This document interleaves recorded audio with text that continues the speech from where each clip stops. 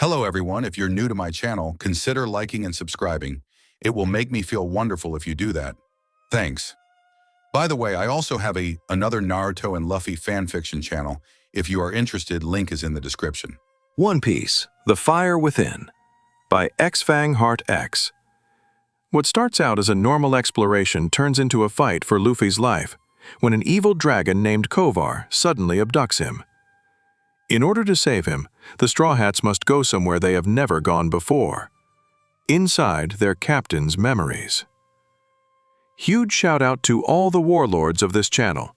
You know who you are. Want to stand among legends?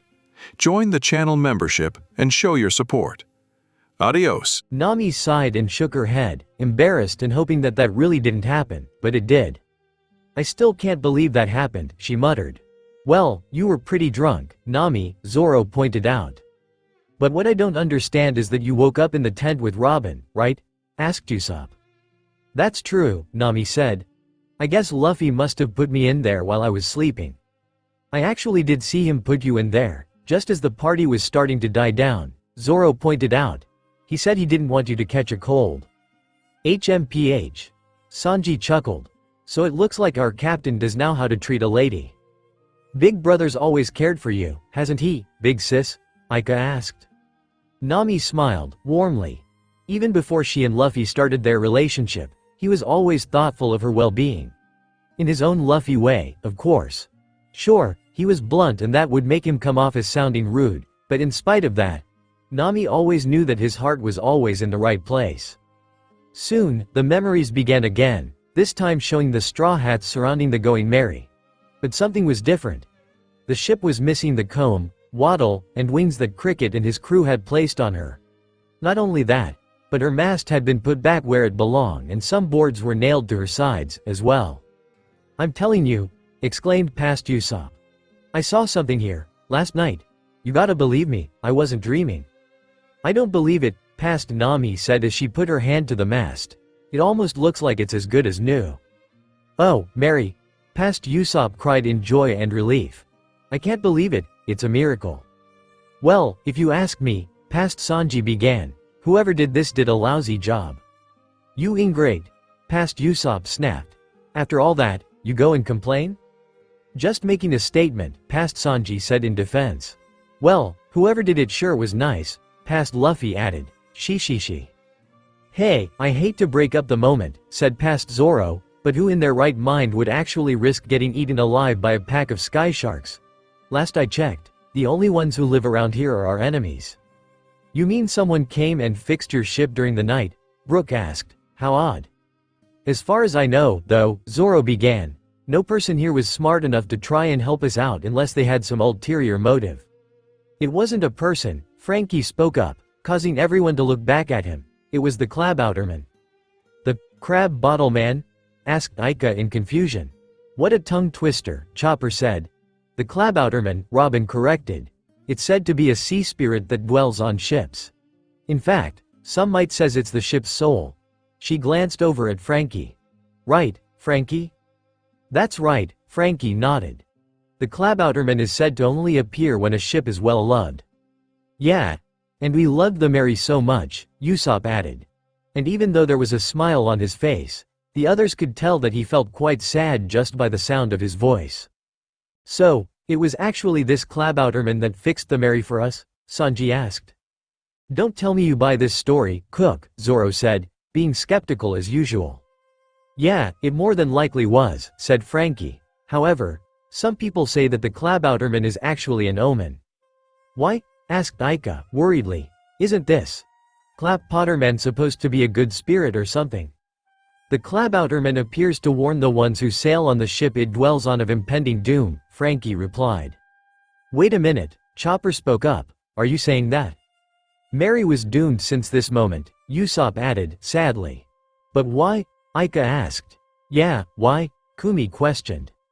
When Bellamy attacked, Nami began. His crew busted the keel halfway down the middle. The keel is like the spine of the ship, Frankie pointed out. If the keel is broken, it's only a matter of time before the ship falls apart, completely. You might say that Bellamy and his punk friends crippled poor old Mary, here. Good heavens. Brooke whispered, grimly. Poor Mary, Ika said. Geez. Must have been tough, going through all that, huh? Blizzard asked, sadly. And to think, Bellamy used to be such a jerk back then. I suggest we change the subject, Brooke added. Wasn't your ship stuck on some sort of altar? Oh, yeah, Ika exclaimed. How'd you guys get Mary off the altar, anyway? Oh, Usopp realized before he chuckled sheepishly. Okay, Blizzard. I know how much you care about Chopper, so don't get mad. Why shouldn't I? Blizzard growled.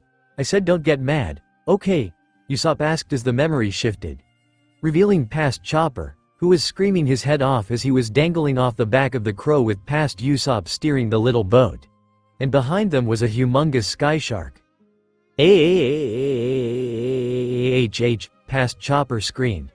Help me, you used Chopper as live bait, Blizzard, Ika, and Kumi yelled. I said don't get mad, Usopp argued. I'm still mad at you for that, Usopp, Chopper added. You almost got me eaten. Oh, come on, Chopper, Usopp complained. I said sorry like a billion times. How long are you gonna hold that over my head? Besides, you know that I'd never let them eat you. HMPH, Chopper scoffed as he turned away, crossing his arms. Meanwhile, past Usopp had managed to secure a rope onto the sky shark's fin and then hooked it onto the ship, utilizing its strength to tow the Mary off the altar, down the stone steps, and finally into the water, causing everyone to cheer. All right, guys, you did it, past Luffy exclaimed. That was so scary, past Chopper sobbed. I thought you guys were my friends. Oh, Chopper, you know we'd never let you get eaten, past Nami assured as she hugged him. After everything had settled down, past Nami soon pulled out the map to form a plan. Okay, you guys, she said as she scrawled some arrows on the map. Let's draw us a route. Okay. The exploration team will be moving south. She gestured to past Luffy, past Zoro, past Chopper, and past Robin. That'll be Luffy, Zoro, Chopper, and Robin. She trailed off as she noticed past Luffy staring at her. And he seemed a bit nervous. Luffy, what are you looking at me like that for? Huh? Past Luffy muttered. Oh, no reason. Right, past Nami said in slight annoyance as she looked at the map again. Going south will take you directly to the skull's right eye. There should be some ruins on your way there. So keep an eye out for any enemies and bring back as much gold as you can carry, got that? Got it, past Luffy and past Chopper exclaimed. You make it sound like it's easy, said past Zoro. Yeah, except it wasn't, Zoro muttered, remembering when he got carried off by the giant south bird. Almost got eaten by a giant python, then ended up landing in the middle of a battle. What a hell of a day that was. I'm really looking forward to exploring those ruins, past Robin mused. Hey, wait a second, past Luffy said. Aren't you going with us, Nami? Hell no, past Nami answered. It's way too scary. Are you kidding me? Past Zoro questioned. Once again, we're stuck doing all the dirty work while you sit pretty on the ship? Hey, can it, Moss head? Past Sanji barked. Nami has every right to be afraid. Why do I get the feeling we just got conned? Past Chopper asked, only to squeak in fear when he saw the navigator glowering down at him. Did you say something, Chopper? She asked. And no, ma'am, past Chopper answered. Big sis, you sure were scary, Ika said, nervously. More like she acted like a spoiled brat, Zoro muttered. Don't you start, mister, Nami said as she pointed a finger at him. It's not like we're not gonna be in any danger, either, said past Nami as she pointed at a river on the map. We're taking the ship downriver through the island and then we'll head to the beach as fast as possible. She then pointed to the right eye of the skull on the map. After that, we'll all meet up here in the skull's right eye, and then we'll fin Forsaken Island. She then sighed dreamily. Finally, we'll actually be rich pirates for a change. We'll be able to buy anything we want from now on. Yeah, Nami mused, that is until Luffy blew it all. Oh, yeah. Didn't he spend all that money on the party we had at Water 7? Frankie asked. Don't remind me, Nami shouted. Thus, the two teams were made. Past Luffy, past Zoro, past Chopper, and past Robin would head to the ruins and past Nami, past Usopp, and past Sanji would stay on the ship with Gonfall and Pierre and hopefully meet with past Luffy's team at the ruins. Soon after, the memory faded to black, once more. Finally, Brooke exclaimed. The treasure hunt finally begins. How thrilling, yo ho ho ho ho. So all you guys had to do was go south, Frankie said. Sounds like a breeze. Unfortunately, it was anything but, Nami muttered. I don't even know what I was thinking.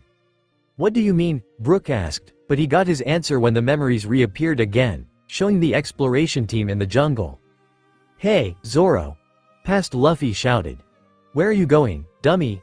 You're headed the wrong way. West is this way. Geez, your sense of direction sucks? What are you talking about? Past Zoro questioned. Nami said, the skull's right eye, so we're supposed to be going right. It's this way, moron. We're actually supposed to be going south, past Robin pointed, but it didn't seem like either of them heard her. Of course. Blizzard muttered in aggravation. Why does this not surprise me? Asked Sanji. I thought you told them to go south. Big sis Nami, Aika said.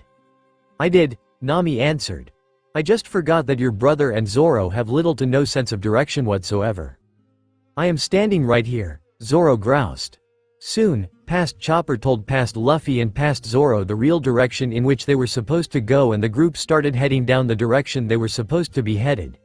As they walked, Past Chopper admired the stick that his captain was holding in his hand for some reason, so he started looking around the forest floor to get a stick of his own.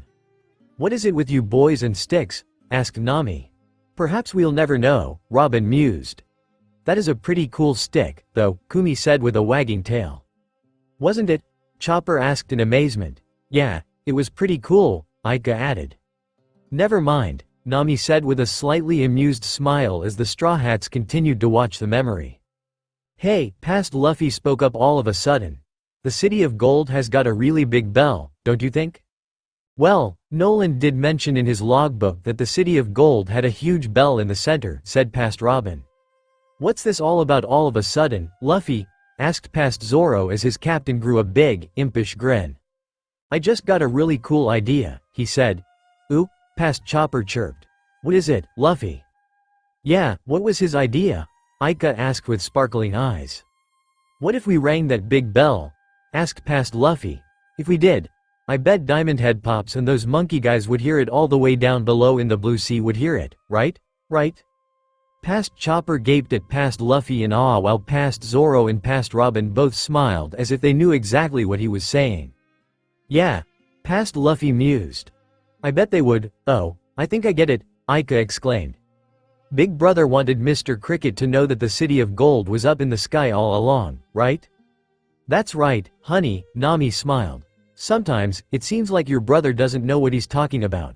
But we've seen he can a bit wiser than he lets on. What a great guy, that Luffy. Frankie wept. That would mean that all that searching that old man Cricket did wasn't for nothing. So since this is in the past, Blizzard said, does that mean that Luffy actually did succeed in ringing the bell? That's right, Sanji said. It was so loud, it woke up everybody on the island, including us. What do you mean, including you, Sanji? Asked Aika. You'll see, Sanji answered as he gently pet her head. Soon, the group continued their trek through the enormous jungle. You know something? Asked Past Chopper as he swung his stick around.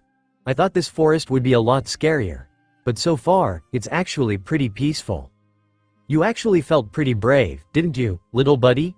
Asked Blizzard. Yeah, at least until what happened next, Chopper admitted. What happened next? Kumi asked. She. Past Luffy laughed. You're actually feeling pretty brave, aren't you, Chopper? Yeah, I guess so, Past Chopper boasted. Although I gotta agree with you, said Past Zoro. So far, this place has been a bit of a letdown.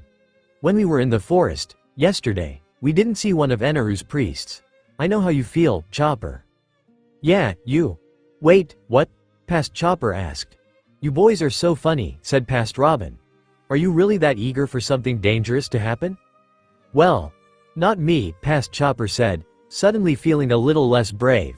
And it was at that moment that the present-day Straw Hats noticed that one of the roots seemed to be moving in the background, which Past Chopper seemed to notice before he turned and hurried after the others. Did that root just move? Aika asked, nervously. That wasn't a root, sweetie, Robin replied. Oh, dear, Brooke said. I have a bad feeling in my bones.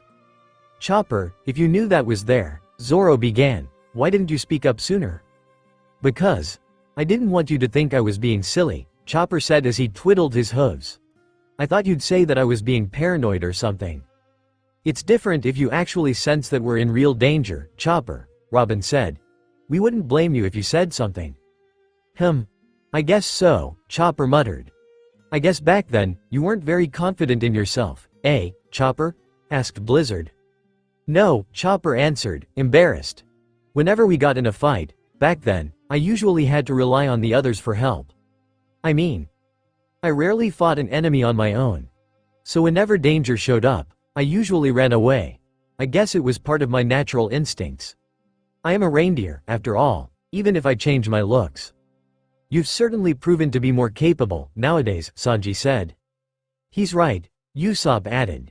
Even if you're not a natural-born fight like Luffy, Zoro, Sanji, or Blizzard, you've still managed to hold your own every now and then.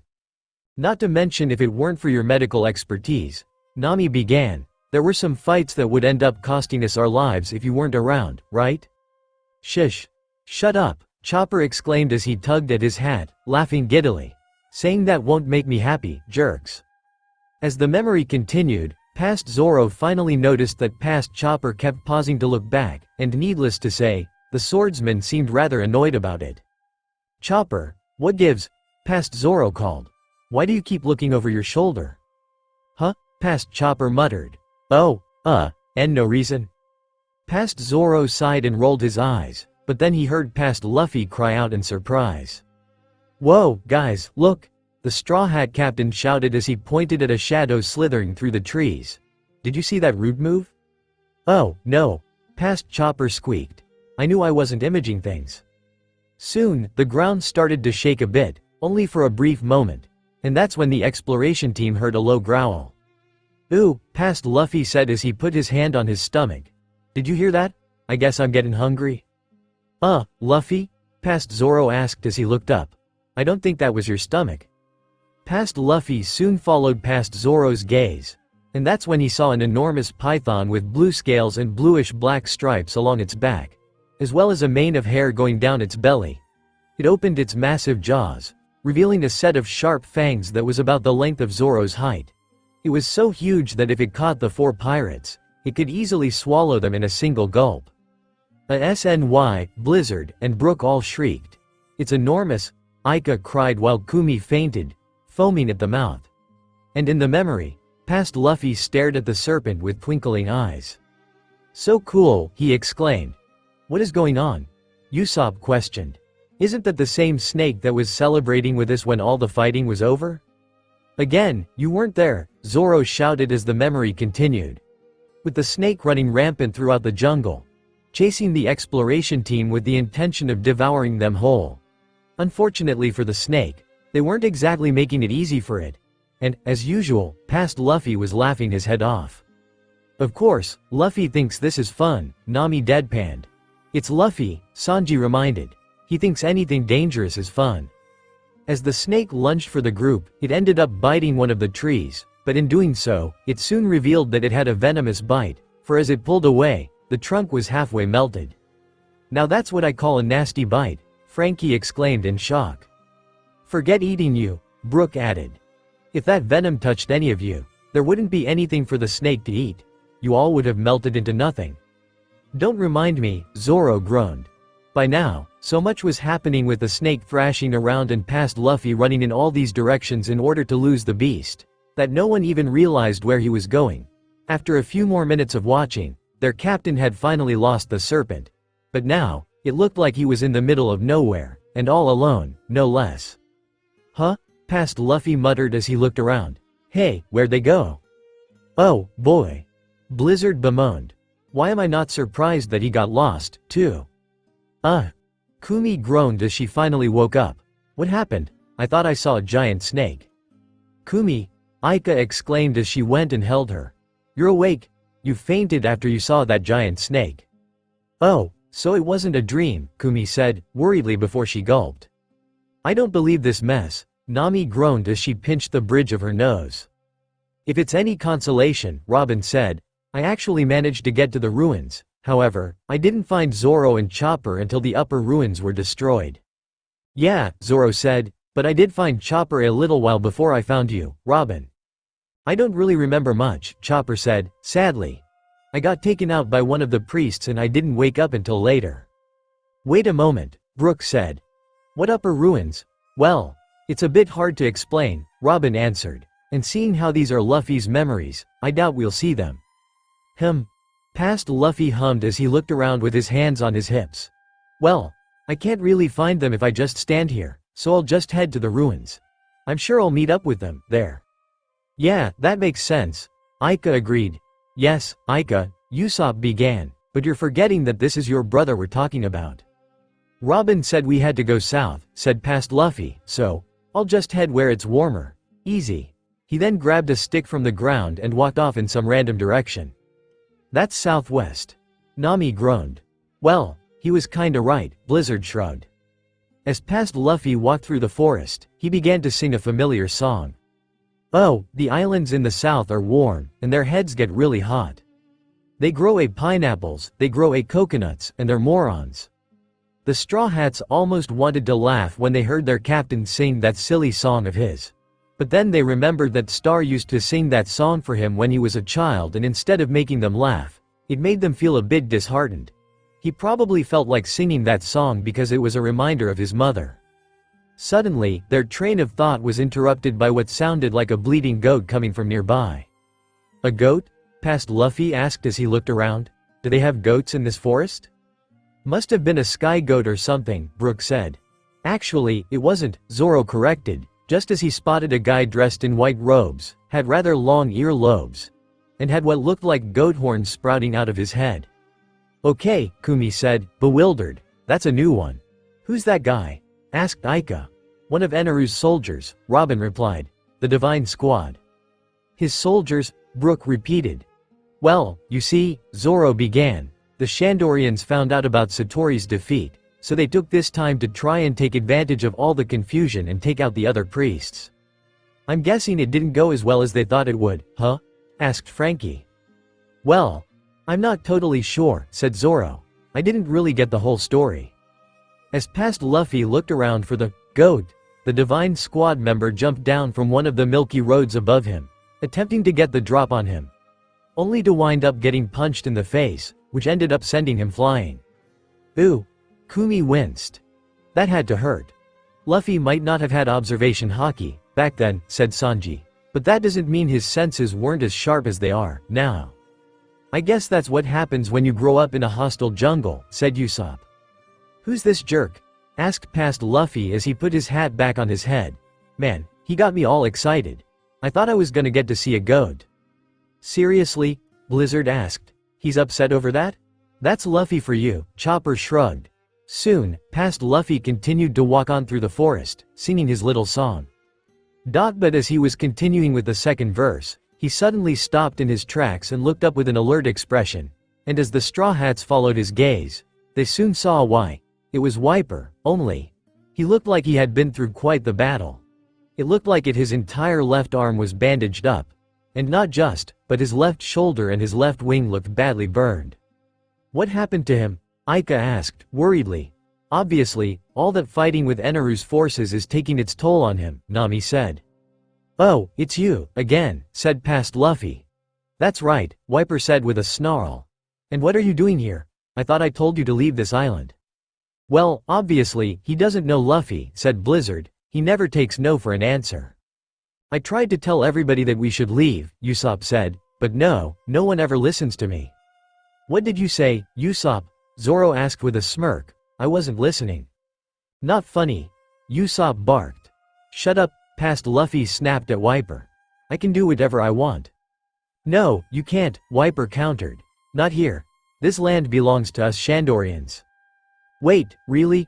Past Luffy asked. I thought it was God's land. Well, in that case, he bowed his head, I beg your pardon. Well, at least he has some manners, Nami mused as past Luffy continued to walk along. Hold it, Wiper shouted, causing him to stop and glare at him. What now? Past Luffy questioned. No, forget it, said Wiper. I'm done wasting my words on you. He then turned to past Luffy, aiming his large bazooka at him. And I'm sick of listening to your idiotic babbling. So I'm going to kill you, right here and now. I see, said past Luffy as he tossed his stick aside, then cracked his knuckles as he smirked at him. If you wanted a fight, you just had to say so. Oh, boy. Here we go. Usopp groaned.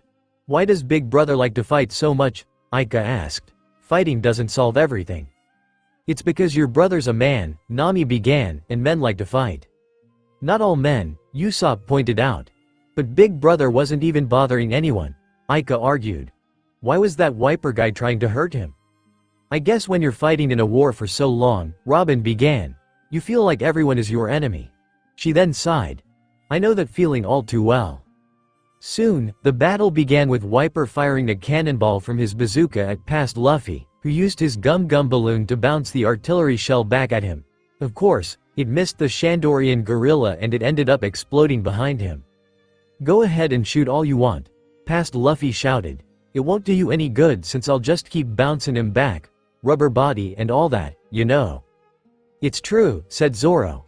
With Luffy's rubber attacks, anything Wiper shoots at him will just be bounced back to him. Then what was the point? Asked Ika. You have a point, Wiper concurred as he opened a hidden chamber on his bazooka. I think it's time to mix things up a bit, don't you? Past Luffy hummed, inquisitively as Wiper put something inside the chamber and closed it. And soon after, there was this ominous hissing sound, the kind that a gas burner would make when it was being lit. After that, instead of shooting out a cannonball, the bazooka shot out a blast of wind, and suddenly, past Luffy grunted as he held his nose shut. Man. What is that smell? Pu. This weapon is called the burn bazooka, said Wiper. Once I ignite the gas from this breath dial, the bazooka will shoot out a bluish-white flame that will burn down everything in its path. Wait. What? Ika questioned as past Luffy pretty much repeated the same thing, and before anyone realized what happened, a huge jet of this bluish-white flame just came blasting out of Wiper's burn bazooka, forcing everyone to shield their eyes from the harsh light. As they opened them, again, they gasped as they saw a huge hole that had been burned straight through a huge tree. Thankfully, past Luffy managed to get out of the way just in time, because if he hadn't, he would have been incinerated on the spot. That was way too close, Usopp said. Tell me about it, Frankie agreed. If Luffy hadn't gotten out of there sooner. I don't even want to think about it, Chopper cried. Me, neither, Blizzard agreed. Actually, Frankie began, I think that might give me some ideas. You, too? Usopp asked. I was thinking the same thing. Don't even start, Nami yelled, causing them to flinch. Meanwhile, past Luffy had managed to recover. But he noticed that Wiper had disappeared. However, his instincts being as sharp as ever, the Straw Hat Captain quickly pulled his head to avoid getting kicked by the Shandorian. Gum pistol. Past Luffy threw his fist forward in a stretching punch, but Wiper managed to block it using his foot and sent past Luffy flying across a tree branch. He tried to hit him again, this time with a gum stamp, but every time, Wiper still managed to block his attacks. And by now, the Straw Hat Captain was beginning to get frustrated, and the Straw Hats could tell by how erratic his attacks were getting. It was then that Wiper tried to shoot him with his burn bazooka, once again, but just like before, past Luffy managed to jump out of the way in time and lassoed his arm around a tree branch. As usual, Wiper wasn't far behind, having used the jet dials in his shoes to jump through the trees with ease, and that's when he aimed his burn bazooka at past Luffy, who growled as he stretched his arms way back behind him. So you like bazookas, huh? He roared. What is he doing? Nami questioned. Is he seriously going to take that, head on? Sanji asked. That idiot. What's he thinking? Zoro yelled. Soon, Wiper fired his weapon, just as past Luffy threw his own arms forward. However, he didn't have time to dodge the attack. For the memory ended up once again being engulfed in a blast of bluish-white light, forcing the Straw Hats to shield their eyes once more. After a few tense seconds, the light finally faded, and the Straw Hats could only see a devastated forest. Where is he? Ika asked, worriedly. Where's Big Brother? He must still be alive, said Kumi. We're still seeing stuff. Suddenly, past Luffy grunted as he sat up, revealing that he was indeed alive, but not totally unscathed. For one thing, it looked like his entire body was scorched, his vest was in tatters, and he had blood dripping out of his mouth and nose. Phew, Chopper sighed in relief. Thank goodness. Yes, he barely made it out of that, Robin agreed. Yeah, Usopp began, but look at Wiper. He doesn't look good, either. The Straw Hats noticed Wiper standing in the distance, and they could see that he didn't escape their captain's attack unscathed, either. He had a large bruise on his stomach and blood was pouring from his mouth. However, it looked like he still wasn't ready to give up, just yet. He can't keep fighting for much longer, Brook said. If this goes on, he just might lose his life. Tell me about it, Nami said. I hate it when people fight so senselessly like this. Is that it? Wiper yelled, suddenly. Don't tell me you're giving up now, Straw Hat. Past Luffy scoffed as he prepared to pick himself up. Don't worry about that. I still got energy to spare. Just as he was getting ready to charge back in, there was a loud crash, and suddenly, Past Luffy found himself in darkness. Hey, he shouted. What's going on here? Then, he screamed as he found himself tumbling backward, falling into a deep, dark hole. And then, after what seemed a while, something finally broke his fall. Damn, Past Luffy cursed as he sat up and looked around. And he found himself sitting in the middle of what looked like a dank, dark cave with rubble all around. No more like ruins. Where am I? At that moment, the memory faded to black. Wait, what just happened? Sanji asked. How did Big Brother end up in that cave? Asked Aika. That wasn't a cave he was in, said Nami. What do you mean? Frankie inquired. Yeah, it looks like a cave to me, said Blizzard. It's not, Nami replied. Well, if it wasn't a cave, Brook began, then where did Luffy end up? You know the giant snake from earlier? Nami asked. Well, it ate him. A beat passed, and Frankie, Blizzard, Brook, Aika, and Kumi all gaped. I'm sorry. What? Frankie asked. I guess it makes sense, Sanji said. How else did he find the City of Gold? The City of Gold was inside the snake? Brook questioned in disbelief. I said the same thing, believe me, Nami replied. It was a good thing I loved treasure so much, otherwise I wouldn't have set one foot inside that monster. And that wasn't the worst part. What was the worst part? Asked Aika, worriedly. Luffy was trying to get out of the cave, Nami began, that he ended up causing a huge ruckus inside the snake's stomach, and that made the thing go crazy. Wait a second, Zoro realized. You mean that snake was rampaging all around because Luffy was giving it a bellyache, all this time? Pretty much, Nami shrugged. That moron. Zoro groaned as he slapped a hand against his face. We're all out, risking our lives, and he's trapped in a snake's belly.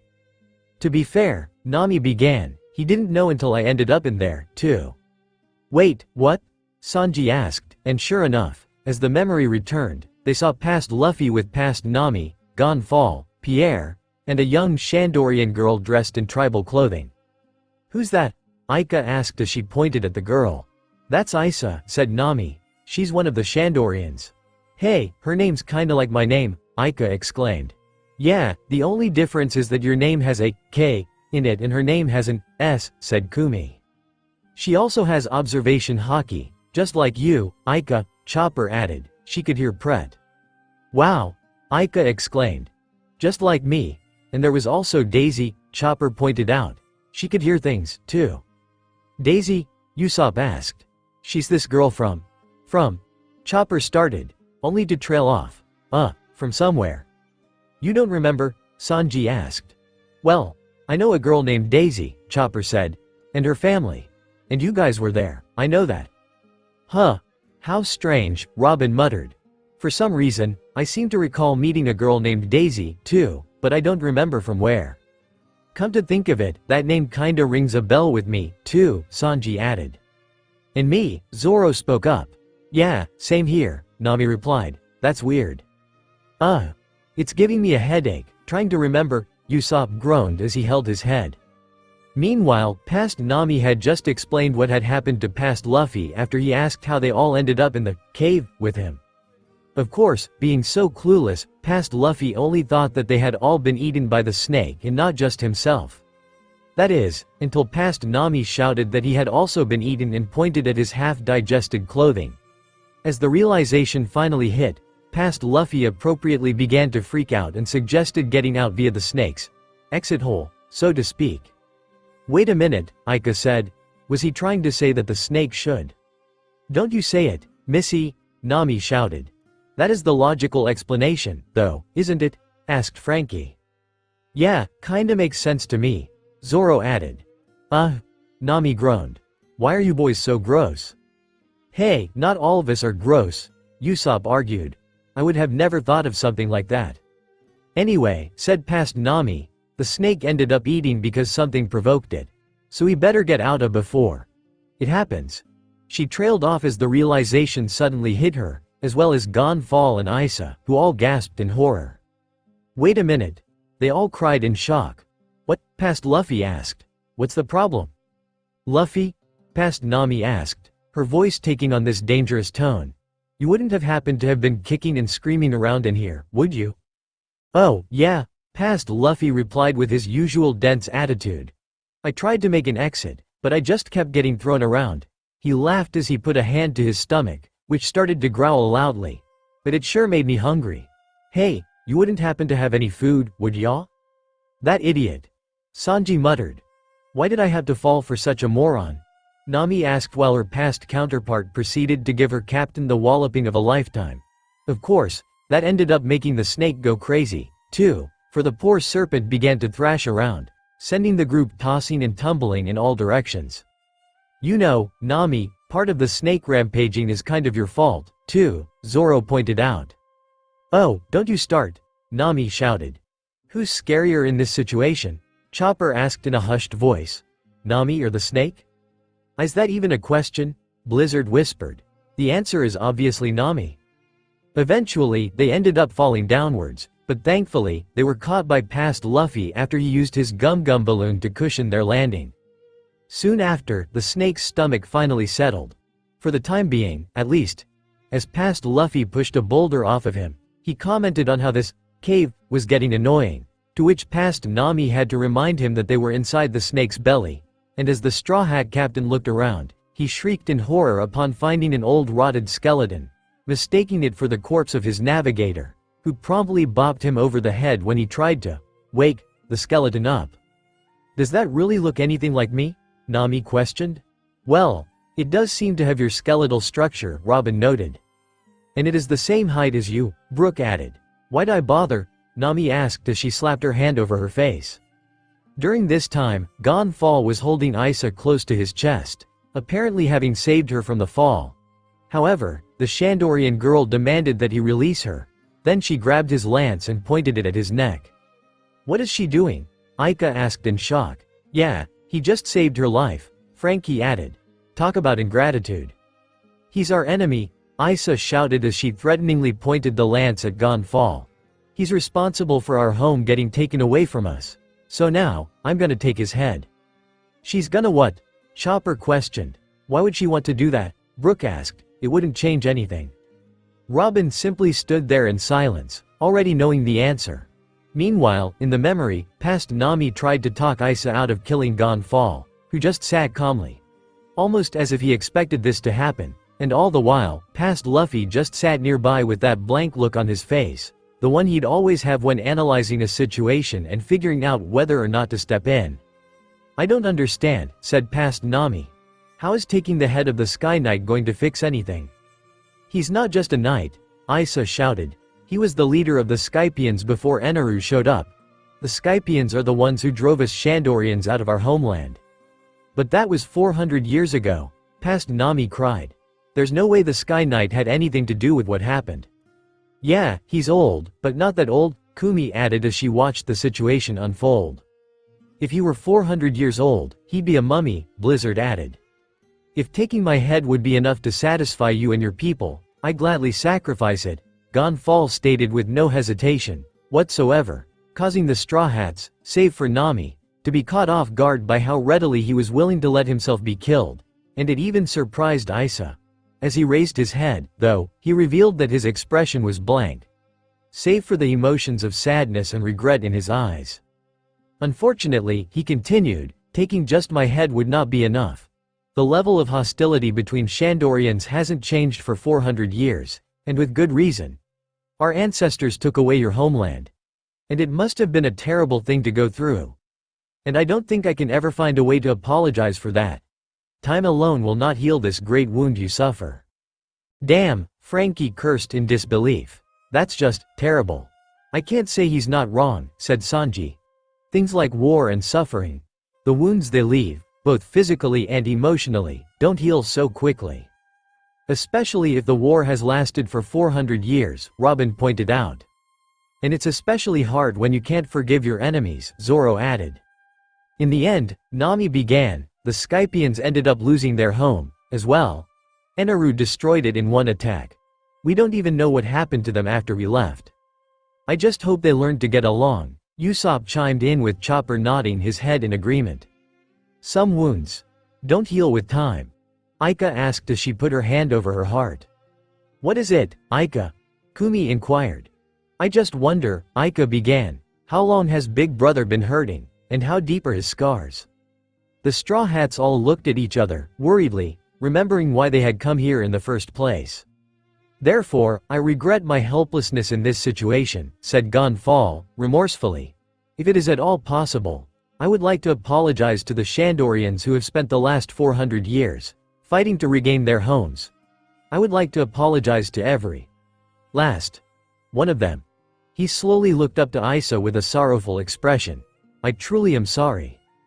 By now, Frankie, Usopp, Brook, and Chopper were all in comical tears. Gonfall, Chopper sobbed. What a gallant man, Brook wailed. I can't believe he's been carrying such a burden, Frankie bawled. I ain't crying, you jerks.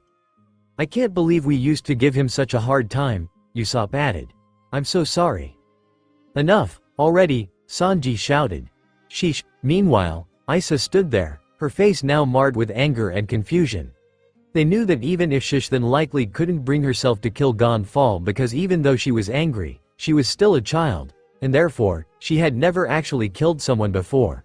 It was the same thing with Ace and Sabo back when they were kids, attempting to kill Luffy but unable to do so. Listen to him, said past Nami as she put a hand on Isa's shoulder. He's been trying so hard to make sure that everyone's been getting along. He wants the Skypians and the Shandorians to live peacefully in the sky, so you should.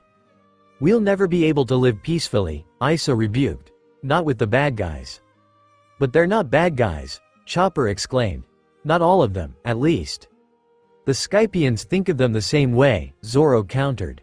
In times of war, the lines between good and evil are often blurred, Brook added, somberly. You can say that again, Brook, Robin added. But Isa, past Nami spoke, that's just it. They're not bad people. What's bad is that people can't live together peacefully because of their race, isn't that right? That's also true, said Sanji. I mean, some people still can't coexist with the fishmen because they don't even see them as equal. Tell me about it, Usopp muttered. By now, Isa was in tears, clearly struggling with what to do. Then, she let out an anguished scream as she prepared to land the killing blow on Gonfall, who had his head down and his eyes closed, accepting his fate. But then, all of a sudden, past Luffy stood in front of her, holding his hand out to stop her. What are you doing? Isa questioned. He was apologizing, past Luffy replied with his back turned to her. Probably not the best time to kill a man. Phew. Ika sighed in relief while Isa looked down at the lance. And the horror of what she was about to do soon dawned on her as her eyes went wide. Before long, she finally fell to her knees and broke down, and soon after, the memory faded to black. Man. That Gonfall is such a stand-up guy, said Sanji. He was trying his best to bring everyone together, Nami replied. The war was getting tiring for him just as much as it was for everyone else on Skypia. I'm glad that in the end, everyone ended up coming together, Usopp added. I just hope everyone learned to get along after that. I'm sure they did, Robin reassured with a smile. So, what happened after that? Brook asked.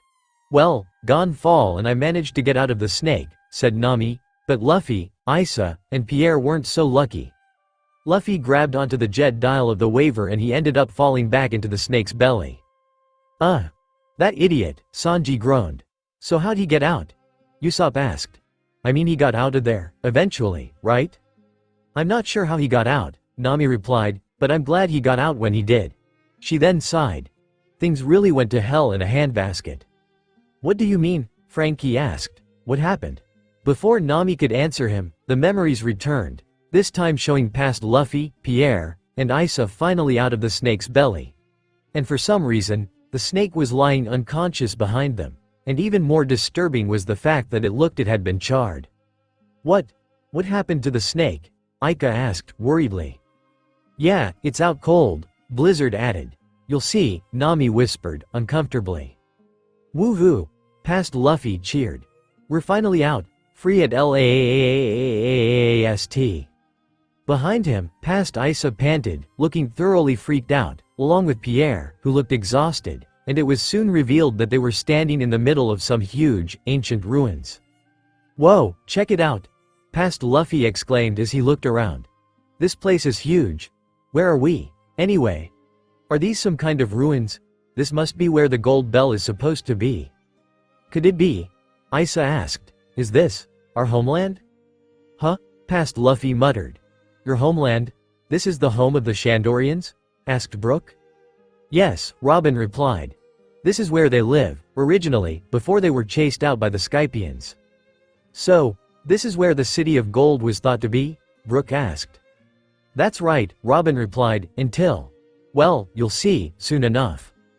As past Luffy kept surveying his surroundings, he gasped as he spotted a nearby crater. Whoa, look at that huge hole over there, he exclaimed. But then, as he squinted his eyes, his excited expression slowly turned to one of dread. Oh, no. No, no, no way. Without warning, he jumped down from the ruins and ran to the crater as fast as he could. And the moment he got there, his worst fears were confirmed. Past Zoro, past Chopper, past Robin, Gonfall, and Wiper were all lying on the ground, unconscious and their bodies badly burned. What the hell? Frankie questioned. Ah, Ika shrieked. What happened to you guys? Kumi asked. Eneru happened, that's what, Zoro answered with his head hanging in shame. Wait, Eneru did that? Brook asked. Why? It was all part of his sick game, that's why, Nami said with narrowing eyes. Like I said, Eneru only saw us as his little playthings. He believes that as God, he decides who lives and who dies. Blizzard growled viciously, his fur bristling with fury. That bastard. He's seriously that depraved? Hey, Zoro. Past Luffy cried as he shook past Zoro, hoping to get him to wake up. What the hell happened? How come everyone's knocked out? How could this happen while you were here? Zoro felt his heart clench at that. He felt rather ashamed, he had to admit that. He already felt bad enough during that time when he found Chopper's near-dead body near the ruins after he was attacked by Ohm, not to mention what happened to Robin after she got shocked through the head. Whenever Luffy wasn't around, Zoro was usually the one who had to pick up the slack and protect everybody. And yet, Eneru overpowered him with his devil fruit abilities. He couldn't help but feel that he had let Luffy down. Damn it. The swordsman cursed, silently. I'm sorry, Luffy. Hey, past Luffy said as he looked around. Nami. Where's Nami? Where'd she go? No, Wiper, cried Isa as she ran over to Wiper. Who, out of everyone, had to be the worst looking of all. His body was charred so black, he almost didn't seem recognizable. And all the while, Isa couldn't help but sob over his unconscious form. It's that bazooka guy, past Luffy exclaimed.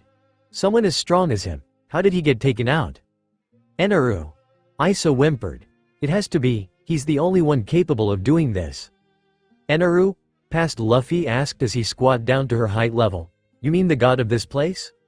When we were inside the snake's belly, my mantra wasn't working, Isa replied, so I don't really know what happened here. Oh. See. Captain. Huh? Past Luffy muttered as he glanced back and saw past Robin trembling. Robin? He then went over to her side and put his hand on her shoulder. Robin, what happened? Talk to me. I'm sorry. Past Robin whispered. Miss Navigator, she was taken. Hey, don't push yourself. Past Luffy said as he held her, gently. So the god guy took her. Where'd they go? I don't know, replied past Robin. Captain. Please, listen to me. At this rate, if nothing's done, Skypia will be destroyed. Wait, what? Past Luffy questioned. You mean, my village, too? Asked Isa. Wait. Destroy Skypia? Frankie asked in shock. Eneru believed that people living in the sky was strange, said Robin. He was going to destroy Skypia and return Upper Yard to the Blue Sea. Why in the world would he ever do a thing like that? Brook asked. Also, isn't Skypia his home, too? Asked Aika. Why would he want to destroy it? Something about restoring the natural order, said Robin. Clearly, he was insane. Insane? Usopp repeated. Try utterly psycho. It goes further than that, Nami added. He also took the gold in Upper Yard and made up this little survival game, so he could see who he could take wild, fairy Verth. Fairy? What? Frankie repeated. Okay, now I'm more confused than ever. Me, too, Brook cried. Hey, don't expect me to know, I'm just a dog, Blizzard added. Me, too, Kumi chimed in. Eneru is going after the gold bell, Past Robin replied. Captain, please. You have to go after him. So Eneru's going to wherever the gold bell is, huh? Asked Past Luffy. Yes, replied Past Robin. If you just go looking in random places, you'll miss him, and it'll be too late. It's okay, Isa spoke up, suddenly. I hear two voices coming from somewhere on the island. It's gotta be Nami and Eneru. Then take me to them, Past Luffy replied with darkening eyes, now. The memory shifted, this time showing Past Luffy running as fast as he could while Pierre, who was in his winged horse form, galloped alongside him with Isa on his back. Luffy, there, Isa called as she pointed wildly to the left at a cave in a rock face. That hole to your left, right there. Are you sure? Past Luffy asked. Positive, replied Isa as they sped inside the tunnel. And as they emerged, they found themselves within a large chamber, where they saw a gigantic ship, bigger than a whole fleet of marine battleships, with the whole hull being made entirely of wood and large oars on the sides. But what stood out the most was the golden face on top of it. What is that? Frankie asked in disbelief. Eneru's ship, Nami replied. And that golden statue? Brook inquired. That's what he did with the gold he took, Nami answered, almost grumpily. What a waste, if you ask me. Hey, look, Usopp exclaimed as he pointed up at the ship, where they saw the very man who was the cause of all the problems going on. Eneru, the self-proclaimed god of Skypia. Is that Eneru? Brook asked in disbelief. Those are really long earlobes, said Aika. Yeah, tell me about it, Sanji agreed. How truly irritating, Eneru snarled. I hate it when my predictions turn out wrong, there's one more left. That's when Past Luffy took in a deep breath before yelling out at the top of his lungs. Are you the one they call Eneru? At that moment, Past Nami appeared over the edge of the ship, tears of joy and relief forming in her eyes. Luffy, she screamed, happily, while Past Luffy glared up at Eneru with great disdain. If you mess with friends of mine, he said, then you mess with me. So that's Eneru, huh? Aika asked as she looked up at Eneru in the memory. He's really scary. There's just this really bad feeling around him. Like a thunderstorm that won't stop. I think that just goes to show how insane and evil he really is, said Zoro. Well, just watch, Nami said as she looked at Past Luffy, who was glaring at the self-proclaimed god. Luffy's gonna put a stop to this storm. How so? Brook asked. Oh, just watch, Nami replied with a sly smirk. And just who do you think you're talking to, you blue sea monkey? Asked Eneru with a look of disgust on his face. You should know that you are speaking directly to God? God, huh? Past Luffy asked with a sneer. I don't see anything godly about you, buddy. What makes you God, anyway? Hearing that caused Eneru to glare intensely at the Straw Hat Captain, who only glared right back in defiance. He got really mad, Aika pointed out. Yes, Robin agreed. I think that's the first time anyone has ever questioned Eneru's status. It's because Eneru's been worshipped by everyone here for so long, Sanji began, that he really believes that he's God. Man, and I thought Usopp had a big ego, Frankie quipped. Excuse me, Usopp began, but I don't ever recall calling myself God. Well, your new name is God Usopp, now, Brook pointed out. That's true, Usopp, Chopper added. Still, Usopp shouted. Luffy, be careful, Past Nami cried. He's got She suddenly trailed off as she saw Eneru glaring at her, causing her to gasp as she quickly covered her mouth. "Were you really that scared of him?" asked Blizzard. "No, it's more like I was trying to warn Luffy," said Nami, "but I later saw that there was no need." "Why?" Aika asked. "Just keep watching," Nami replied. "You'll see." Yahahaha. Eneru laughed. "I can already hear it, now. The sound of the angels partying. They must have gotten word about the fate of Skypia. Yahahaha." "What kind of nonsense is he blathering about, this time?" Frankie asked. "Konus had found out about Eneru's plan and went back to Angel Island to warn everybody," Robin answered. "That must have been when she told them, I guess." "Good thing, too," Usopp added. "Had she not?" He shuddered. "I don't even want to think about it." "Me, neither," Chopper cried. "I said, what makes you God, anyway?" Past Luffy screamed, loudly, causing Eneru's grin to fall, his expression turning sour as the Straw Hat Captain sprinted up the oar before he stretched his arms and swung up to the upper deck of the Ark. The self-proclaimed god seemed slightly surprised by seeing his devil fruit powers, but remained stoic for the most part. Nami couldn't help snickering, remembering how he wouldn't have that expression for very long. "I see," said Eneru. "You're no ordinary man, are you? Nonetheless, you're still a mere Paramecia type. You cannot hope to defeat me?" Past Luffy let out a scream as he charged at Eneru with his fist reeled back while the latter began to charge up his lightning attacks. "That's why. I am God, Thor." Then, in a flash, he hit past Luffy directly, sending the whole memory into a screen of white, forcing the crew to shield their eyes from the blast. They could hear past Nami screaming out their captain's name, but as the light dissipated and everyone opened their eyes, they saw that Eneru had blown a huge hole in the cave wall. And yet, past Luffy remained unharmed. He just stood there, sucking his lips into his teeth before he looked at the Lightning Man, looking unimpressed. "Wait a second," said Frankie. "What just happened? We clearly saw him get hit." "Yes, shouldn't he have been?" Brook started, only for his eye sockets to widen. "Oh. Wait a moment. There you go," Nami smirked. "I don't know how you were able to dodge that," Eneru said while spinning his staff, "but this next attack won't miss. 6 million volt. Lightning Dragon."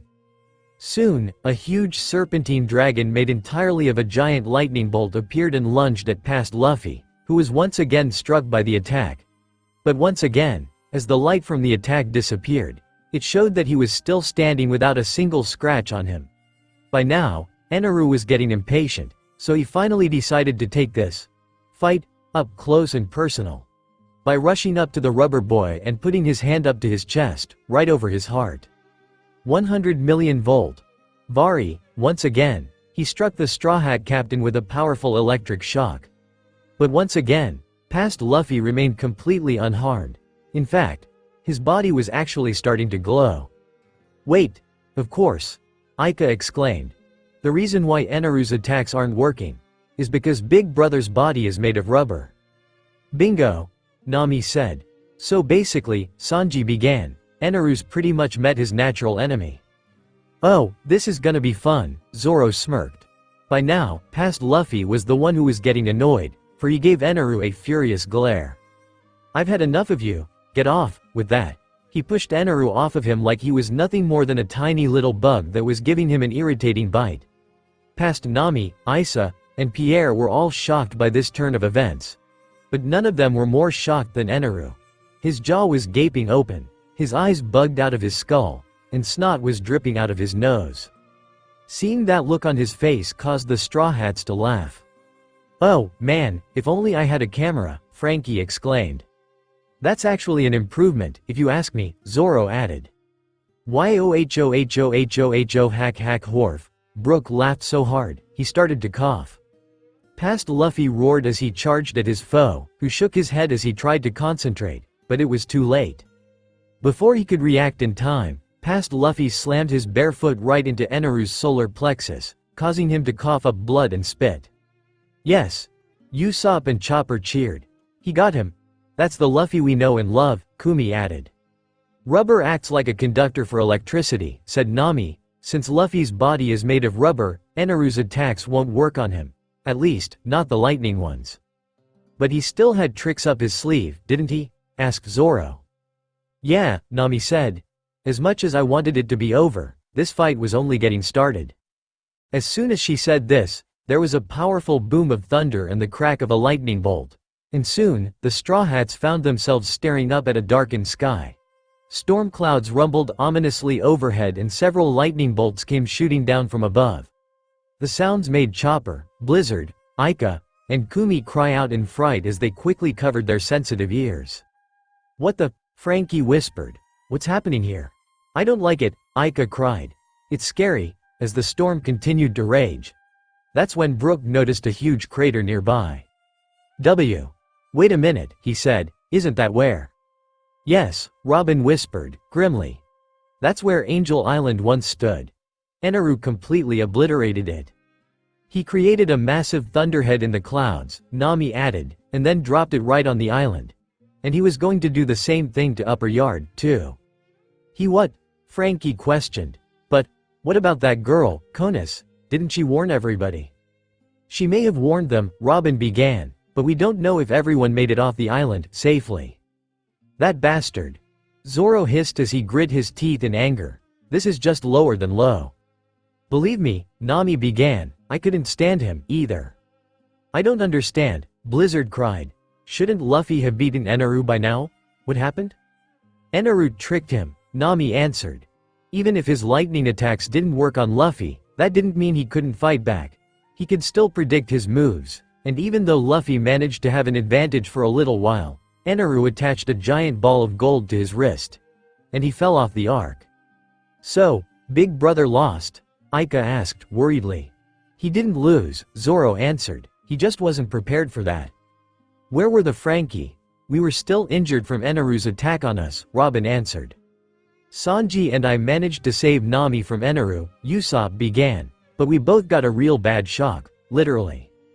I'm really sorry, Nami said, guiltily as she remembered that both Usopp and Sanji were already heavily injured and only got hurt worse after they tried to help her. It's all right, Nami, Sanji replied. Besides, you know us Straw Hats aren't easy to kill. Nami chuckled a bit at that, feeling reassured, thanks. But hey, Kumi said as she looked around. Where's Luffy, though? This is his memory, right? Look, there he is. Chopper exclaimed as he pointed off to the left. And that's where they saw past Luffy and past Nami, the former's right wrist trapped in a giant ball of gold while the latter hopped onto the waver. Luffy, let's go, she urged. We gotta get out of here. Get on the waver, hurry. No, past Luffy said in a very serious tone. What? Past Nami questioned. Luffy, everybody's already headed for the ship. We gotta hurry and catch up to them. I don't think it would matter, said the present-day Nami. There were storm clouds everywhere. Eneru would have struck, no matter how far we ran. So basically, Frankie began, everyone was screwed. Exactly, Sanji replied. Unless Eneru was defeated, Zoro added. I can't do that, Nami, past Luffy spoke up. I can't run away, not now. Why not? Past Nami asked. What are you trying to say here? Even though you're not in trouble anymore, said past Luffy, I still have some unfinished business here. What? Past Nami practically squawked in disbelief. What kind of unfinished business? You're not trying to get revenge on Eneru, are you? The Golden Bell, past Luffy said. It's been here in the sky, all along. Who cares about the Golden Bell? Asked past Nami. It doesn't matter anymore. Saving ourselves comes first. Do you see this storm? Even if lightning doesn't work on you, Luffy, Eneru still has enough power to destroy everything else. If it's gold you want, you've got a ton of it stuck to your arm. Just give up on the Golden Bell. Please. Her eyes softened with worry as she looked down. I don't want to see you get killed. The Straw Hats all looked at Nami, who gripped her arm sadly. At first, it may have sounded like she just wanted to save herself. But when it came right down to it, she truly cared for Luffy and the others. They realized now that more than anything, this was the fear of losing her crew talking for her, so they couldn't really blame her for the way she felt. I'm not gonna die, Nami, past Luffy spoke, causing past Nami to look up at him. Luffy, please, she pleaded. Just give up, we have to. You saw it, too, didn't you? Asked past Luffy, causing her to gasp. The City of Gold. It was real, all along. Wah, past Nami whispered in surprise. It was never a lie, said past Luffy. As images of Cricket appeared, talking about how he wanted to prove something against his distant ancestor.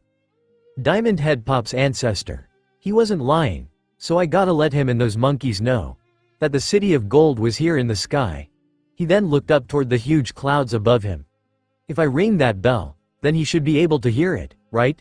If I don't, he and those monkeys will just keep wasting their time searching the ocean floor until they die. Luffy. Past Nami whispered in awe. I see, now, said Brook. It was never about the treasure, was it? No, Zoro answered. Luffy knew how much finding the city of gold meant to Old Man Cricket. That's why he was so hell-bent on ringing that bell. So that Mr. Cricket could hear it, Chopper added. All this time, he was really doing it for him. Ah, geez. Frankie wept. Just when I thought he couldn't be any greater. Luffy really makes me proud. Yeah, Blizzard grinned. He makes us all proud, he always has. Wow. Aika whispered, amazed at her older half-brother's unyielding compassion for others. That's why, past Luffy continued to speak, I can't let Eneru take it, a bell that big. Has to be really loud so that anyone could hear it, no matter where they are. So I'm gonna ring that golden bell, no matter what. At that moment, the memory shifted. This time showing past Luffy and past Nami staring up at a giant black ball of thunder, which was booming loudly. What is that? Asked Aika in fright. That was what destroyed Angel Island, Usopp answered. And now, he's gonna use it to destroy all of Skypiea. That thing's freaking huge, Frankie shouted. No shit, Blizzard cursed. If that thing dropped, then everyone and everything would be toast. Not if Luffy stopped him in time, Nami said. And speaking of whom, her past self was standing with past Luffy, again, and they were also bearing witness to the giant thunderhead that had formed. That's even bigger than the last one, past Luffy shouted, that bastard. He's planning to destroy everything, said past Nami. That must mean that Eneru found the golden bell. Eneru said that he heard voices right below us, so that means that the others must not have gotten to the ship, yet. I just hope they got our message. Nami? Asked past Luffy. You're not gonna run away, this time? Past Nami was silent for a moment before she looked over at her captain. You wanna ring that bell, right, Luffy? She asked. Of course, I do. Past Luffy answered without a moment's hesitation. Well, get on, said past Nami as she gestured behind her. What? Past Luffy asked. Luffy, I know you're not deaf, past Nami shouted. Just get on. We don't have any time to waste. But, why? Asked past Luffy. Because if I left the waiver with you, past Nami began, you'll just crash the thing. I'm gonna give you a lift back up the arc. Nami. Past Luffy whispered in surprise. So, promise me that you'll keep me safe, said past Nami. Okay. She looked into his eyes, her own brown ones showing a slight hint of fear, and yet also bearing unwavering trust. Okay. Past Luffy nodded. I promise, I'll protect you, Nami, just leave it to me. We've only got one shot at this, said past Nami, so let's go. What were you talking about, Miss Nami? Brook asked. I sent everybody else a message, said Nami. I told them to knock down Giant Jack. Giant Jack? Frankie repeated. It was a giant twisted beanstalk, replied Robin. We had to knock it down so that Luffy and Nami could use it to climb back up to Eneru's ship. But we had to make sure it fell in the right direction, Zoro added. Otherwise, we may as well have kissed our lives goodbye. And that stalk was extremely tough, too, Usopp added. It took all of us working together to bring that thing down. So basically, Sanji began, Luffy and Nami were our last hope. Really? Aika asked as she looked up at Nami, who trembled a bit. Everyone was depending on us, she said. That was why the situation was so dire. She closed her eyes. I was actually afraid. I honestly thought that there was a chance we would fail. And yet, I still felt hopeful. She smiled warmly. Because I had Luffy with me. He reminded me that even when the odds were against us, we still managed to overcome them. And hearing his determination to ring the golden bell made my resolve stronger. The Straw Hats all gave knowing smiles. But those smiles soon fell as they heard a loud creak, and as they looked up, they soon saw the giant vine beginning to topple over. This is it, past Nami called. Luffy, get on, now. Right, past Luffy shouted as he jumped onto the waiver with past Nami, wrapping his arm around her waist. Gun it, Nami. I've never really ridden this thing at full throttle before, past Nami said. I might end up losing control of it, but I'll sure as hell try. Don't sweat the details, past Luffy shouted, just go.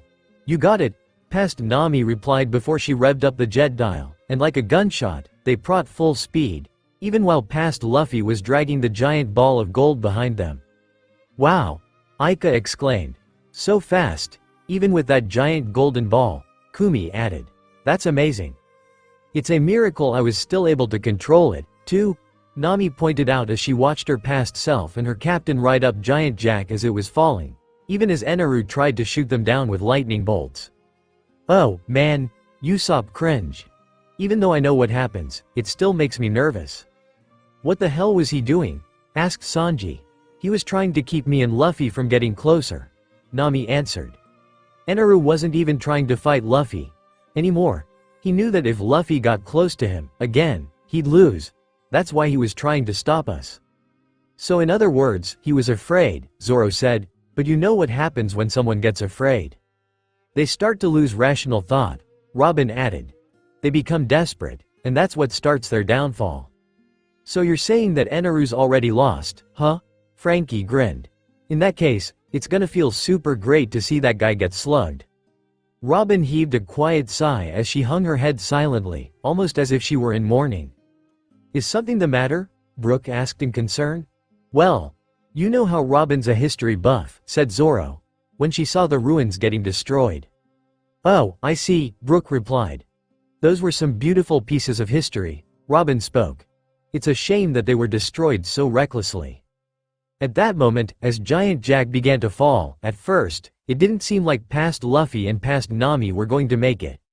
But then, to everyone's amazement, they managed to reach the top and soared through the air toward the Arc Maxim. They did it, Aika cheered. Yes, Blizzard shouted. You guys have got this. Here I come, Eneruuu, past Luffy roared. Gimme that bell. By now, Eneru was beyond irritated with them. I've had more than enough of you, he shouted. Even you can't do anything against this, now disappear, along with this country. He then held his hand out to the giant thunderhead. Rygo. Soon, the giant ball of wind and thunder began to slowly descend, threatening to swallow everything in an explosive blast of lightning. Past Nami gaped in horror as she saw it drop. But then, to her surprise, past Luffy stood up with his knees bent. Thanks, Nami, he said, I'll take it from here. Wait, what? Asked past Nami, but before she could get an answer from him, the Straw Hat Captain suddenly jumped off the waiver, sending her down due to the rebound. And to everyone's disbelief, he was heading inside the Thunderhead, putting the memory in total darkness. What in the hell is he doing? Asked Frankie. Is he out of his mind? Blizzard questioned. Even Luffy can't handle all of that. Big brother, no, Aika screamed in horror. Don't worry, Nami said. This is actually where that golden ball comes in handy. How so? Brooke asked, but he soon got his answer as he heard a familiar voice from within the darkness. Goom. Goom. Fireworks. Golden baton. All of a sudden, lightning flashed and crackled in different directions, almost as if the Thunderhead was exploding from within. What's he doing in there? Sanji asked while he covered his ears. The golden ball is like a natural conductor, Nami replied. Luffy's trying to discharge the Thunderhead before Eneru could drop it. Did he know that? Brooke asked. I don't know, Nami replied, but at least it worked.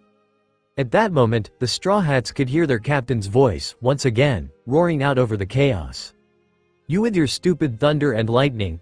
My friends and I made it all the way here to the Sky Island, and you had to ruin the nice weather, you lightning freak. Somehow, I'm not surprised he's upset about that, Blizzard quipped, but then, to his and everyone's amazement, the Thunderhead began to crack. Look, it's working, Chopper exclaimed. Go, big brother, go, Aika cheered. You can do it. Come on, Luffy, Usopp shouted. Show that lightning faker who's boss, yelled Kumi. Clear the SKYYYYYYYYYYYYY, past Luffy screamed. And soon, the darkness was gone, revealing the bright, sunny sky. "Yeah," Frankie hollered. "Super, he did it," Brook exclaimed. "It's not over yet," Zoro answered. "He's gotta take out Eneru, or else this will just start all over again." Soon, past Luffy twisted his arm around as he aimed straight for Eneru, who had a look of horror on his face. "Here I come, Eneru," the rubber boy declared. "I'm gonna ring you along with that bell." You insolent blue sea ape," Eneru yelled in fury. "That does it." Soon, he coated himself in a burst of lightning. And soon after, a giant being made of electricity appeared in front of past Luffy. 200 million volt. Amaru. Holy hell. Usopp cried in terror. "What is that thing?" "It's huge," Chopper screamed. "Ring the bell, you say?" Eneru asked. "Do you really think that ringing the bell will bring an end to the fighting? You must be one of those superstitious fools who believe in that old legend. I am the Almighty God, Eneru. You're nothing but a mere Paramecia. With that, he thrust a bolt of lightning at past Luffy. But once again, it had no effect on him. "I told you that won't work on me," past Luffy yelled. "God.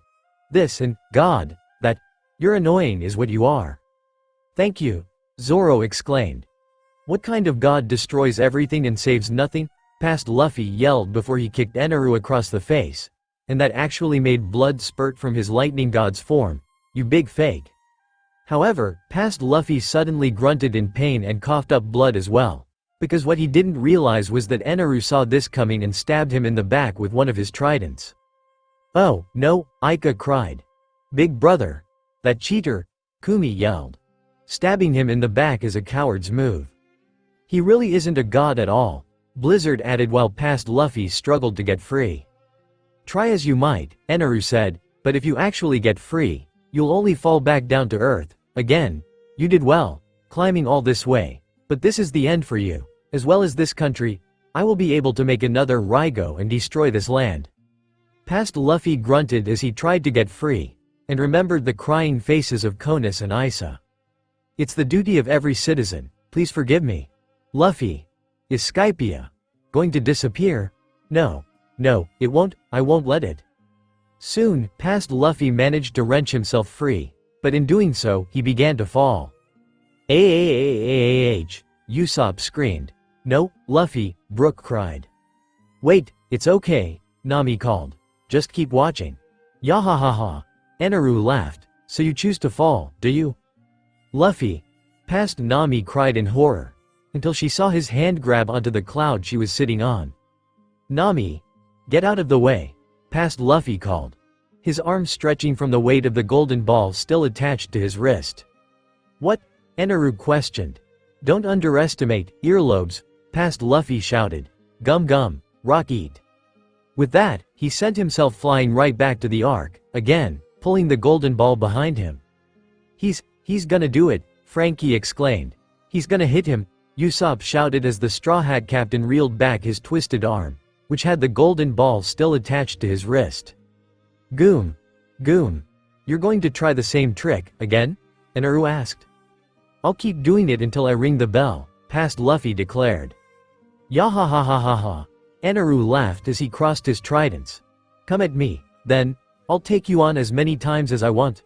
This time, I'll skewer you right through the heart." Goldeen Riflellee. With that, he shot the golden bell right toward Eneru, who gasped at the realization that due to its weight, it also gave past Luffy's arm more momentum. And thus, it was too fast for him to block.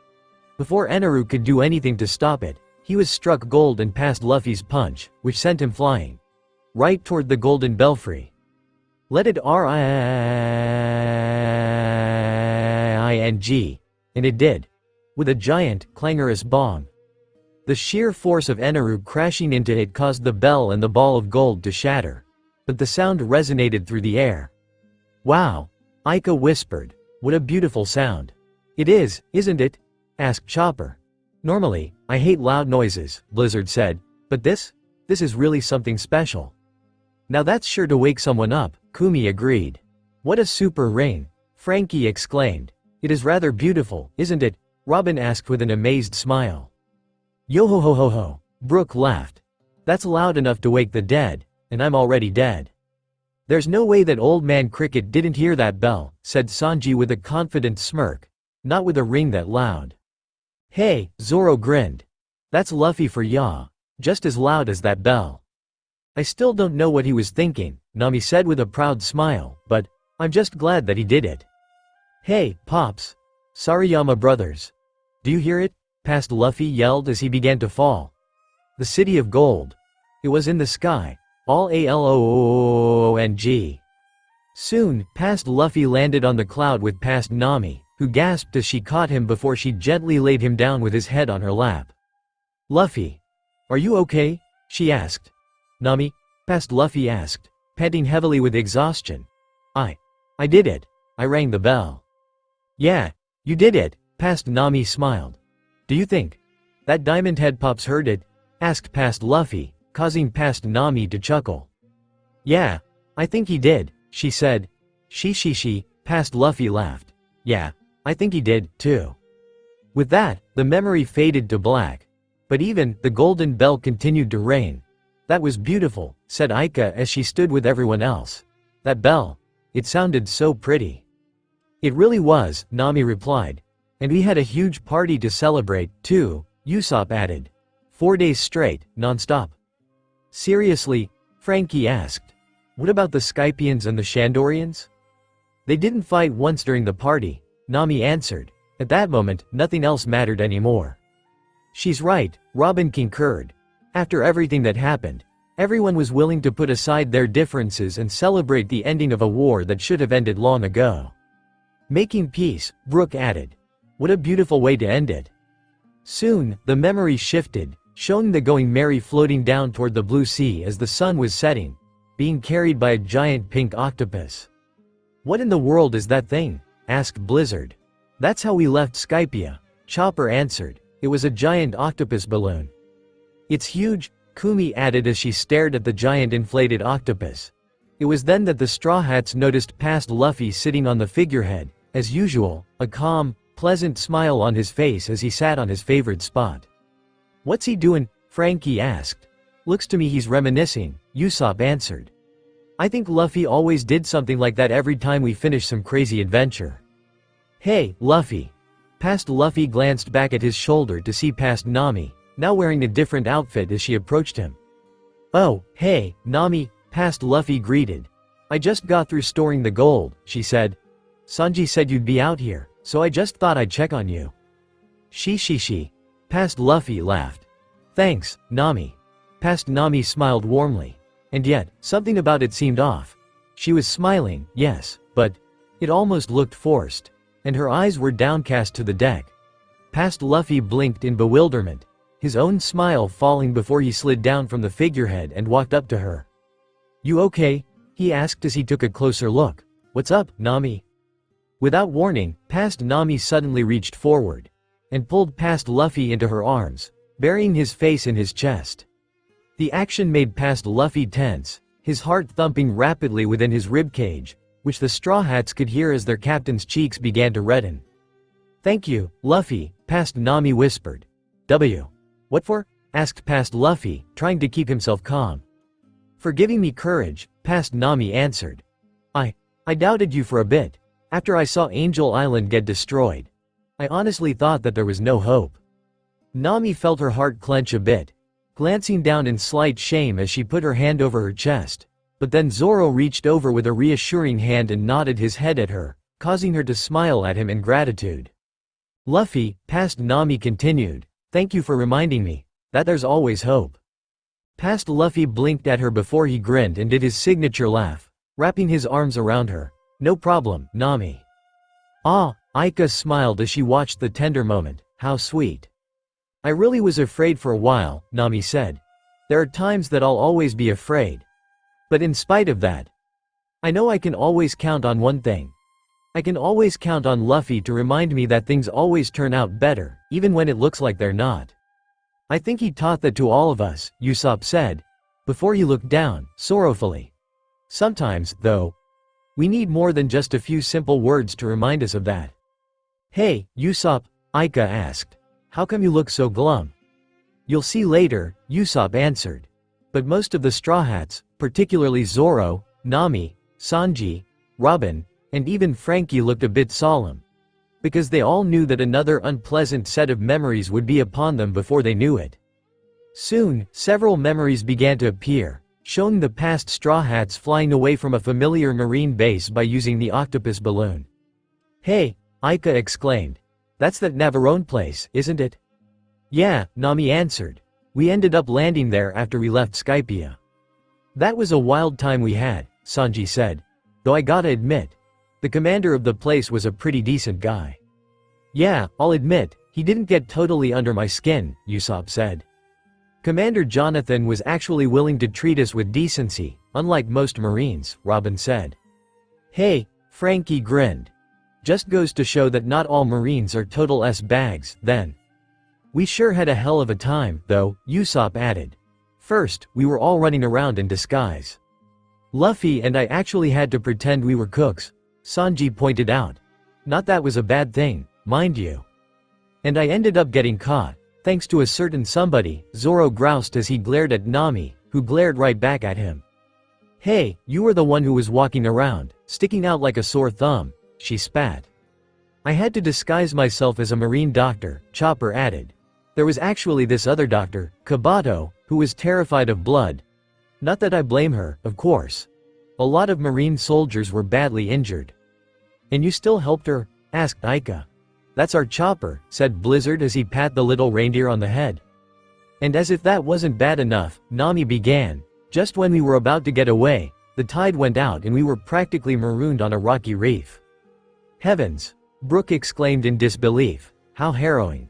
"Luckily, with some quick thinking and a few dials," Sanji added, "we were able to escape with our lives." My arm still hurts every time I remember it," Usopp muttered while rubbing his forearm, feeling phantom pains from the use of the impact dial. That's when the memory shifted again, this time showing past Zoro, standing before a man with long, silvery gray hair. The man looked crazed, almost demonic as this strange shape glowed on his front. It almost looked like a green sword of some sort, and it had a pattern that looked like 7 stars. Past Zoro himself looked like he had just been through the worst battle of his life. His breath was ragged and labored, and he had several wounds, as well, especially a large one on his left shoulder that was still oozing blood, causing Chopper to wince as he noticed. Not too far away, past Luffy, who was nearly as battered as past Zoro was, stood nearby with his arms crossed as he watched the duel. And there was also a young woman with long, dark blue hair and dressed in these colorful robes. Her arms held up and her eyes closed as if she were praying. Standing beside her was an elderly woman with pink hair, a grim expression on her face. What's happening here?" Aika asked, worriedly. "Zoro, who's that guy you're fighting?" "That's Saga," Zoro answered, solemnly. "One of my old friends. He and I trained at the same dojo together. He aspired to master the Sword of Justice." "Oh, yeah, I remember this," Usopp said. "You got roped into Saga's crazy plan to obtain this cursed sword, right?" "Wait. Cursed?" Brook repeated, worriedly. "Saga was under the influence of the 7-star sword," said Zoro. "The sword was full of evil. And it corrupted him." He cast his eye to the floor, a brief look of regret on his face. I guess it was partly my fault, though." "Zoro?" Robin muttered in concern. "Why would you think it's your fault?" Blizzard asked. "It's not like you gave him the sword or something." "No," Zoro began, "but I felt like I was the indirect cause. You see, a long time ago, Saga lost the use of his right arm. Because of me. His arm got snagged in a chain and I couldn't save him because I couldn't cut through steel back then." "Ah, I get it now," Frankie said. "You felt like you were responsible, huh?" "It gets worse," Zoro replied. I actually had to go against Luffy and the others. I couldn't let Saga catch on that I knew something was wrong with him. I felt like it was my burden to bear." "Zoro, it's not like we knew, either," Nami said. "We didn't realize what you were really up to." "Even so, I made you guys think I BETD. Well, not everyone," Sanji spoke up, causing the swordsman to look at him as he took a drag from his cigarette. "Luffy still believed in you. He always did." "HMPH, Zoro chuckled. "You don't need to tell me that, Cook. I already knew that." Soon, these ominous 7 stars flashed brightly, and it seemed to make Saga groan in pain, a soulless, almost lifeless look in his eyes as he glared at past Zoro, who poised himself to strike. "He's in pain," Aika whispered. "I can sense it. That man, Saga. He doesn't want to do this, does he?" "No," Zoro answered. "I think that's why Saga really called me to Asuka Island. He wanted me to save him, by any means necessary." "You mean, you were gonna kill him?"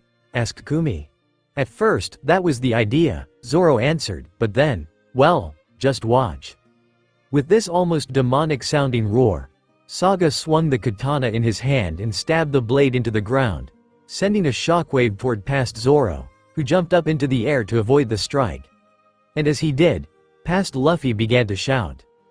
"Zoro," he called out, "you're the man who's gonna be the world's greatest swordsman. One day. There's nothing you can't cut. You can even cut the moon." "What?" Brook asked. "Cut the moon? Were you really about to do that?" Frankie asked. "Not really," Zoro said, "but when I heard Luffy say that, it made me believe that I really could cut through anything.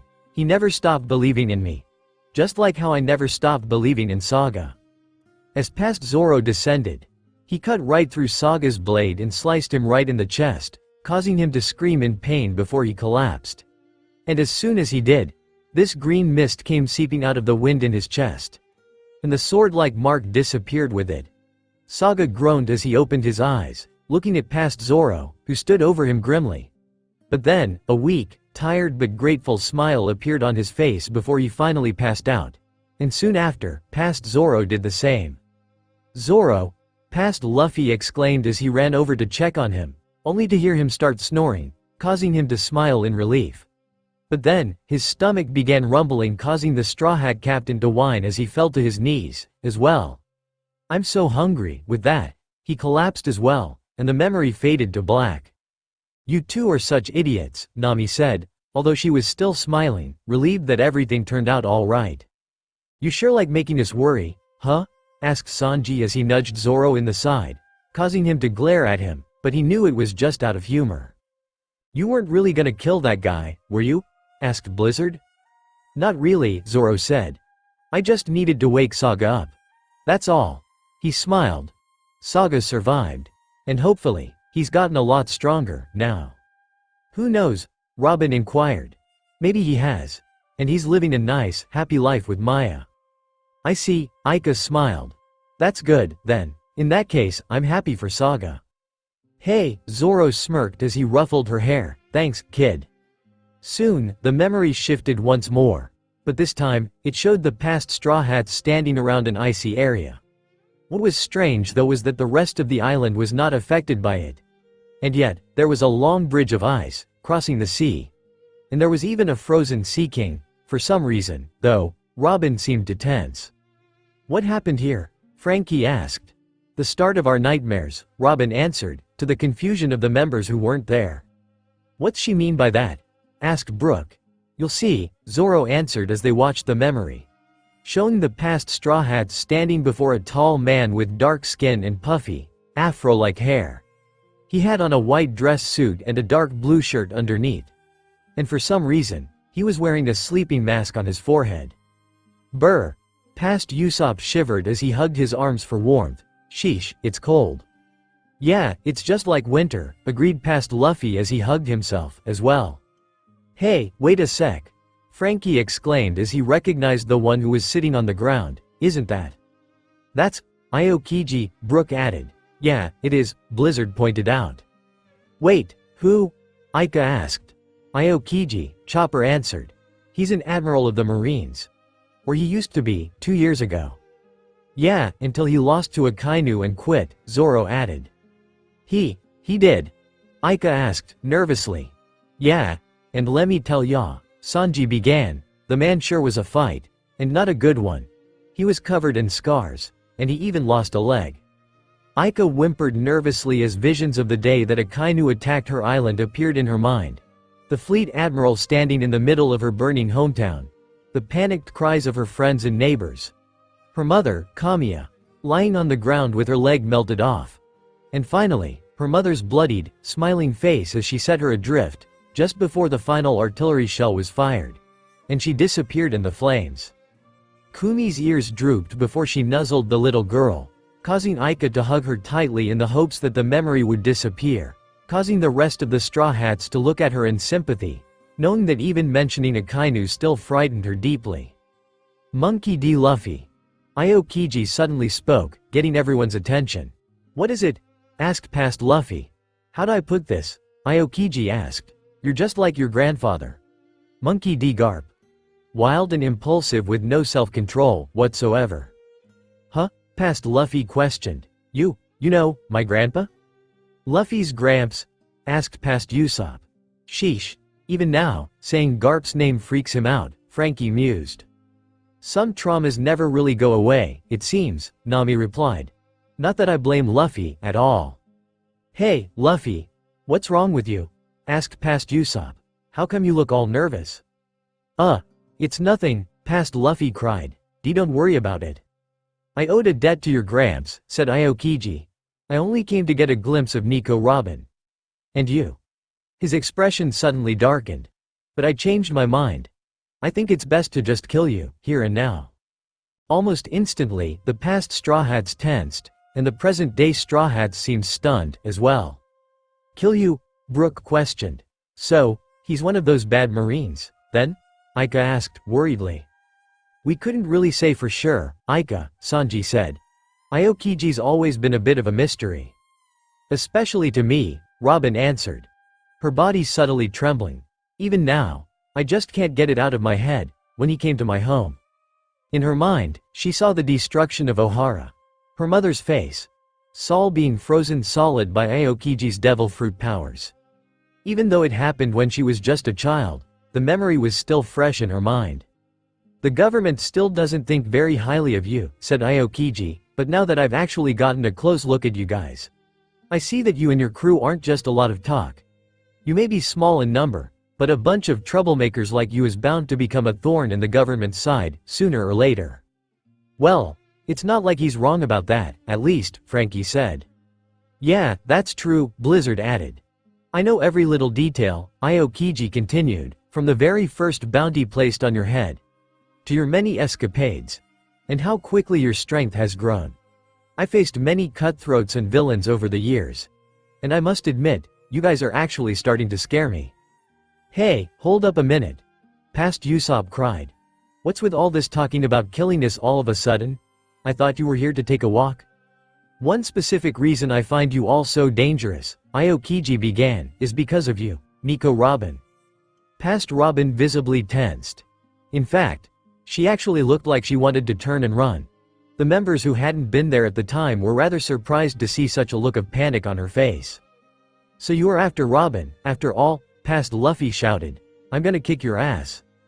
"The amount of the bounty doesn't just ref one who holds it," said Aokiji. "There's also the level of danger someone poses to the government. And that's why that bounty of 79 million was placed on your head. Ever since you were 8 years old." "Your starting bounty was 79 million? Brook asked. "And you got it when you were 8, Aunt Robin?" Aika asked. "Yes," Robin answered, grimly, "but it's not a fact that I take any pride in." "You may have been just a little kid," Aokiji said, "but you continued to survive to this day. And how did you do that? I'll tell you." He narrowed his eyes. "By betraying people. And escaping unharmed. People would take you in. And you used them to your advantage. With that kind of cunning, you survived in the criminal underworld. And now, here you are, in this motley little crew." Past Robin gasped quietly, almost as if she had been stabbed in the gut with a hot knife. "Hey, you bastard!" Past Sanji barked. "I don't think I like what you're saying about Robin. What do you have against her, anyway?" "Sanji, don't," past Usopp cried as he tried to hold him back. "I have nothing against her," Aokiji replied. "If anything else, the only connection I have with her is that I let her escape at one point. But that was a long time ago. You'll all find out soon enough. It won't be very long until you realize just how much trouble that woman is." "You're full of it," past Nami spat. "There's no way Robin would cause us any trouble." "Don't believe me?" Aokiji asked. "Here's your proof. Every criminal organization that Nico Robin has affiliated with to date have all been destroyed. And yet, she's the only one who survives." He glared darkly at past Robin, who stepped back. I wonder why, Nico Robin. Whoa, Kumi muttered, worriedly. You mean, Robin really did betray all those people? I don't believe it. Blizzard whispered. And Robin? Asked Aika. That's not true, right? Well, it's partly true, Robin answered, sadly. Aokiji's only half right. It's true that I did betray others to survive. But in the past, I was the one who would get betrayed. I see, Brooke said, solemnly. I'm so sorry you had suffered so much. Thank you, Robin smiled. Hey, shut up, you jerk, past Luffy shouted. Who cares about what Robin did in the past, not us. I see you managed to get close to this crew, Aokiji said, still glaring at past Robin. I wonder how long it'll take until you betray them, as well. That did it. Without warning, there was yet another look that the Straw Hats rarely saw on Robin. A look of pure, unbridled rage. Just what are you trying to say, exactly? She asked. If you're here to capture me, just do it, Trient of Fleur. Crossing her arms, past Robin had captured Aokiji in a grip of 13 arms, some holding his legs, others grabbing his arms, and 4 more wrapping around his neck and jaw. Wait, Robin! Past Usopp cried. What are you doing? Oh, boy, Aokiji said, seeming nervous. Looks like I said too much, this is bad. I thought you'd be a little smarter than this. Clutch. A loud, sickening crunching noise filled the air, causing the others to cringe as Aokiji bent over backwards, completely snapping in two. Ah! Past Chopper shrieked. Robin killed him. No, something's wrong, past Usopp cried. Look. It was soon revealed that what past Robin really destroyed was just an ice copy of Aokiji's likeness. Sheesh. He really got to you, didn't he? Frankie asked. Yes, Robin admitted. I guess Luffy might have rubbed off on me. When we get angry, we both act impulsively. She smiled a bit. I just got so upset when he said that I would betray you all. That's no problem, Nami said with a reassuring smile of her own. That only showed how much you came to like us, right? And you know that if it were any of us, we would have done the same thing, Zoro added. As if you had to remind me, Robin replied. Thank you all. Well, that wasn't very nice, now was it? The past Straw Hats turned around to see Aokiji emerge from a sheet of ice. No, more like he was actually the ice itself. Ah, it's him. Past Usopp screamed while past Robin trembled, realizing that she had made a mistake due to letting her anger get the better of her. Soon, Aokiji plucked some grass from the ground and tossed it into the air before he blew his icy breath on the blades, creating a sword made of a giant ice shard. Ice saber! Exclaimed before he took a sword stance. I had no intention of taking your life. He then swung it past Robin, who braced herself for the attack. But then, out of nowhere, past Zoro appeared and blocked the blade with Yubashiri. Seeing that he was distracted, that was when past Sanji leapt up high into the air. Slice! Shot! He shouted before he kicked the ice saber out of Aokiji's hands while past Luffy charged in, reeling his rubbery fist back. Gum goom! No, wait, past Robin cried. But her call of warning came too late, for Aokiji grabbed past Sanji by his leg and past Zoro by his arm. Just as past Luffy punched him in the stomach. Bullet! He got him, Aika exclaimed. Hold it, Aika, Zoro said. Don't celebrate just yet. Huh? Aika asked before she looked at the memory. Only to gasp as she saw her brother's arm beginning to freeze. Oh, no. Soon after, past Luffy began to scream in pain as he held his right arm, which was covered in a layer of ice, and soon after, past Sanji and past Zoro screamed as well as they felt their limbs get frozen, as well. Ah! He froze them, past Usopp and past Chopper screamed. He got all 3 of our best fighters, all at once? Asked past Nami. He's no joke, Frankie whispered in disbelief. We were way out of our league, Sanji said. There was a reason why Aokiji was said to be one of the 3 marine powerhouses. And we just got a taste of it, firsthand. I'm glad I wasn't there, Blizzard whispered in horror.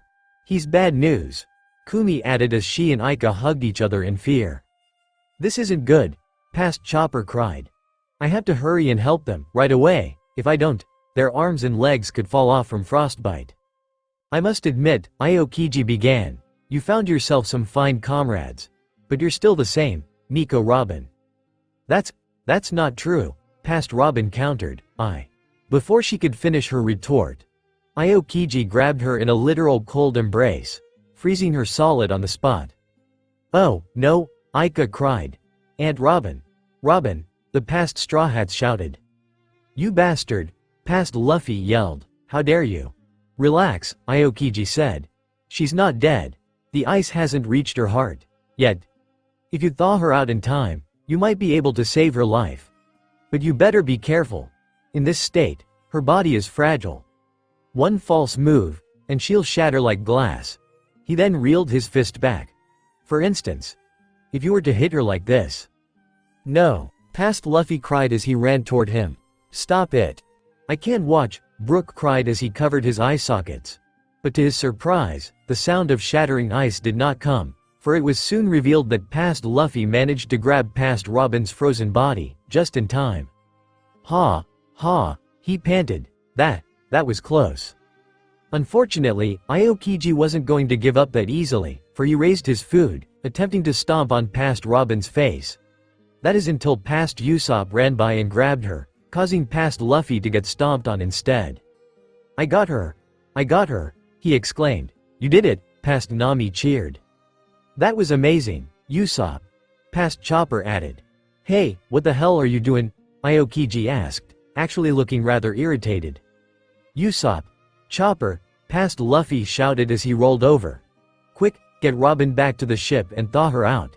Do whatever it takes to save her. Got it, past Usopp and past Chopper replied as they ran back to the Going Merry. I wouldn't bother if I were you, said Aokiji as his body began to turn to ice. Give it up. For the good of the world, you shouldn't protect her. Questioned as she swung her claim attack at the Admiral, who caught it in his hand. Well, I hate to inform you, but shouldn't that go for all pirates?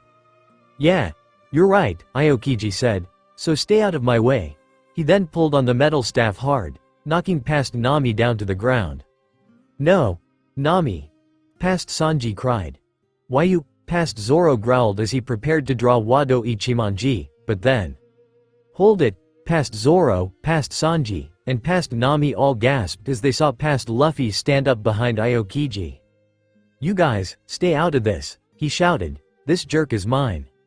What? Past Nami questioned. Luffy, are you out of your mind? I said stay out of it, past Luffy barked as he took a fighting stance. You and I are gonna settle this, one-on-one. Fine by me, Aokiji said as he glowered down at the boy. I don't have a ship to take you back with me, so I'll just have to kill you here. Kill him. Aika whispered in horror. The Straw Hats watched as their captain stood before Aokiji, his brow furrowed as he had his fists clenched tightly. There were no words spoken. Just a pirate and a marine admiral, face to face. Past Zoro, past Sanji, and past Nami were nowhere to be found, having fled back to the Merry with past Usopp and past Chopper. You seriously left him on his own? Asked Blizzard. You do realize he probably didn't have a chance, right? Not without Haki anyway. Of course, we knew that, Zoro answered, but what could we do? We had our orders, and you know how Luffy is when we interfere with his fights. Doesn't mean I like it, the wolf dog muttered. We don't like it any more than you do, Blizzard, Sanji said, but even so, we couldn't interfere.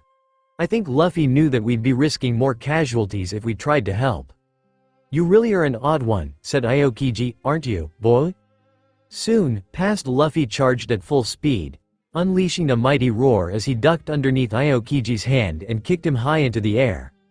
Then, he sucked in a big breath and twisted his inflated body around before unleashing the air inside his body, sending him flying up toward Aokiji. That's the move he used to finish Crocodile, Aika exclaimed. He's gonna win this. Hold it, half pint, Frankie said. I don't think it's gonna be that easy, this time. What do you mean? Aika asked. Gum storm. Past Luffy roared as he punched Aokiji with his flurry of fists, shattering him into a million pieces. Or so it seemed. Before he could react fast enough, the Admiral had already reformed his whole body and grabbed onto past Luffy's body, causing him to slowly freeze. Aika screamed in horror. Oh, no, Kumi cried. He didn't stand a chance, Brooke whispered in disbelief. Damn it, I knew that would happen, Blizzard shouted. What was that idiot thinking? Before long, everything went totally black, and yet, everyone could hear the sound of their captain's heart beating. But it was growing slower and slower. What's happening? Aika asked. Luffy's still aware of what's going on, but just barely, Robin said. It was the same thing for me when I was frozen. What? Chopper questioned. That's terrible. After a few tense seconds of silence, save for the sound of Luffy's heartbeat, Aokiji was heard sighing. Damn. Looks like you got me. I agreed to fight you, one-on-one. But I bet that was your plan all along, wasn't it? If I went after your crew, now, I'd look like the bad guy, wouldn't I? Was that really his plan? Nami asked. I don't even know, Zoro said. You know how we never can tell what Luffy's thinking, half the time. Big brother. Aika whispered as she listened to her older half-brother's heartbeat beginning to slow. Or, did you really think you could beat me? Aokiji was heard asking, though it was slowly fading. I'll just say this. Soon, you'll all see that that woman is more trouble than she's worth. Nico Robin was born with a brutal personality, and nothing you do will change that. Robin narrowed her eyes as she clenched her fists. But then they heard the sound of something shattering, causing them to gasp. But they could still hear the faint sound of their captain's heartbeat, signifying that he had not been broken. I could just shatter you, right here and kill you effortlessly, Aokiji began. But I do owe you one. You took care of that whole mess with Crocodile. So now we're even. And forget about Smoker's stupid message. See ya. Soon, there was the sound of footsteps receding. But then, several more footsteps were heard, followed by some faint but familiar voices. Though nobody could really tell who was speaking because by now, the sound was just too faded and garbled. Look, he is, Luffy, he. Shattered, quick, get him back, ship. Hang. The last few words faded away, just as past Luffy's heart stopped. What happened? Asked Aika worriedly. Did Big Brother die? No, Aika, Chopper answered. His heart just momentarily stopped, but Zoro and Sanji managed to bring him back to the ship in time to thaw him out. Aika whimpered as she hugged Luffy's hat in her arms, fretful tears welling up in her eyes despite her trying so hard not to cry, prompting Nami to kneel down and hug the poor child. She knew that seeing all these memories would be too much on her. Truthfully, Nami wanted to cry as well since she hated watching this just as much as did the others. But they knew it had to be done. That was truly frightening, said Brooke, solemnly. Tell me about it, Frankie agreed. I mean, I thought that maybe he'd struggle just a little, but he didn't even last 5 seconds. Trust me, I thought the same thing, Usopp agreed, and things were only about to get worse. Suddenly, the Straw Hats began to hear this familiar thumping noise. The sound of a heartbeat. It started low, at first, but then began to grow stronger and louder. And soon after, the memories began to fade into view. A groan was heard as past Luffy finally began to stir. And the first thing he noticed was that the others were sitting around him with looks of worry. He's awake, past Usopp exclaimed with tears of relief. Thank God. Oh, Luffy. Past Nami sighed in relief. Guys? Past Luffy asked, weakly. What happened? You almost bought the big one, that's what happened, past Zoro answered. I did? Past Luffy asked as he tried to sit up, only for past Chopper to gently push him back down. Don't get up, Luffy, the reindeer advised. I just got your heart beating, again. You need to rest for a little bit. Robin, past Luffy muttered. Where's Robin? She's over there, past Sanji answered as he pointed to the cot beside him, where past Robin was lying. Her face was a bit flushed and her eyes were closed. But he could see her chest slowly rise and fall, showing that she was breathing. She's alive, past Luffy whispered before he smiled. Good. Robin couldn't help smiling, either. Despite the fact that he was practically looking death right in the face, she was touched that her captain was still worried about her more than himself.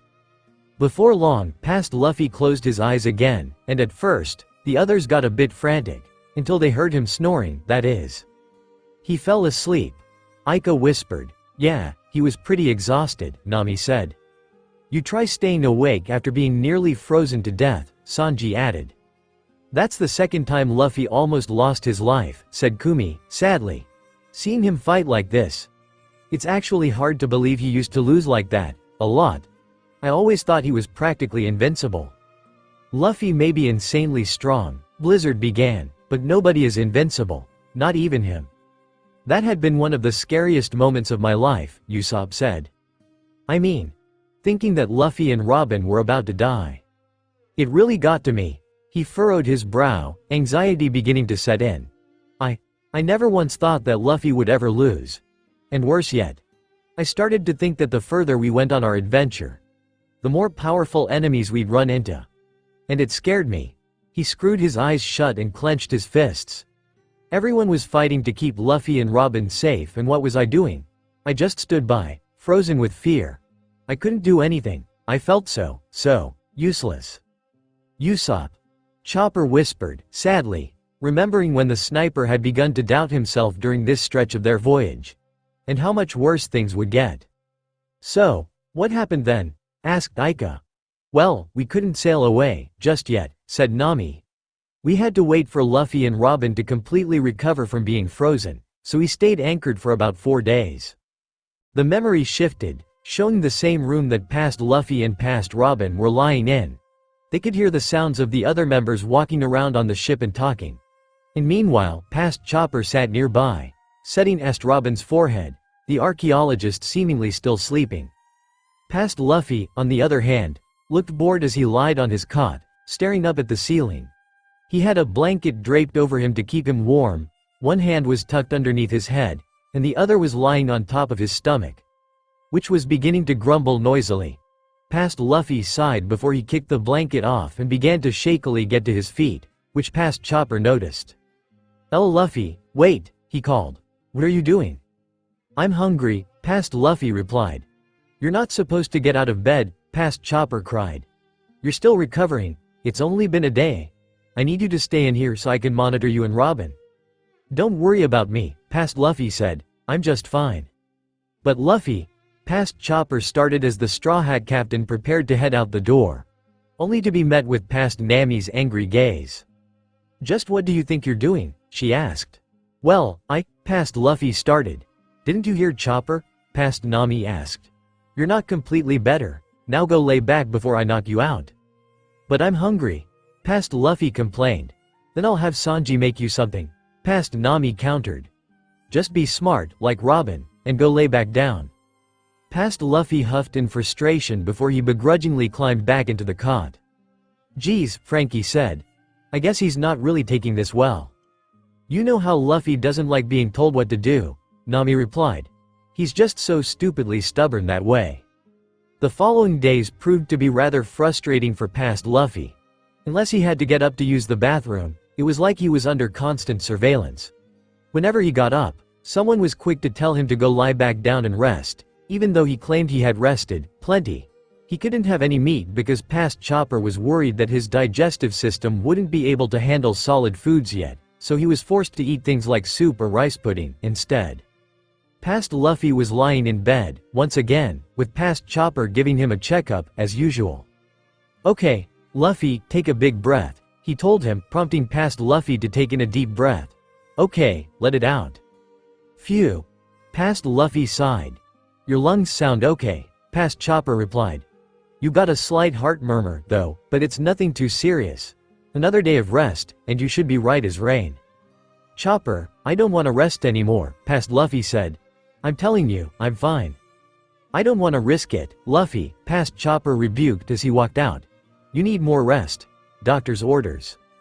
Past Luffy quietly groaned as he flopped down on the bed, and meanwhile, past Zoro sat nearby, taking a guzzle of his ale. I hate this, past Luffy spoke up, causing the swordsman to glance over at him. Look, Luffy, I get that you're upset about being cooped up in here, said past Zoro, but you did almost die. Yeah, almost, past Luffy argued. I'm okay now, though, just because I almost died, that doesn't mean that everyone has to treat me like a baby. We're not treating you like a baby, past Zoro countered. Chopper just wants to make sure you're 100% before we go anywhere. That's all. You know, Moss Head, you really don't have the right to talk, Sanji muttered. Oh, shut up, Zoro barked as he got in his face. I've seen you not listen to Chopper, too, sometimes. Not nearly as much as you do, Sanji shouted. Don't either of you start, Nami yelled as she pushed the two of them apart while in the memory, past Luffy just turned over on his side, his back facing past Zoro. Look, you can sulk if you want, past Zoro began, but your health comes first. I hate to be the one to tell you this, but you're not invincible, Luffy. With that, he stood up and walked out, leaving the Straw Hat Captain to lie there on the cot, staring up at the ceiling. He slowly raised his right hand and attempted to clench his fist, only to wince in slight pain before he let his hand flop back down to his side.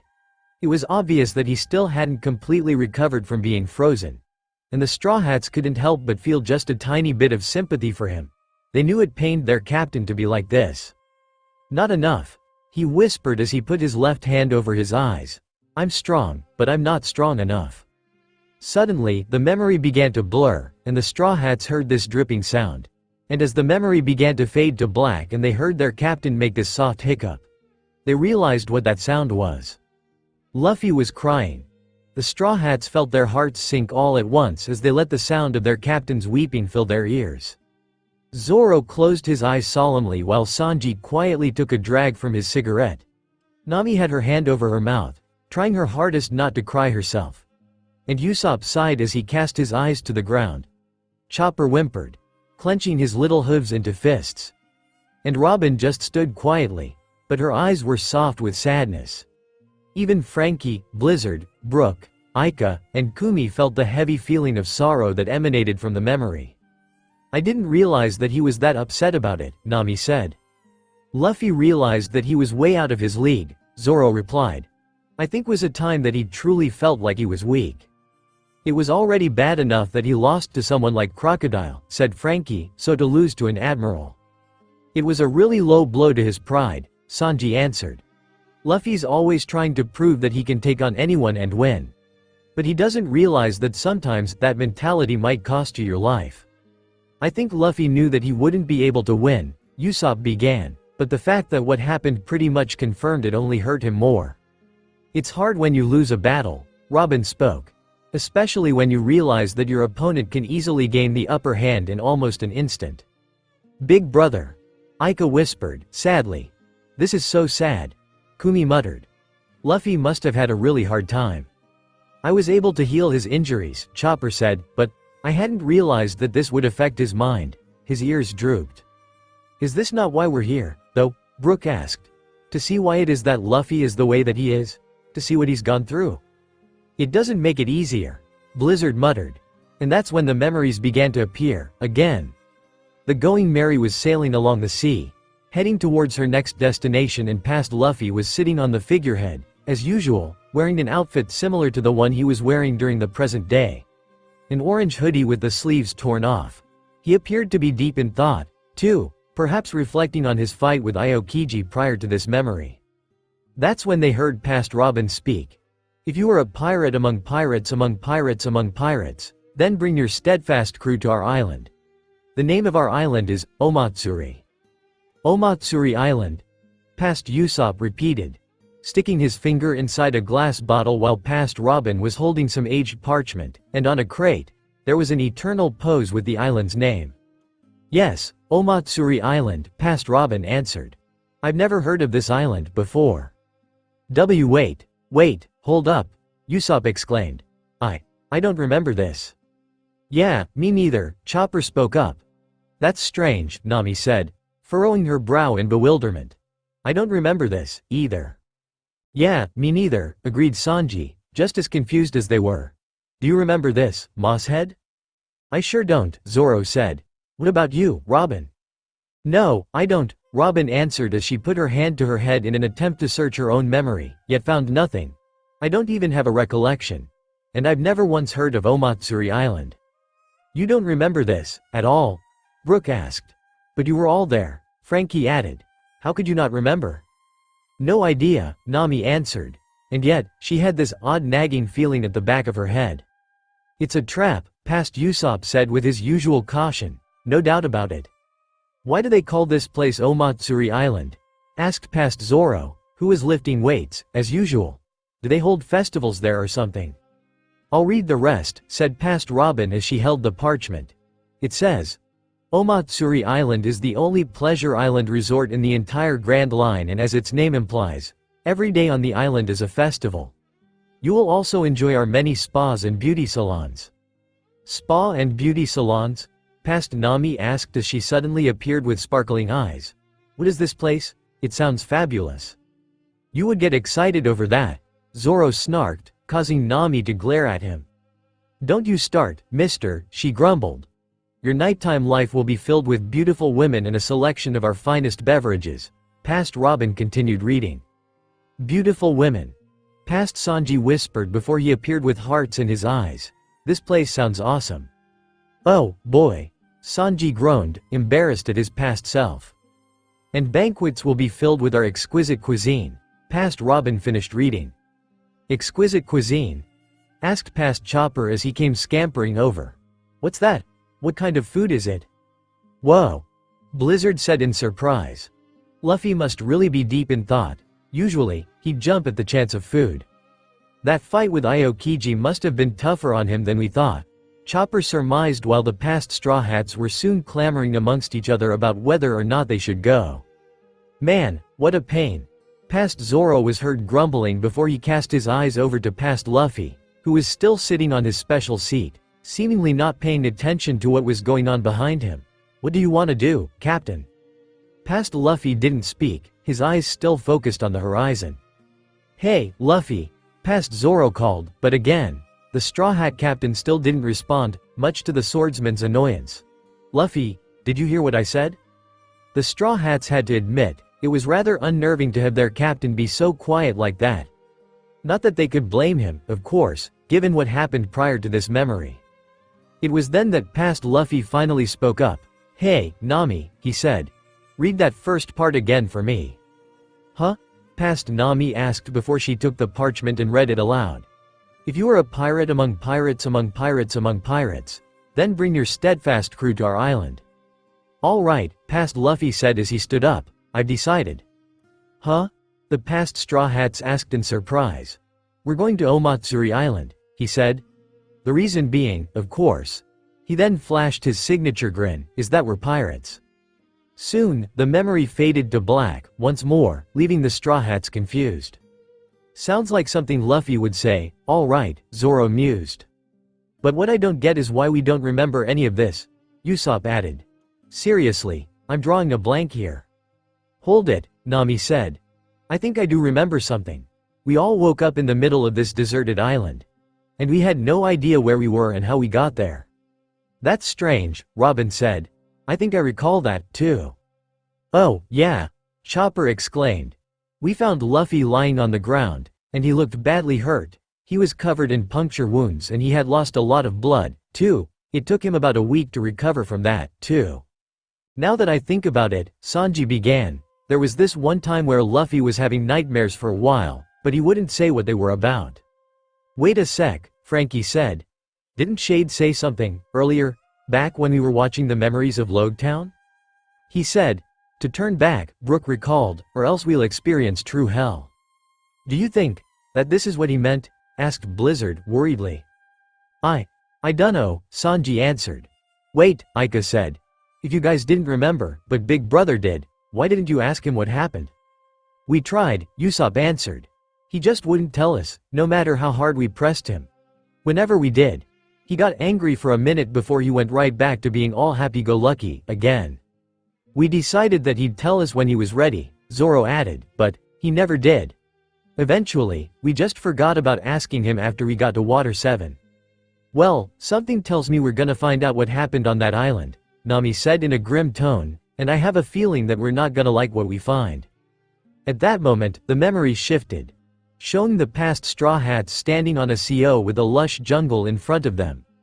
Most of them looked like they were all dressed up for a nice vacation, but so far, it looked like all they had found was a huge disappointment. The only one who seemed excited about it was past Luffy. Well, this doesn't seem so bad, Brook said. Yeah, but I think you guys might have gotten punked, Frankie added. And past Nami practically yelled the same thing. But did something bad really happen here? Asked Usopp. I mean, this place looks deserted, but pretty peaceful, too. I'm not so sure, Robin said. I don't know why, but I get the distinct feeling that there's something we're not seeing. Sanji hummed, gnawing on the butt of his cigarette. For some odd reason, every time he looked at Luffy's past counterpart, he had this uneasy sense of guilt. He didn't know why, though. All of a sudden, a peculiar sound filled the air, the sound of drumbeats. Hey, do you hear that? Asked past Chopper while past Luffy listened for the sound, as well. This way, he exclaimed as he ran into the jungle with the others following not too far behind him. As they ran, the sound of the drums began to grow louder in volume, indicating that they were getting closer. After a while, they finally managed to break through, and imagine their surprise when they laid eyes on what they were seeing. It looked like a giant city in the middle of the jungle. Whoa, Frankie exclaimed as he lifted his sunglasses. Check that out. It's gorgeous, Brooke added. Spas and beauty salons. Past Nami whispered in awe as she saw the many buildings nearby. Beauties from all over the world. Past Sanji murmured as he saw the numerous nightclubs. Exquisite cuisine. Past Chopper exclaimed as he spotted the nearby restaurants. This place is. Past Sanji whispered with tears of joy forming in his visible eye.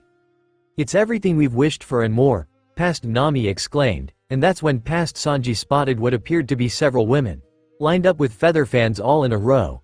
He smirked, thinking that he'd found himself a good score.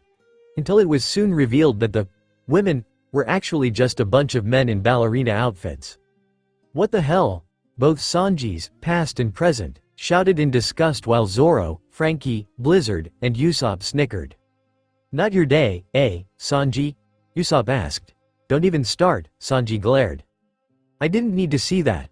Brook muttered. Not that I could see since I don't have eyeballs. Hey, past Luffy exclaimed.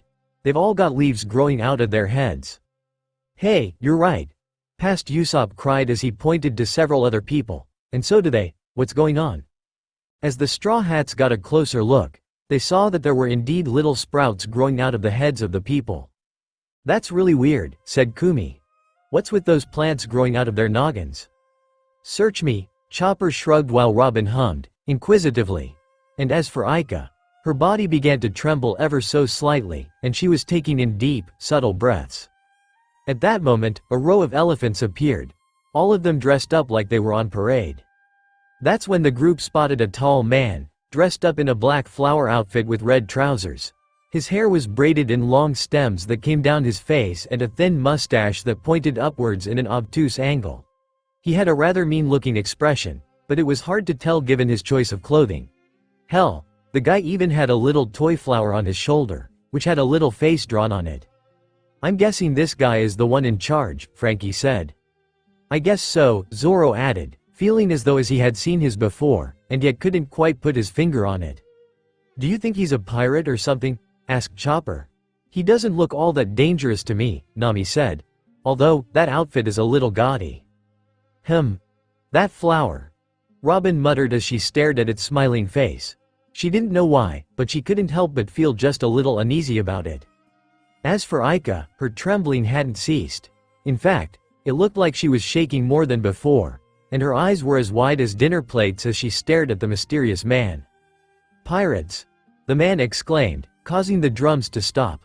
Brave pirates who have traversed the Grand Line. Oh, past Luffy exclaimed as he raised his hand. Yeah. Hey, Luffy! Past Usopp cried, not liking where this was going. I congratulate you on reaching Omatsuri Island, said the man. My name is Baron Omatsuri. Baron Omatsuri? The Straw Hats, save for Aika, repeated. That can't really be his real name, can it? Brooke asked. But then, out of nowhere, Aika fell to her knees, groaning as she grabbed at her head, causing the Straw Hats to gasp as they all ran to her side. Aika? Kumi asked, worriedly. Aika, what's wrong? Robin asked. What is it? Does your head hurt? Chopper inquired, worriedly. Hey, Squirt, Frankie cried. Pull yourself together. So much. Aika cried as she held her head as if she were in great pain. So much what? Nami asked. Aika, what's going on? Usopp questioned. So much what? Come on, kid, Talk to us, Zoro shouted. What are you feeling, right now? Sanji asked. So much sadness, Aika screamed as she threw her head up to the sky, her eyes welling over with tears. There's so much sadness Heere. Then, as the memory faded to black, she collapsed, causing the Straw Hats to cry out her name as she passed out. After what felt like hours, Aika finally opened her eyes again and groaned as she held her head while Nami carefully propped her up. Are you okay, honey? Nami asked. Yeah, I think I'm okay now, Aika answered. What happened, Squirt? Zoro asked. I've never seen you react like that before. Yeah, Aika, Kumi exclaimed. You just keeled over, screaming your head off, and then passed out. I don't know, Aika replied as she shook her head. It's just, there was something about seeing that Baron guy. When I was watching him, I was feeling so many things. Pain, fear, loss, but mostly, sadness. It just swept over me. And the next thing I knew, I just blacked out. The Straw Hats looked at each other in concern. Aika's observation haki was usually in tune with someone's emotions, so she could always tell which one stood out the most with someone. So to hear that she felt so much sorrow here was definitely something to be worried about. Something happened in this memory. Something that Luffy didn't tell them, and now they were going to find out what it was. Soon, the memories returned, showing the past Straw Hats standing before Baron Omatsuri, just like before, all of them excited about taking a vacation at the resort. You may enjoy yourselves to your heart's content, exclaimed the Baron, who grinned at them as he crossed his arms. However, you must first undertake the ordeal of hell. Upon hearing that, the past Straw Hats all froze. Yep, said Zoro in an incredulous tone, should have figured. Why can't things ever come easy for us? Nami asked, her past self complaining in the same manner. For real, Usopp agreed. Ordeal, past Robin mused. Of hell? Past Zoro finished, clearly taking an interest. Figures that you'd be excited about that, Zoro, said Blizzard. Oh, man, I knew it. Past Usopp muttered as he backed away, nervously. Excuse me, past Nami called as she raised her hand. The note we found said something about spas and beauty salons? Spas. The Baron repeated. And beautiful women and a selection of beverages, past Sanji added. Beverages? The Baron asked, acting as if this was the first time he was hearing these things. And what about the exquisite cuisine? Asked past Chopper. Exquisite cuisine, you say? The Baron mused. I think this guy took you all for a ride, Frankie pointed out. Yeah, I figured that much, Nami groaned. That's it, we're leaving, announced past Chopper in unison as they all turned to leave. But past Luffy stood in their way, pushing them back as they tried to push against him. Hey, old man. Past Luffy called. What's this ordeal of hell, anyway? The ordeal of hell is a test of strength and skill, answered the Baron. Countless others have failed to endure the task and have fled the island barefoot from the island. Ha. That sounds great, past Luffy laughed. Of course, he's interested in that, Usopp griped. Well, what did you expect? Asked Blizzard. It's Luffy, for crying out loud. Yeah, between him and Zoro, they're the only ones who actually share a brain cell when it comes to this stuff, Sanji added. I heard that, Zoro sneered. If you do not trust in your crew, said the Baron, then you will be advised to leave this place. Huh? Past Luffy scoffed. Don't be so stupid. We accept your challenge, she. Luffy. Past Nami shouted as she grabbed him by his cheeks and pulled him down to a squatting position in front of her. Luffy, are you crazy? What could we possibly have to gain from any of this? Even if there was something to gain, past Sanji began, we're not obligated to actually participate. They're right, Luffy, past Chopper exclaimed, it's too dangerous.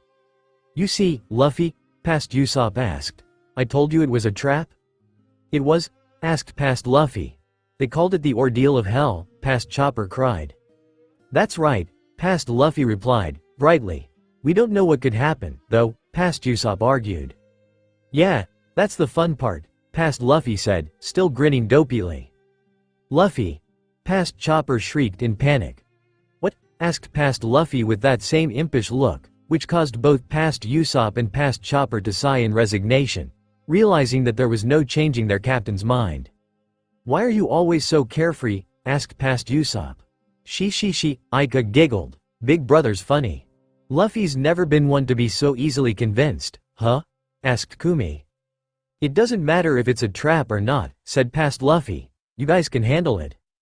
The past Straw Hats all looked at their captain with wide, surprised eyes while he still had that big toothy grin of his expression showing absolutely no doubt to be had. "Besides," he said, "I believe in you guys." A pause followed before the past Straw Hats all blushed at the compliment. "Captain, you sweet talker," past Sanji exclaimed. "Yo-ho-ho-ho," Brook chortled. "Such charisma. Even in the craziest of situations. Luffy's never doubted us once, has he?" asked Blizzard. "Yeah," Zoro grinned, proudly. "But you gotta admit," Nami began, "you gotta love him even more for it." "That's true," Frankie grinned. "Ordeal of hell, huh?" past Zoro mused, sporting the kind of grin he wore when he was about to head into a big fight. "Sounds interesting. I'd like to see what this is all about." Zoro, past Usopp cried. "I'd like to see it for myself, as well," said past Robin. "I'm a bit interested in the Baron." "Robin, you too?" past Chopper asked in surprise. "Oh, well," past Sanji shrugged as he stood upright. "I'm up for it." Fine," past Nami sighed. "I guess we have no choice. Let's just get this over with." "Luffy, if you're gonna do this, then I'm in, too," past Chopper declared. "Oh, boy," past Usopp muttered before he stood up straight with his nose in the air. "Well, then, count me in, too." "I see," the Baron said in an almost sinister tone. "So you all wish to participate, do you? Very well, prepare the ordeal of hell." Soon, the past Straw Hats standing on a circular platform surrounded by seawater. "Whoa, what's going on?" past Chopper asked, nervously.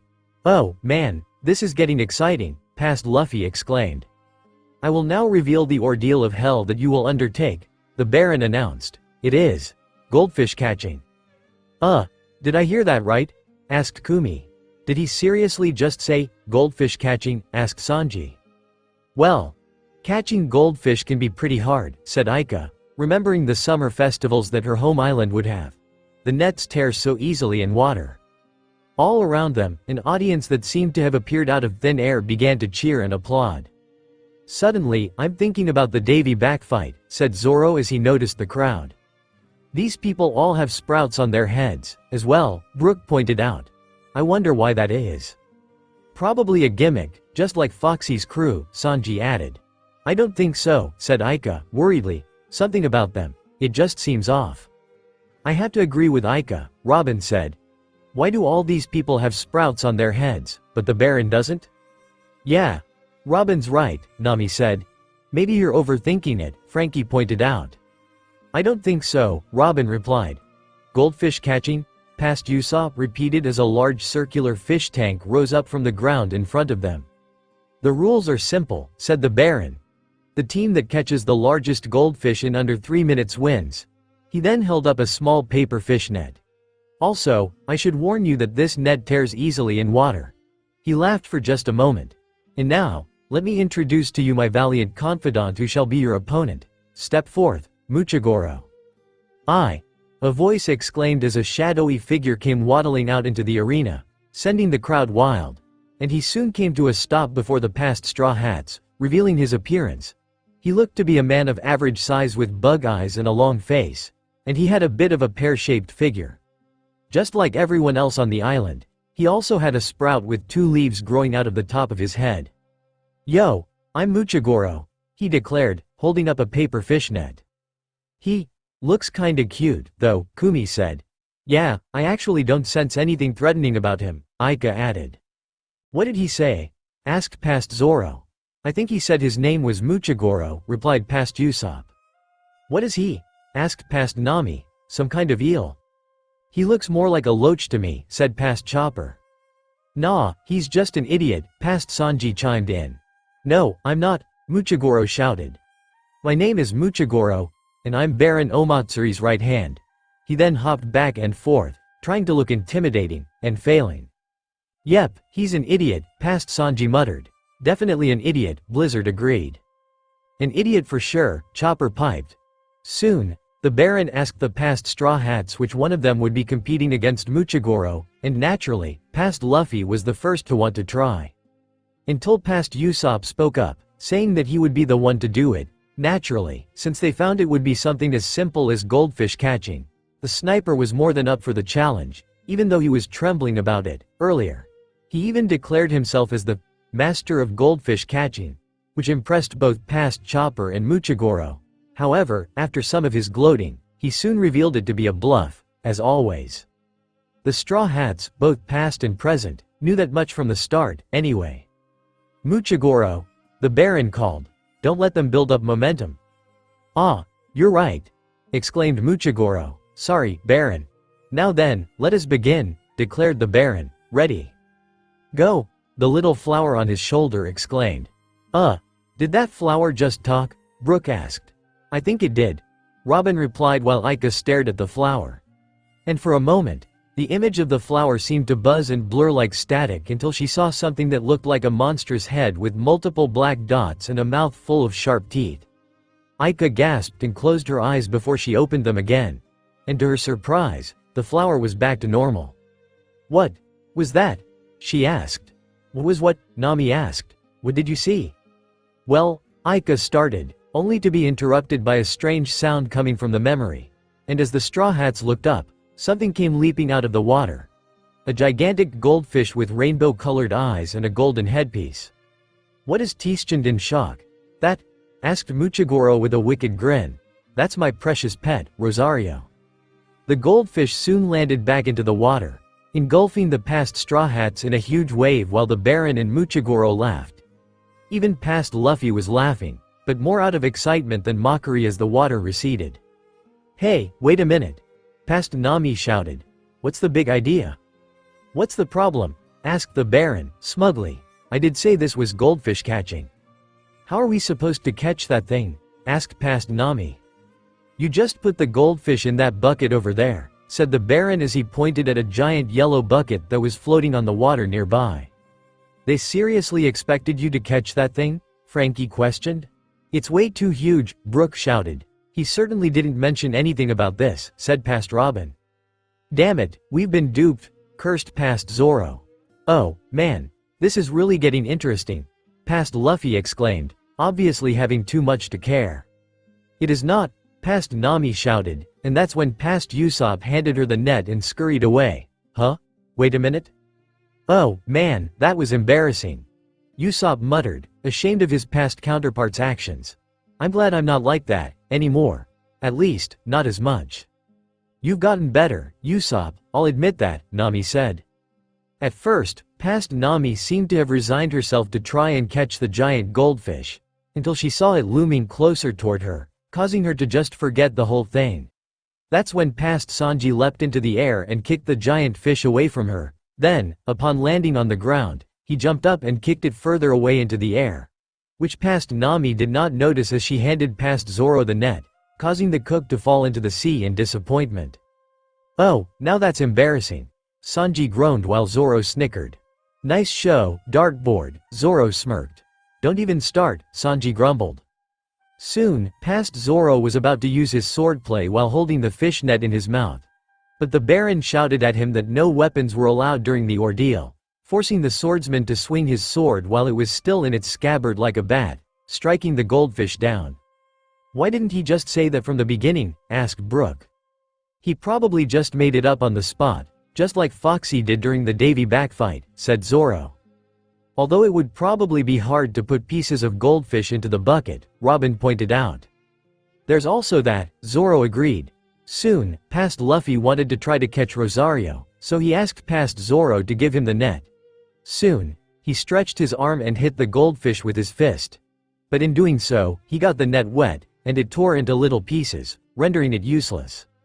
Not that it mattered in the first place, for it was soon revealed that Muchigoro had an even bigger net, one that was perfect for catching the giant goldfish. The past Straw Hats complained, realizing that they had been duped once more. But to everyone's surprise, it was past Robin who came to the rescue. I suppose this means there were never any rules to begin with, she said as she crossed her arms, creating a giant net of limbs inside Muchigoro's red bucket, catching Rosario and sending her flying across the sky. But she didn't fly far enough, for she was about to land on the past Straw Hats, who all quickly ran out of the way to avoid getting crushed. However, past Chopper didn't run. Instead, he chomped on a rumble ball before growing into a gargantuan ball of fur, catching the goldfish and throwing her into their yellow bucket. As soon as he did that, the 3 minutes were up, thus making the past Straw Hats the winners. "Wow!" Kumi exclaimed. "That was amazing, Chopper." "That was so clever," Aika added. "Way to go, little buddy," Blizzard cheered. "Hee hee hee hee." Chopper laughed as he scratched the back of his head, like saying that will make me happy. As the past Straw Hats were celebrating their victory, however, they didn't realize that past Chopper, dazed by the immense strain of having to use his guard point form and making it grow so hugely, was stumbling backward. It was only until past Zoro cried out that they finally turned around, only for the little reindeer to fall towards the water. "Chopper!" Past Luffy cried as he ran toward the edge. "Hang on, I'm coming." "Luffy, stop!" Past Nami shouted, but it was too late, for he jumped into the water as well. That moron!" Nami groaned as she slapped her hand over her face. "Why can't that idiot ever remember that he can't swim?" Usopp questioned. Soon, past Luffy was in the water with past Chopper and grabbed him into his arms. But as hard as he tried to kick his legs, he was sinking faster than a sack of rocks. Before too long, he opened his mouth, releasing a cloud of air bubbles before he began to sink, as well. But luckily, past Sanji grabbed them both and began to swim to the surface, bringing the two devil fruit users to safety. "Phew," Frankie sighed in relief. "Close one, nice save, Sanji," Brook agreed. "Thanks," Sanji replied. Guys?" asked Usopp as he noticed something out of his peripherals. "What is that?" As the Straw Hats looked, they all gasped as they saw the ruins of a sunken ship, its wood worn and covered with algae. And it was surrounded by many other ships, some of which looked newer. However, the biggest one of all had a Jolly Roger with 2 red arrows behind the skull instead of crossbones. "It's a ship's graveyard," Robin whispered. "Okay," Nami said, growing more and more nervous ever since she saw the ship's graveyard. "Is anybody else kinda starting to freak out now, or is it just me?" "No, I'm kinda starting to freak out, too," Usopp replied. "That really big galleon," said Zoro. "The one with the red arrows behind the skull. It looked like the oldest one out of all those ships." "You're right," Robin said. "The question is, what was it doing there? And what are all those other ships doing there, too?" Sanji asked. "I don't think I like where this is going," Aika said, worriedly. "When I looked at that really big ship, it was like, I dunno. It was like seeing a ghost or something." "Oh, don't say ghost," Kumi muttered, fearfully. "I'm already scared enough, as is." "But still, what is this place?" Aika asked. "It's so full of sorrow and evil, and it makes me sick." "I'm afraid there's only one way to know," Brook said, "and that's to keep watching." As soon as he said this, the memory returned, showing past Luffy and past Chopper spitting up water. I thought I was a goner," past Luffy groaned. "Thanks for saving me, Luffy," past Chopper said, hoarsely. "Nah, don't worry about it," past Luffy replied. "Hey, I'm the one who saved you guys," past Sanji pointed out. "Hey, Sanji," said past Nami. "What were you doing in the water in the first place?" "Air.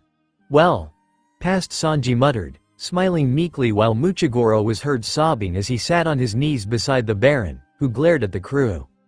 "At any rate, you guys," past Luffy said as he stood up, his usual cocky grin on his face as he gripped the rim of his hat, "this means, we win." "We win." The past Straw Hats cheered. However, they didn't seem to notice that the Baron was glaring at them. Bitterly. Almost hatefully. Aika's eyes widened as she stared at the man, a sickening feeling twisting in her stomach. "The Baron," she said. "He looks so angry." "Well, he looked angry before, kiddo," said Frankie. "No, I mean really angry," Aika said. "The way he's looking at all of you, it's like, he's jealous." "Jealous?" Chopper repeated. "Why would he be jealous of us?" asked Sanji. "I don't know," Aika answered, sadly. "I just can't help but think that something might have happened to him. Something that made him like this." Like what? Blizzard asked. I'm not sure, Aika replied. Robin hummed, thoughtfully. You have an idea, Robin? Asked Nami. Just theorizing for right now, Robin answered. Hold it, shouted the Baron, causing the past Straw Hats to look back at him. The contest is not over yet. But we just finished it, past Zoro countered. You must undertake the next ordeal of hell, the Baron declared. I will not allow this travesty to go unpunished. You will pay for making Muchigoro cry. Talk about a sore loser, Frankie muttered. Yeah, tell me about it, Sanji agreed. Hold on a minute. Past Nami shouted. You didn't say anything about this. Yeah, the guy lost, past Zoro agreed. Just accept it. Silence, barked the Baron. The matter is not yet settled. You will do as I order you to do. What the hell are you talking about? Asked past Sanji, now bored and irritated by the Baron's tone. You're taking this sore loser thing a little too far, past Usopp added. Another ordeal, huh? Past Luffy asked, excitedly. Sounds like fun, count us in. Unfortunately, the others didn't agree with his plan, and the memories soon faded right there. Well, that was weird, Sanji said. Not to mention scary, Aika added. Especially after seeing all those sunken ships. Maybe it's just me, Robin began, but I can't help thinking that the Baron is hiding something. You might be right about that, Robin, Zoro concurred. There's still something I don't understand, Nami said. What happened here that made us lose our memories of this place? Before anyone could offer a response, the memories returned, this time showing the past Straw Hats wandering through the jungle with past Nami leading them and holding a map. However, judging by the look of frustration on the navigator's face and how much everyone was arguing about how to leave the island, it seemed that the group had had no success in finding a way out. Past Luffy was insistent on doing the next ordeal, but no one was even listening to him at this point. This is strange, Brook said. It's not like you to get lost, Nami. Suddenly, I feel like Zoro, Nami groaned. I heard that, Zoro groused. But still, Robin began. Nami shouldn't have that much trouble finding the way back to shore. Why do you think that is, Nami? Asked Blizzard. I wouldn't know, Nami replied. You know, call me crazy, Sanji began. But maybe. Something on this island was trying to prevent us from leaving. I don't know why, but somehow, I can't help but think that that makes sense, Robin concurred. Soon, after wandering around for several more minutes, somehow, the past Straw Hats found themselves standing before a stage in the middle of the jungle, and sure enough, there was the Baron, who laughed almost mockingly at them. I've been expecting you, courageous pirates, he declared. Oh, flower pops, past Luffy exclaimed. That's creepy, how he showed up like that, Aika said, holding her arm nervously. It's like he knew that you guys would get lost. Yeah, that is weird, Kumi replied, just as disturbed as she was. What I want to know is who would go putting a stage in the middle of the freaking jungle, Blizzard added. What? Past Nami stuttered in shock and disbelief. How did you? We don't get to enjoy our vacation, past Sanji sighed in dismay. And we can't get off this island, past Zoro grumbled in irritation. I suppose the only thing to do is, past Robin started to say with her usual amused smile. The ordeal of hell, past Luffy exclaimed in excitement. Part 2. The Baron announced as lights flashed on the stage and the same dancers with the feather fans appeared. Ladies and gentlemen, I shall now announce the next ordeal, the ring toss. Ring toss? Frankie repeated. Is this guy serious? Remember what happened with goldfish catching? Robin pointed out. Oh, yeah. Frankie recalled. Each team has 2 boats with 2 people on board, the Baron explained. The first team to ensnare all their opponents in rings wins. Now, let me introduce my confidants, the 4 wise men. Soon, 4 pillars arose, revealing the wise men, which were really just a family of 4 frog-like people. Not only that, but one of them was a female. Wait a minute, said Chopper. How can they be the 4 wise men if one of them is a lady? Talk about misleading, Brook added. They don't even look like men, said Blizzard. They look like frogs to me. You have the leader, Karo G, the Baron announced, causing the crowd to cheer. The main striker, Karo Shot.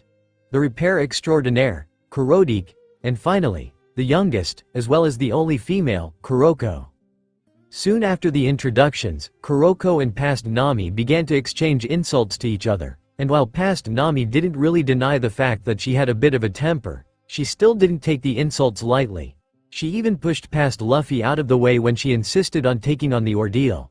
Soon, she decided to enter the competition with past Usopp as her partner. Zoro and Sanji ended up playing on another team, leaving past Luffy, past Chopper, and past Robin by themselves. "What do you mean, I can't join this time?" asked past Luffy. "Sorry, but no devil fruit users allowed in this ordeal," Baron said. "But please, do enjoy your stay." "It's probably for the best," Frankie said. "Luffy would just fall overboard, anyway." "And Chopper, too," Usopp added. "Hey, I'm not that bad, am I?" Chopper asked. "I gotta admit, though," Zoro began, "Nami, I know you can have a bit of a bad temper, but don't you think you went just a little too far, hitting Luffy in the face like that?" "Now that I look at it," Nami began, "I guess he too hard, there." Soon, past Robin and past Chopper wandered off to do who knows what, leaving past Luffy to stand alone in the middle of the resort. The captain was a bit dismayed at not being able to play ring toss with the others, but past Robin reassured him that it was for the best. As past Luffy just stood there, staring, a rock suddenly hit his head, but he didn't seem to notice due to his rubber body. "Hey, did you see that?" Aika asked. "Someone threw a rock." "Where'd it come from?" Zoro asked, and suddenly, another rock hit past Luffy in the head, this one being a bit bigger than the last. It wasn't really big enough to do any damage, not that it could. But that time, past Luffy actually did feel it as he rubbed at his head. "What was that?" he asked as he looked around, only for another rock, this one even bigger than the last, to hit him on the head, causing him to look around again. "Huh? What hit me?" "Who keeps throwing rocks at him?" Frankie asked, just as another one that was about as big as past Luffy's head, hit the rubber boy right smack in his skull, causing him to cry out as he looked around, finally getting irritated. "Alright. Who keeps doing that?" past Luffy questioned. "Where are you? Come out and show yourself." "Look!" Nami exclaimed as she pointed to a shadowy figure behind past Luffy, holding a much larger and heavier rock this time, but by then, the Straw Hat Captain finally noticed him. "Aha! There you are!" past Luffy exclaimed, causing the stranger to yelp as he dropped the rock and fled, but past Luffy was soon hot on his tail. "Hold it, get back here." Soon, he chased the mysterious person throughout the resort, running through a maze of hallways, passages, corridors, and stairways. "I feel like I'm watching a cartoon," Nami said. "Yeah, all that's missing is the silly music," Usopp added. "Yo ho ho ho ho," Brook laughed. Soon, past Luffy and the strange man soon found themselves standing across from each other in a room with a large circular pool in the middle. It was then that the crew finally got a good look at the mysterious man. He was short and stocky with a toothbrush mustache under his nose, and he was wearing what could only be described as a stereotypical explorer's outfit, complete with a safari helmet. "Hey, wait a second," Sanji exclaimed, "we met that guy." "You did?" Frankie asked. "Oh, yeah?" Usopp exclaimed. "What was his name, again? I think it was Brief, wasn't it?" "Yeah, it's Brief," Chopper agreed. "Wait a minute," said Aika. "You said you don't remember what happened on this island." "That's true, we don't," Robin said, "but we remember Brief, clearly. We saw him, along with a few other people, sitting around Luffy, who was injured at the time." "Yeah, that's right," Zoro concurred. "But I still don't remember what happened before then." "Well, this is only getting more confusing the more this goes on," Blizzard replied. "Well, this is Luffy's memory, after all," Sanji said. "The only thing we can do is keep watching and fill in the blanks as we go." "Who the hell are you?" past Luffy questioned. "What the hell are you doing?" "I'm glad that you could join me," Brief answered. "That doesn't really answer the question," Aika pointed out. "I braved many dangers to reach this place and make you a wonderful proposal," Brief offered. "Huh? Many dangers?" past Luffy repeated. "Permit me to introduce myself," Brief announced. "I am Brief, captain of the Toothbrush Mustache Pirates." "Toothbrush Mustache Pirates?" asked Frankie, incredulously. "Please tell me this guy isn't for real." "I think he is," Zoro muttered. "That has got to be one of the lamest names for a pirate crew that I've ever heard," Blizzard groaned. "Yeah, I agree with that," Kumi whined, her ears lowering in disdain. I am a brave man who has organized a resistance movement against Baron Omatsuri's tyranny, Brief declared. Tyranny? Usopp repeated. What is he talking about? Yeah, aside from the wacky ordeals, this just looked like a regular resort to me, Nami said. No, he's right, Aika said. Remember what I said? That this island seems off? Aika's right, Robin said. She, out of all of us, knows better than to be fooled by appearances since she's usually so in tune with people's feelings. If she's able to see right through the Baron, then obviously that means that something's not right. And frankly, I feel the same. She then put a hand to her chin in thought. Now that I think about it, I think I do recall something about this place. I remember wandering around, wanting to find information. What did you find? Asked Zoro. Robin hummed before shaking her head. Sorry, it's still a bit of a blur to me. It might come to me, though. Hey, past Luffy spoke up. You got some snot hanging from your nose, you should wipe it. This is my toothbrush mustache, you fool, Brief shouted. In fact, we actually have a special greeting among our crew. Watch this. He then put his finger under his nose. Mustache. That just looks like he's sniffing it, Brook pointed out. The pirate world sure is full of weirdos, Frankie muttered. You're one to talk, Frankie, Nami snarked. Well, since you put it that way, Frankie grinned. That's not really a compliment, Nami added. Well, don't you want to try it out? Asked Brief, but past Luffy wasn't convinced. What do you want, anyway? He asked, getting straight to the point for once. Ah, yes, that's right, Brief remembered. You have 6 crewmates with you, don't you? Yeah, past Luffy answered. I watched them, along with you, Brief said. You make a very superb team. She, past Luffy chuckled, proudly, thanks, mister. And they are very wonderful friends, too, Brief added. Well, duh, past Luffy replied. Of course, they are. They wouldn't be part of my crew otherwise. Ah, Luffy. Nami cooed while the other Straw Hats smiled, touched by the fact that he was always so proud of them. Your teamwork is practically perfect, Brief pointed out. Ha, that's nothing, past Luffy declared with his hands on his hips. That's the thing, said Brief. Listen to me, will you join me? Wait, what? Past Luffy asked, taken back by the question. Yeah, what? Usopp asked, just as bewildered. We'll join the toothbrush mustache pirates, asked Brief. But he got no answer. Hey, didn't you hear me? I said, I want you to. Before he could finish, past Luffy stretched his arm and grabbed him by the collar of his shirt, then pulled him closer across the pool before he was standing in front of him.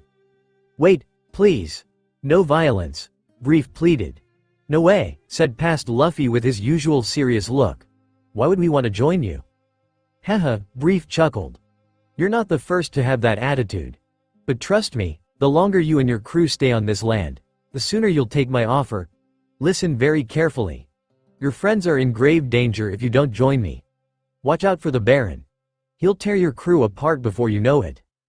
Past Luffy blinked at Brief while the Straw Hats glanced at each other, wondering what he meant by that, and before they knew it, the memory ended right there. What did he mean by that? Sanji asked. Tear us apart, Nami whispered, growing even more worried and nervous. I don't like the sound of this, Aika said, her suspicions mounting more and more. What did he mean by that? I don't know, Zoro began, but I think we're about to find out.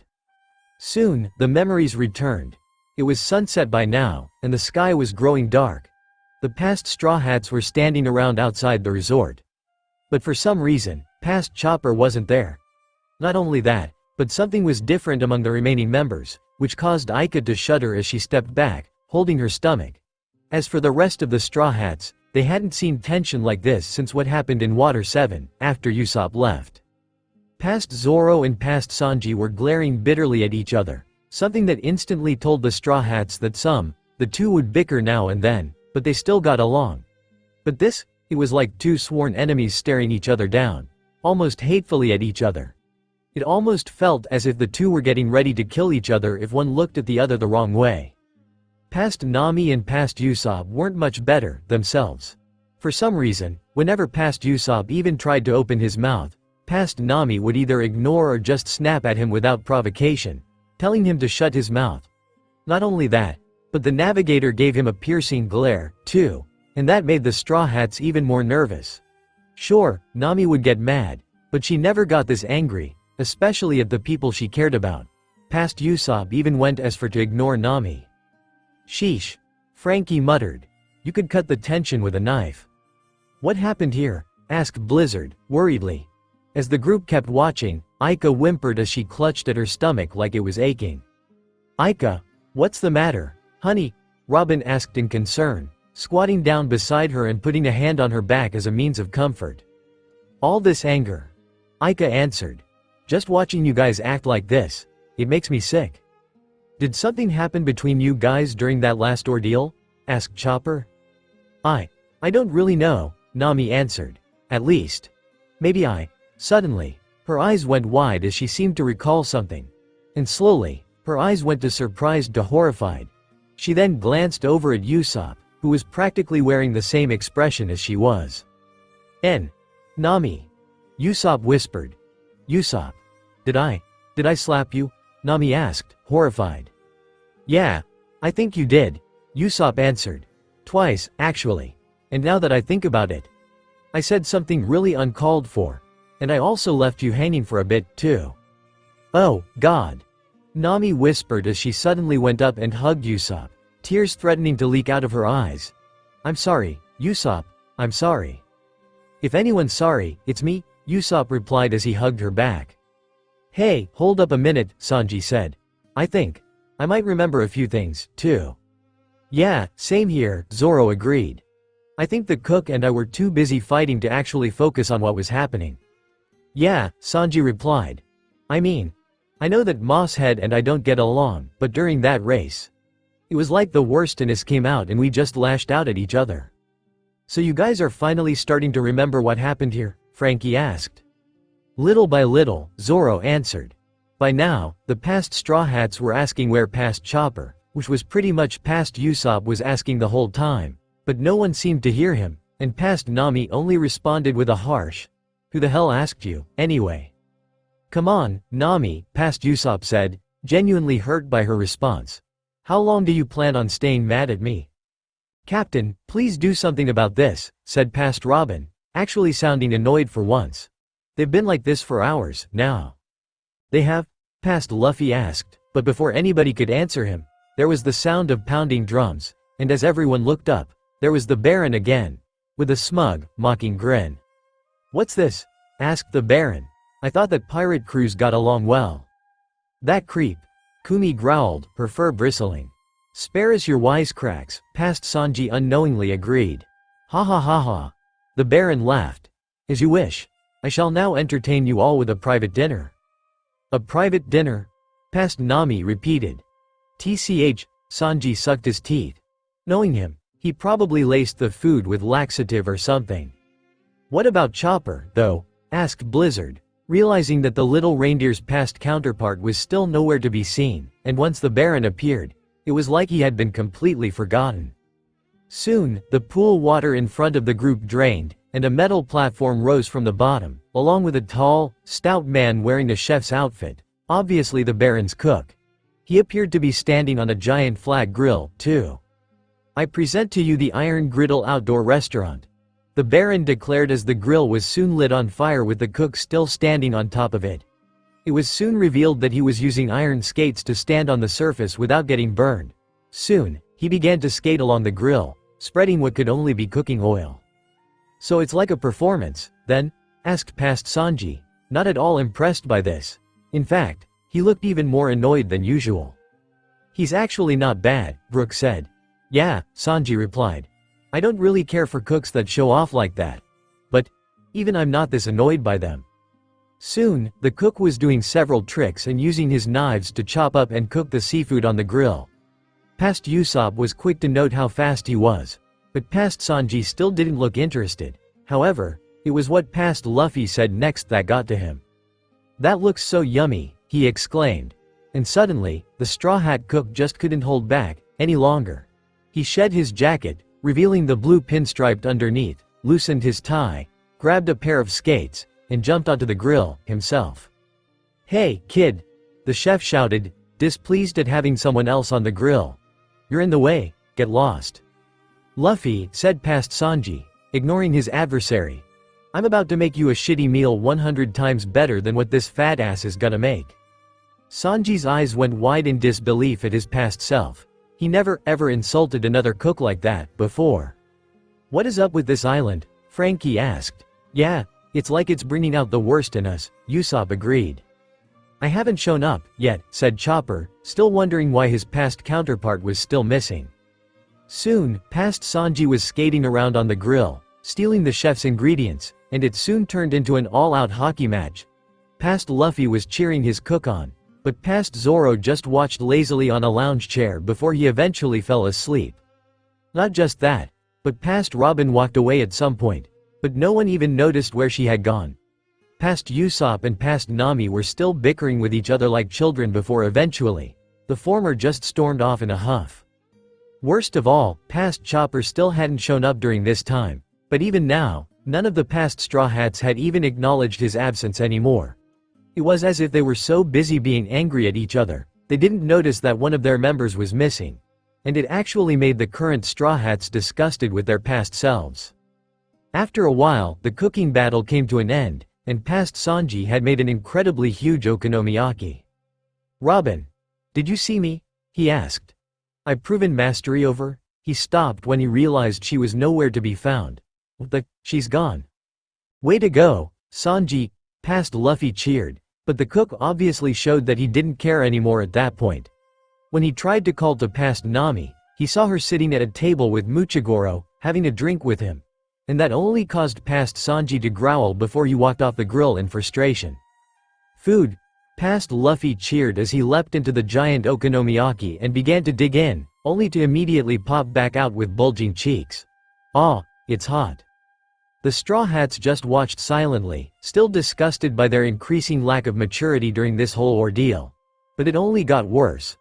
Past Zoro attempted to come and eat, but past Sanji denied him even a single bite, saying that anybody who didn't cheer for him did not deserve to have any food. You didn't really say that, did you, Sanji? Nami asked. Sanji stammered, unable to come up with any words to say. Sanji, you would never, ever deny anyone food, Aika cried. What is happening to you all? Brook questioned, just as shocked as the others. As the memory continued, past Luffy was still stuffing his face for several more minutes. But then, he heard the sound of past Sanji calling out to him. Hey, Luffy. UIT stuffing your face for a minute, I can't find Robin anywhere. What? Past Luffy asked with his mouth full. What do you mean, Robin's gone? She said something about going to look for a flower, past Zoro spoke as he approached the others. A flower? Past Nami repeated. What kind of flower? For some reason, everyone noticed that past Nami looked rather nervous. Actually, she was shaken, like something had spooked her. When did she say that? Past Luffy asked. Why the hell would it take her this long to find a stupid flower? Past Sanji questioned. Though no one could actually tell if him raising his voice was out of worry or anger. Or maybe both. Hey, past Luffy said as he looked around. Where's Usopp? I dunno, past Nami replied as she realized that the sniper was gone, too. He was here a minute ago. Now Usopp is missing. Past Sanji questioned. Now that I think about it, past Zoro began. Where's Chopper? I haven't seen him since that ring toss game. Damn it. Past Sanji cursed. I don't like this, Aika said, growing more and more frightened. I got a bad feeling about this, past Zoro said, actually showing genuine concern for his missing crewmates. Oh, don't act like you care all of a sudden, past Sanji barked. I thought I told you to keep an eye on him. Hey, I'm not a damn babysitter. Okay, past Zoro questioned. I can't keep tabs on everybody. 3 members of our crew just disappear and no one even notices, past Sanji yelled. But, past Nami started, only to trail off. And what about you, Luffy? Past Sanji asked. What do you plan on doing about all of this? What do you mean? Past Luffy asked. You're the one who got us into this mess, past Sanji said. Sanji, past Nami said, trying to stop him. You're the one who said we should come here, past Sanji snapped. Sanji, stop it, past Nami urged. Please, this isn't the time. That's what caused all of this, past Sanji yelled as he glared at past Luffy with bitterness. And it was the next words he said that made everyone's blood run cold. Luffy. This is all your fault. It was almost as if all of time had completely stopped. The Straw Hats looked at the memory, utterly horrified at the words that left past Sanji's mouth. But the one who looked the most stunned of all was past Luffy. He looked like he had just gotten punched in the gut and was still reeling from it. My fault. He whispered as if he had just heard the worst words in the entire world. Sanji. Did you seriously just say that? Usopp asked. You blamed everything that happened on Luffy? Frankie questioned. How could you say that to him? Nami questioned, although she honestly felt like she had no room to talk given how her past counterpart treated Usopp. As for Sanji, he looked utterly disgusted at his past self. It was true that he tended to get a bit protective, especially toward the female members of the crew. But this was just plain cruel. He knew how much his captain loved his crew and wanted to protect them.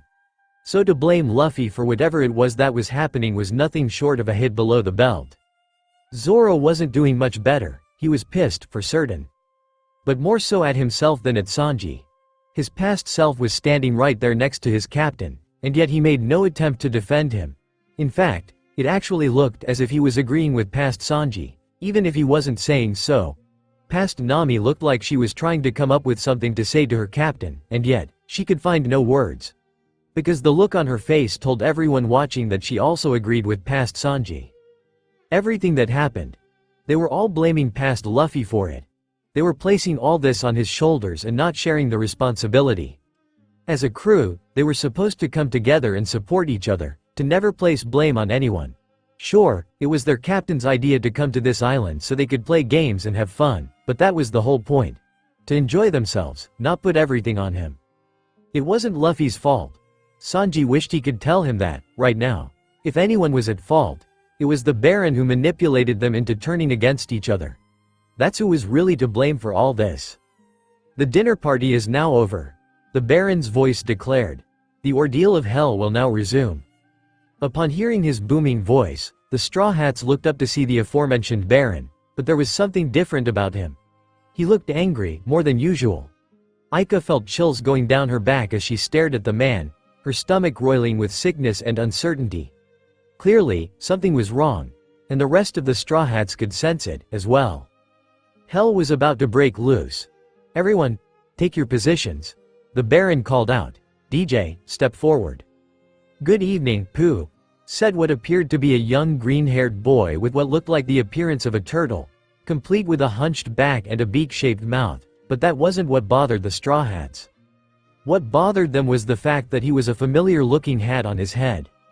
Usopp, isn't that your hat? Chopper asked, nervously. Yeah, come to think of it, I think I saw that kid, before, Usopp realized before he put his hand on his head. He did, something. I don't really remember, but I know it must have been bad. Hey, hold on, past Sanji shouted as he stepped forward, an almost ferocious look on his face. Where are Usopp and Robin? And Chopper, too? Asked past Zoro as he stepped forward, as well, both him and the cook walking right past DJ. Did you guys just ignore me? Asked DJ, seeming genuinely surprised by this. Shut up. Past Zoro and past Sanji both snapped at him, causing him to whimper in fright as he stepped back. And that hat belongs to Usopp. Past Sanji shouted as he snatched past Usopp's hat off DJ's head. Hey, give that back, Pooh, DJ cried as he attempted to take the headwear back, only to stop in his tracks as past Zoro stood before him, looking as if he were going to slice the boy into ribbons as he glowered down at him with near murderous intent. You little bastard, he growled. What the hell did you do, Usopp? DJ yelped before he fled and hid behind the Baron, who glared bitterly at past Zoro. It was almost like a parent standing between his child and a potential bully. It would have been a bit more heartwarming if not for the context. Don't worry, DJ spoke as he peeked out from behind the Baron. Your friends are still here on the island, Pooh. If you want to see them, you have to find them, Pooh. What does he mean by, find them? Blizzard asked. Hell if I know, Zoro answered, feeling more and more unsettled as the memory went on. I just know that I have a really bad feeling. How do you think I feel? Usopp asked. I feel like everything that happened here is finally starting to come back to me, and it feels really weird. So you're the one behind this, huh? Past Zoro questioned as DJ turned and ran off. Calm yourself, the Baron said with a cold, bitter voice as he stood before the swordsman to stop him from pursuing the boy. You will learn of your friend's fate in the next ordeal.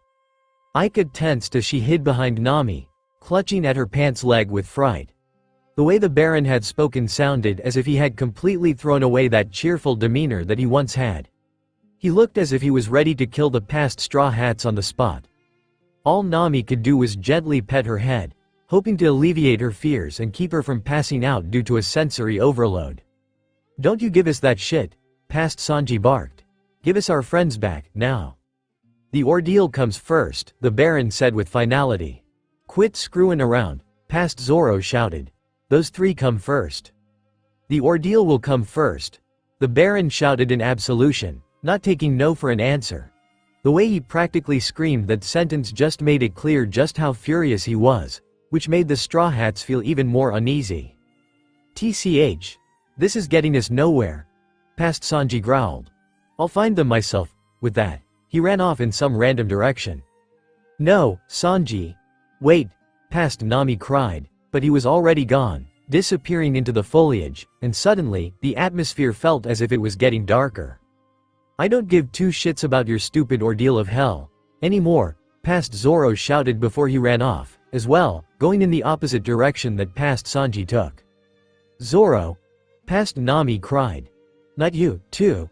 The Straw Hats all watched, waiting for any sign that past Zoro or past Sanji would appear, but neither did. What the hell is happening? Zoro asked in disbelief. Why the hell did we just stop listening to each other? Why didn't we stay together? Damn it, we weren't even thinking straight anymore. Sanji realized as sweat dripped down his brow, the cigarette in his mouth being squeezed in his clenched teeth. I'm afraid we weren't, Robin agreed with a grim expression on her face. HMPH. The fools ran off before I could explain what the next ordeal of hell was, the Baron said, just as a giant neon sign appeared behind him. Shoot. It said in big letters, and soon after, at least 100 men appeared, all of them carrying sniper rifles. What's with all those guns? Chopper asked, terrified by the sight of all the firearms. This ordeal has no rules, the Baron explained. My 100 sharpshooters will hunt you all down. If you think that you can escape them, then you are free to search for your friends or do whatever you wish. This isn't a game, Frankie said with a snarl. This guy's gonna hunt you down like a bunch of dogs and then make it into a sport. He knew just how to screw with you all, Blizzard added, his fur bristling to the point where it looked spiky and a vein appeared on his forehead. It was just as that brief guy said. The Baron knew how to sow the seeds of distrust in all of you. Once that trust was gone, you all separated, and once that happened, you were fair game to him, like a wolf hunting a bunch of stray lambs. I'm scared, Kuma tucked between her legs. What's gonna happen, now? Luffy, what do we do? Past Nami asked as she looked at her captain, desperately hoping for an answer, and yet, he was silent, causing her to have a look of urgency. Luffy? Luffy? Say something. But still, past Luffy did not speak. However, the Straw Hats could hear this sentence being repeated over and over. My fault, my fault, my fault, as if Sanji didn't feel bad enough, already. He should have realized how much those words would hurt his captain, but it was already too late. Why, oh why, did he have to go and blame him? You may begin, the Baron ordered, prompting his men to ready their rifles. Oh, screw this, past Nami shouted before she ran off. I'm going by myself. Thus, past Luffy was left alone while the snipers chased after past Nami on roller skates. The real Nami, on the other hand, stared in horrified disbelief. She couldn't believe that her past counterpart would just up and abandon Luffy like that. Sure, there were often times she felt scared and wanted to run away, but she would only run if Luffy told her to do so. How could I have done that? Nami whispered in horror. Nami, it's okay, Robin reassured. You weren't even thinking. But I shouldn't have just left him, Nami shouted. Now he's alone with that maniac. The Baron glared down at past Luffy, who just stood quietly, his eyes hidden beneath his black hair. You're not going? Asked the Baron, seeming surprised at the boy's lack of action. Is this a captain abandoning his crew? Do they really mean that little to you? We do mean a lot to him, you bastard, Sanji yelled, even though he knew he couldn't hear him. As for Aika, she whimpered as she found herself hugging Luffy's hat, once again, worried about her older half-brother. Suddenly, past Luffy slowly reached up and put his hat on his head. He was trembling, his anger soon beginning to show, until finally, he threw his head up and shouted, "Give me my friends back," and with that, past Luffy charged at the Baron, who simply laughed as he stepped back. "How admirable of you," he said before he somehow conjured a bow and arrow out of thin air, to past Luffy and the Straw Hat's surprise.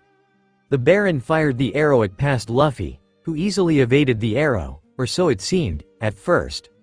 Somehow, the arrow turned around in midair, pointing straight at the Straw Hat captain, who gasped in disbelief. "What the hell?" Usopp questioned. "He must have a devil fruit power," Brook cried. "No," Aika spoke up. "It's not a devil fruit, I can't describe it, but it's just something evil." Soon, the arrow began to chase past Luffy all over the place, relentless in its pursuit.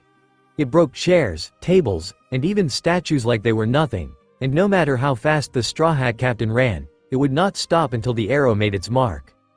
"Run, Luffy, run," Usopp cried. "Get out of there," Chopper shouted. "You have nowhere to run," the Baron shouted as past Luffy soon found himself cornered on a wooden patio.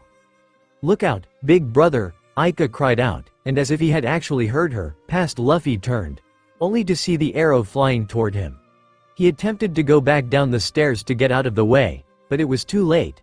The arrow soon destroyed the patio and the Straw Hats watched as their captain fell to the ground, and as soon as he landed with a loud thud, everything went black. The Straw Hats stood quietly, all of them stunned and horrified by what they had seen. It wasn't just the Baron's disposition that had shocked them. It was more so their past selves' behavior that had them disgusted. They were always such a close-knit group, standing by each other's side through thick and thin, and yet, in just the span of a day, everything had fallen apart. "I can't believe we all acted like that," Nami finally spoke up after what felt like an eternity. "I can't believe we didn't remember any of this," Sanji said, still disgusted and horrified by how his past counterpart had blamed his captain for what was happening. Damn it to hell," Zoro cursed. "How could Luffy not tell us about this? Why would he keep this from us?" asked Chopper. "Could it be that he still blames himself?" Brook inquired, causing everyone to turn their attention to him. "Do you really think that he did?" Sanji asked. "It's possible," Frankie answered, causing everyone to look at him, as well. "After all, you all only went to the island because he said so on a whim, but he believes as captain, the responsibility to keep his crew safe lies only on his shoulders."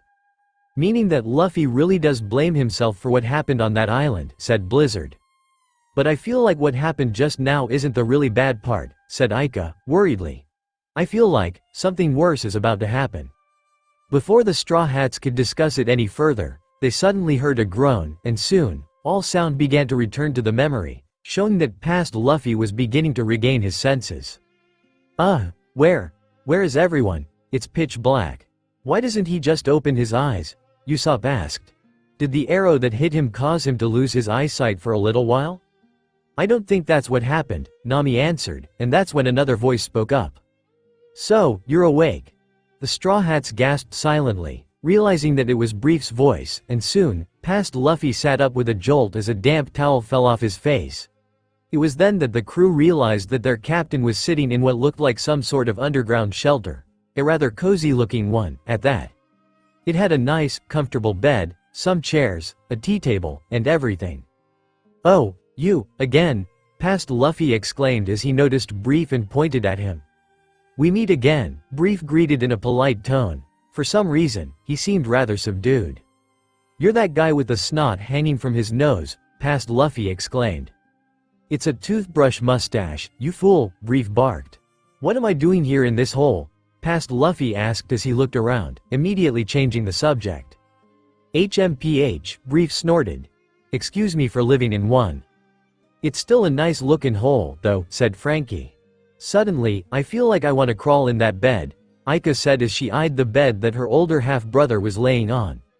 As the memory went on, Brief began to explain how he created a whole network of tunnels and trap doors in order to escape from the Baron whenever he needed to. That was, in fact, how he was able to find Luffy in the first place. He just happened to fall into one of the trapdoors Brief had made, which was how he was found. The Straw Hats once again had to thank whatever star it was that their captain was born under to give him his lucky streak. "You were lucky to escape from the Baron with your life, Straw Hat," Brief told past Luffy while he peeled an orange. That's when the Straw Hat captain gasped as he remembered what had happened. "That's right," he exclaimed. "I don't have time to sit around here, waiting. My crew is waiting for me." "Wait," Brief called as past Luffy stood up and headed out one of the doors.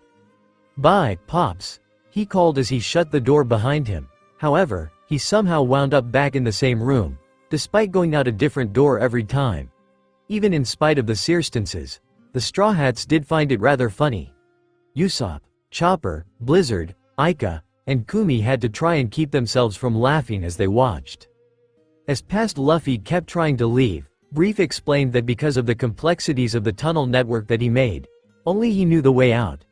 Past Luffy demanded that Brief tell him the way, but the old pirate refused to heed him. For some reason, he was insistent on welcoming the boy as his guest, offering him goat's milk and even trying to get him to join his crew. But even then, past Luffy still refused. "Why is this man so insistent that Luffy join him?" Nami asked. "Yeah, is he seriously that desperate for members?" Usopp's arms. "I mean, if he's a pirate captain, where's his crew?" At that moment, past Luffy spotted something from his seat at the table. As he went to take a closer look, he saw that it was a framed picture of a younger-looking Brief, who smiled proudly as he held a pirate flag, which had a depiction of a skull with an explorer's hat and a toothbrush mustache. Behind him stood several men, at least a dozen of them, all of them having matching mustaches and outfits.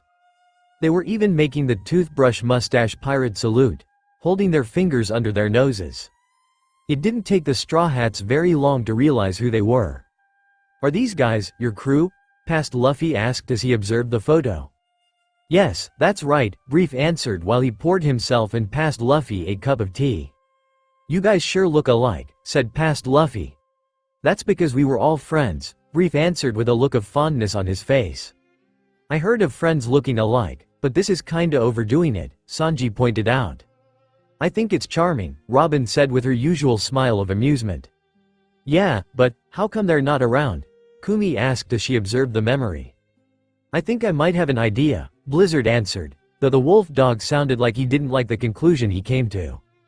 "Come to think of it," past Luffy began, "you're the only member of these mustache pirate guys that I've met. Where are the others? Are they at some other secret base?" "I'm alone, now," Brief answered, sadly. "I'm the sole survivor of the toothbrush mustache pirates." At that moment, it was as if any positivity in the memory had just been sucked out of the place, and the Straw Hats felt their hearts sink as they realized what had happened. "I see," Brook whispered, his voice trembling slightly. "So his friends are all gone, eh? I know how that feels." "Oh, Brook," Nami said in concern. "Of course, you'd understand," Frankie said as he gently placed his large hand on Brook's bony shoulder. "You lost all of your buddies, too." Brook sighed and shook his head, knowing that this wasn't about him. That would come later, much later. "Even now, I can still see it," Brief said as he sipped his tea. "The day my precious crew was attacked by the Baron. The day they were swallowed up by that gigantic monster." "Wait, monster?" Usopp repeated. By now, Brief was trying and failing to hold back his tears as he continued to speak. "The Baron told me something. He said, when I see a crew of friends like yours, anger fills my chest. I want to separate you. I want you to experience the same pain I have." "The same pain?" past Luffy repeated while drinking his own tea.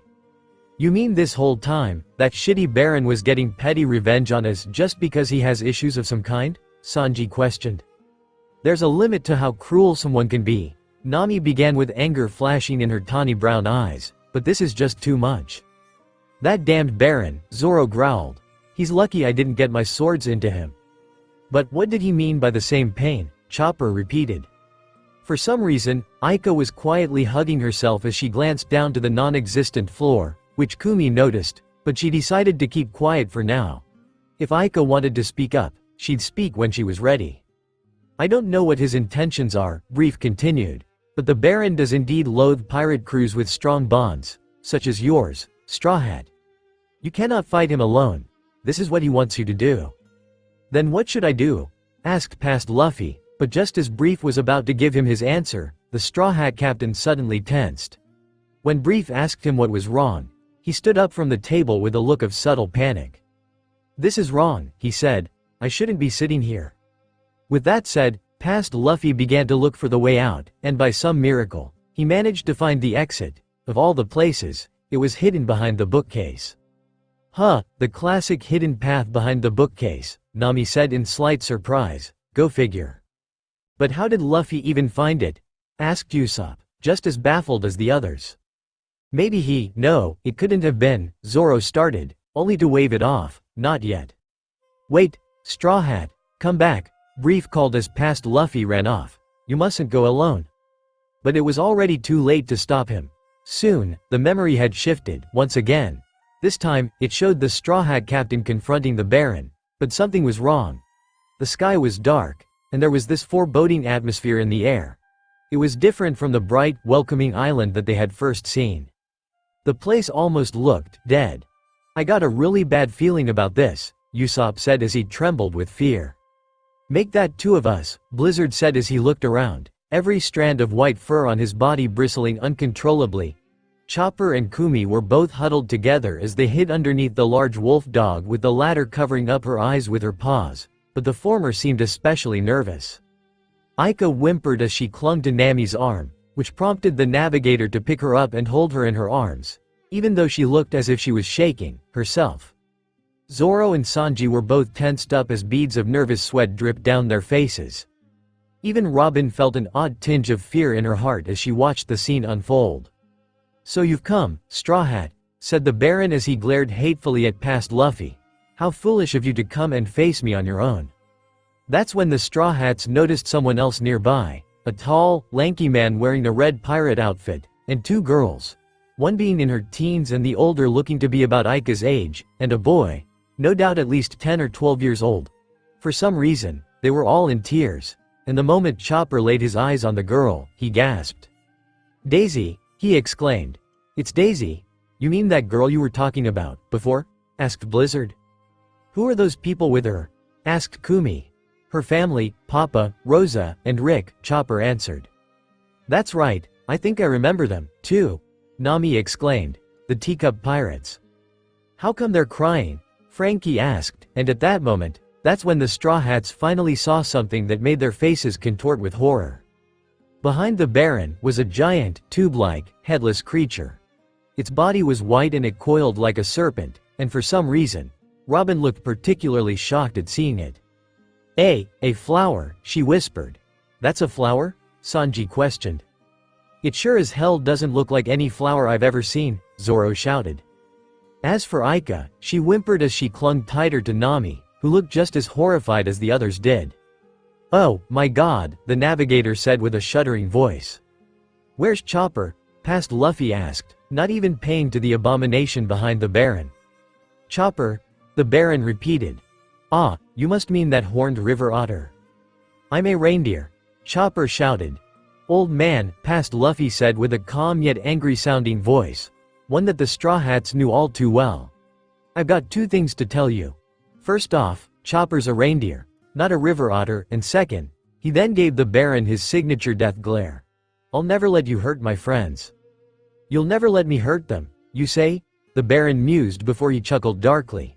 How cute, Straw Hat. Tell me, didn't you have 6 friends in your crew? Hearing that caused past Luffy to gasp silently. Just before you arrived here, the Baron began with a malicious grin. That number just went down to 5. Past Luffy's eyes widened with shock and horror, which caused the Straw Hats to do the same. No, don't tell me, Blizzard whispered. It can't be, Zoro added. I died, Chopper questioned, but that's impossible. What the hell did you just say? Past Luffy screamed, enraged. You told me you would never let me hurt your friends, the Baron said with a mocking tone. You'll never let me hurt them, eh? He then began cruel, merciless laugh. He's gotta be lying, Sanji said in disbelief. That bastard has to be lying. He's just trying to goad Luffy, that's all. As the Baron continued to laugh at Luffy, Robin took a look at the flower that was perched on his shoulder, and if she didn't know better, it almost looked as if it were chewing something. Wait, is that Robin whispered. Unforgivable, past Luffy seethed, his rage now at its boiling point. I won't forgive you for this. He then stretched his arm back. Gum goom. Before he could follow through on that attack, however, the Baron fired an arrow, which pierced through past Luffy's hand and pinned it to a rock, which caused him to let out a pained scream, and yet, he fought against it. Just one arrow, the Baron said. What happened to that fighting spirit you had, Straw Hat? RRRGH. Damn it. Past Luffy cursed as he struggled to get free, to no avail. While you're struggling, the Baron said, another one of your friends is disappearing. That's when the others looked up, only to gasp in horror at what they saw. Past Robin's body sinking inside the faceless monster, her whole body turning as red as blood. What the hell? Zoro questioned. That's really me, Robin cried. No, stop it. Robin. Past Luffy screamed as he attempted to reach out in vain to save past Robin, but it was too late. She had already disappeared inside the eldritch monster. Who will be next? The Baron asked. Yes, the blonde cook. As soon as he said this, the Straw Hats could see that past Sanji was being absorbed by the so-called flower as well.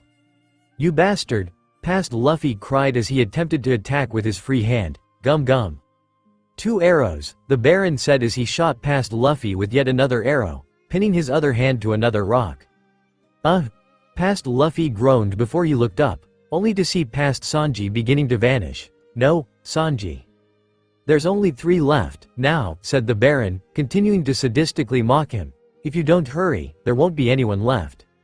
Oh, God, Nami whispered with tears forming in her eyes as she watched her boyfriend struggle. He's torturing him. That sick bastard. Zoro yelled, wanting nothing more than to cut the Baron down to size, memory or no memory. Despite having both arms pinned, past Luffy refused to give up, but as he attempted to attack with his right leg, the Baron soon pinned that limb down with another arrow, thus causing the Straw Hat captain to lose his balance. The Straw Hats felt like they couldn't watch much more of this. Just watching past Luffy being tormented like this was torture on themselves, and they knew it was just about to get worse. Since you can't see it, I'll tell you, the Baron said. The young man with the long nose has just died. Usopp. Past Luffy cried out while Usopp himself clutched at his stomach, suddenly feeling nauseous. What will you do, now? The Baron asked. Will you fight me with just one leg? Past Luffy was actually about to do just that, but once again, the Baron didn't even give him the chance. With a cruel, smug grin, he soon pinned his left foot with another arrow, rendering him completely immobile. The orange-haired woman has just disappeared, he said in barely a whisper. Nami, past Luffy groaned as he tried to crawl along the ground, while Nami herself was in tears, as well as Aika. Oh, God, Luffy, she whispered, you can no longer move in that state, the Baron said as he glowered at past Luffy. The very last of your friends is about to disappear, forever. Past Luffy gasped as he looked up, only to see past Zoro getting absorbed, next. No, he whispered. No, I won't let you, without warning. He threw his head back so far that his neck stretched, and then he threw it forward, to the Baron's shock. Even the Straw Hats seemed shocked by this, having never seen their captain stretch his neck out so long before. However, they also knew that when his neck was elongated like that, it was completely vulnerable, thus making it an easy target. If an arrow hit him there, that would be game over. The Baron seemed to be very eager to exploit this, for he began to shoot several arrows at past Luffy. One managed to graze his neck, but thankfully, it didn't puncture his carotid artery. 2 more went flying, but past Luffy caught them in his jaws and bit down hard enough to break them into pieces. Soon, all other noises were drowned out by the sound of past Luffy's loud racing heartbeat. Hold on, Zoro, past Luffy called out. I'm almost there. Please, let me make it. Just as it seemed that he was about to reach him, past Zoro soon disappeared completely inside the flower, his mouth gaping open in a silent scream of agony. Tears fell from past Luffy's eyes as the horrifying realization soon dawned on him as well as the present-day Straw Hats. His crew was dead. Straw Hat, your swordsman is dead. The Straw Hats gaped in absolute horror at what they had just witnessed. Even though they saw it with their very own eyes, They still couldn't believe what they had seen, yet, the more they tried to deny it, the more the truth seemed to smack them right in the face. Zoro, Sanji, Nami, Usopp, Chopper, and Robin had all just borne witness to their individual demise, just like Luffy. "My God," Sanji whispered in a choked voice. I don't believe it." We died," Nami said. "We seriously died. Now I remember," Chopper whispered. "I met with Daisy and her family, and then—" "I can't believe Luffy was forced to watch this," Usopp added, his mouth wide open and his eyes practically bugging out of his head. "So this is what Shade meant," Robin said, sweat dripping down her face. "This is the true hell that we would come to witness." Luffy was all Zoro could manage to utter. He just couldn't believe that Luffy had kept this hidden from him and the others. "I can't believe that just happened," Frankie said while Aika whimpered as she buried her face into Nami's side, tightly clutching her pants leg as tears fell from her eyes. Kumi wasn't much better, for she was howling as she put her little front legs around Chopper, who, though stunned by seeing his past counterpart's demise, returned her embrace. Blizzard just stood there, gaping in shock as his ears and tail drooped, and his breath hitched inside his lungs. "So that's it," Brook whispered, sadly. "No wonder Luffy didn't tell you about this, it's utterly horrifying." Speaking of Luffy, his past self was lying on the ground, motionless, but then, he raised his head up, sending a hateful glare toward the Baron, who just stalked towards him. "You," past Luffy hissed with tears still in his eyes. "You have no friends left," he said. "You are utterly alone, here on the vast Grand Line." Past Luffy released a shuddering gasp as he heard those spiteful words leave the Baron's mouth. Alone?" he asked in barely a whisper. The Baron, meanwhile, just glowered at him, while somewhere in the distance, the Straw Hats could hear the sound of cheers as if the island was coming back to life, again. It was almost as if the entire land was mocking the Straw Hat captain over his loss.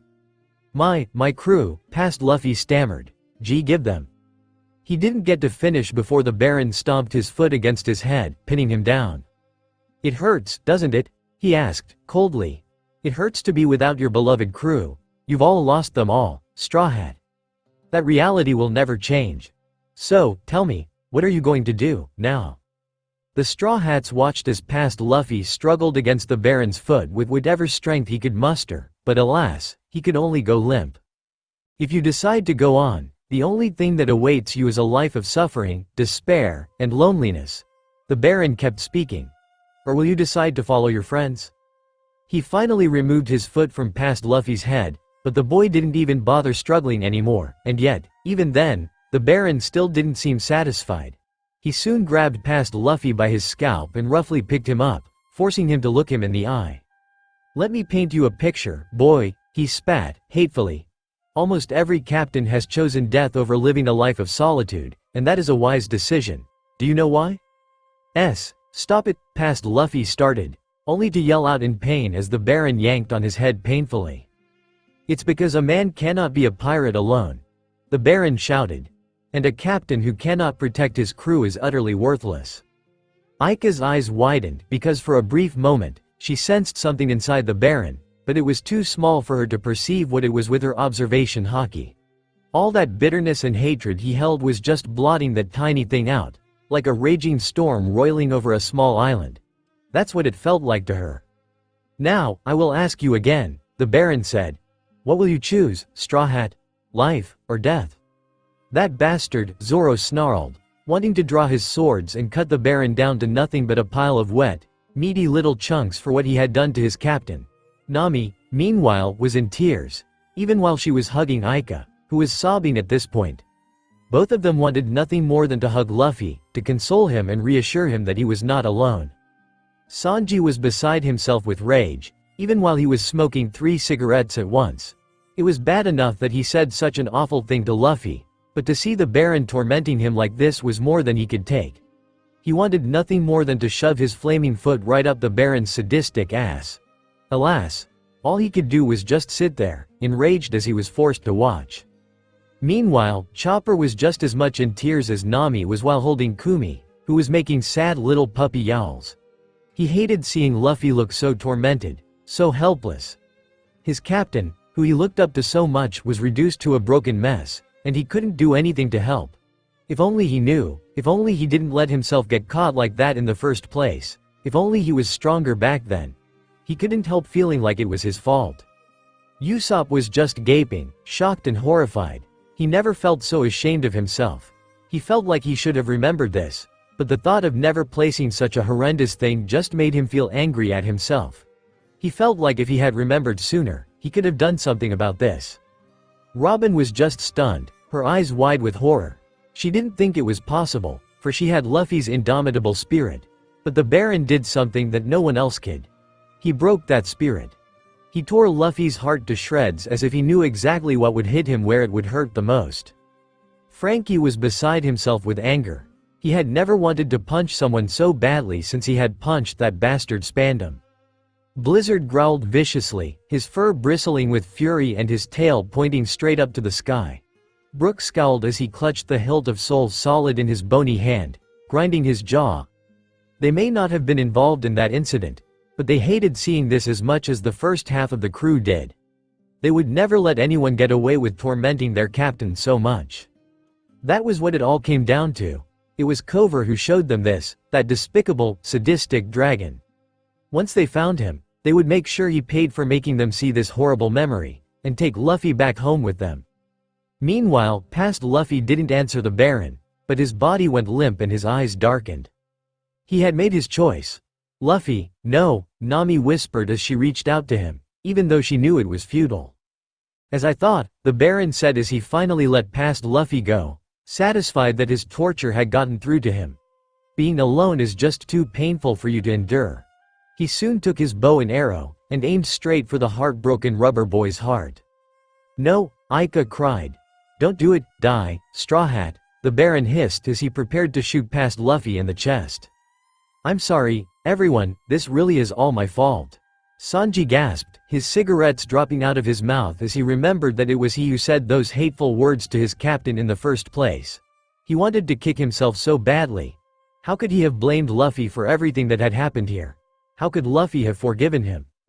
No, he knew why. Because Luffy was just that damn kind. He would never hold a grudge against the people he loved, even if they came to hate him. Just as it looked like the Baron was about to follow through on his execution of past Luffy, the ground suddenly opened up beneath the boy, who collapsed. What? The Baron questioned as he ran to look inside, only for Brief to pop out. It's Mr. Brief, Chopper exclaimed. He saved him, Kumi added WH. Baron, he shouted with all the defiance he could muster. You again? The Baron questioned. I won't let this young man die, Brief declared before he soon made his escape, carrying past Luffy over his shoulder. Hang on, Straw Hat, help is on the way. The Straw Hats found themselves breathing sighs of relief, silently thanking Brief for saving their captain's life. However, they knew that this wasn't over, not yet. Soon, the memory shifted, showing past Luffy lying in a bed. He was obviously back at Brief's underground base, but this time, it wasn't just Brief, but the Teacup Pirates, as well. Papa, Rosa, Rick, and the youngest, Daisy. Past Luffy's wounds were all cleaned out and dressed, but he was pale and his eyes held no life in them. He was obviously in a state of shock. How's he doing? Asked Brief.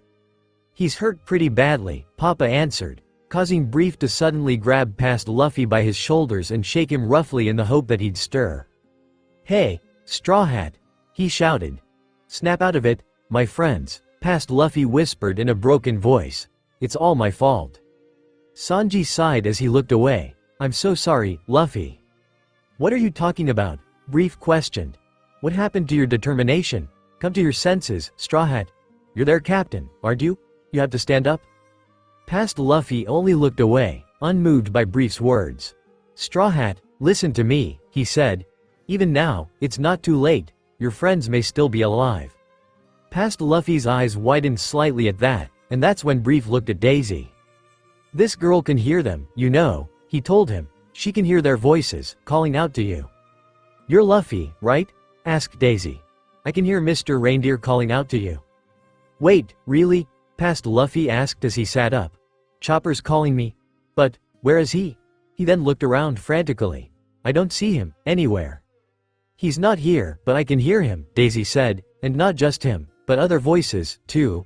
1, 2, 3, 4, 5, and they're all saying, Luffy, over and over, they're calling you. Really? Past Luffy asked, feeling hope beginning to return. She's right, Aika spoke up. I can hear your voices, even if they're the ones from the past, you guys are still alive. Man, she's just like Aika, Usopp exclaimed. She and Daisy have some crazy powerful observation haki. And Isa had it, too, Robin added. Unfortunately, I am also unable to hear them, Brief said, but for that girl to know your name, Straw Hat, even though she's never met you, we know that much is certain. Daisy, has your hearing always been this good? Asked Papa.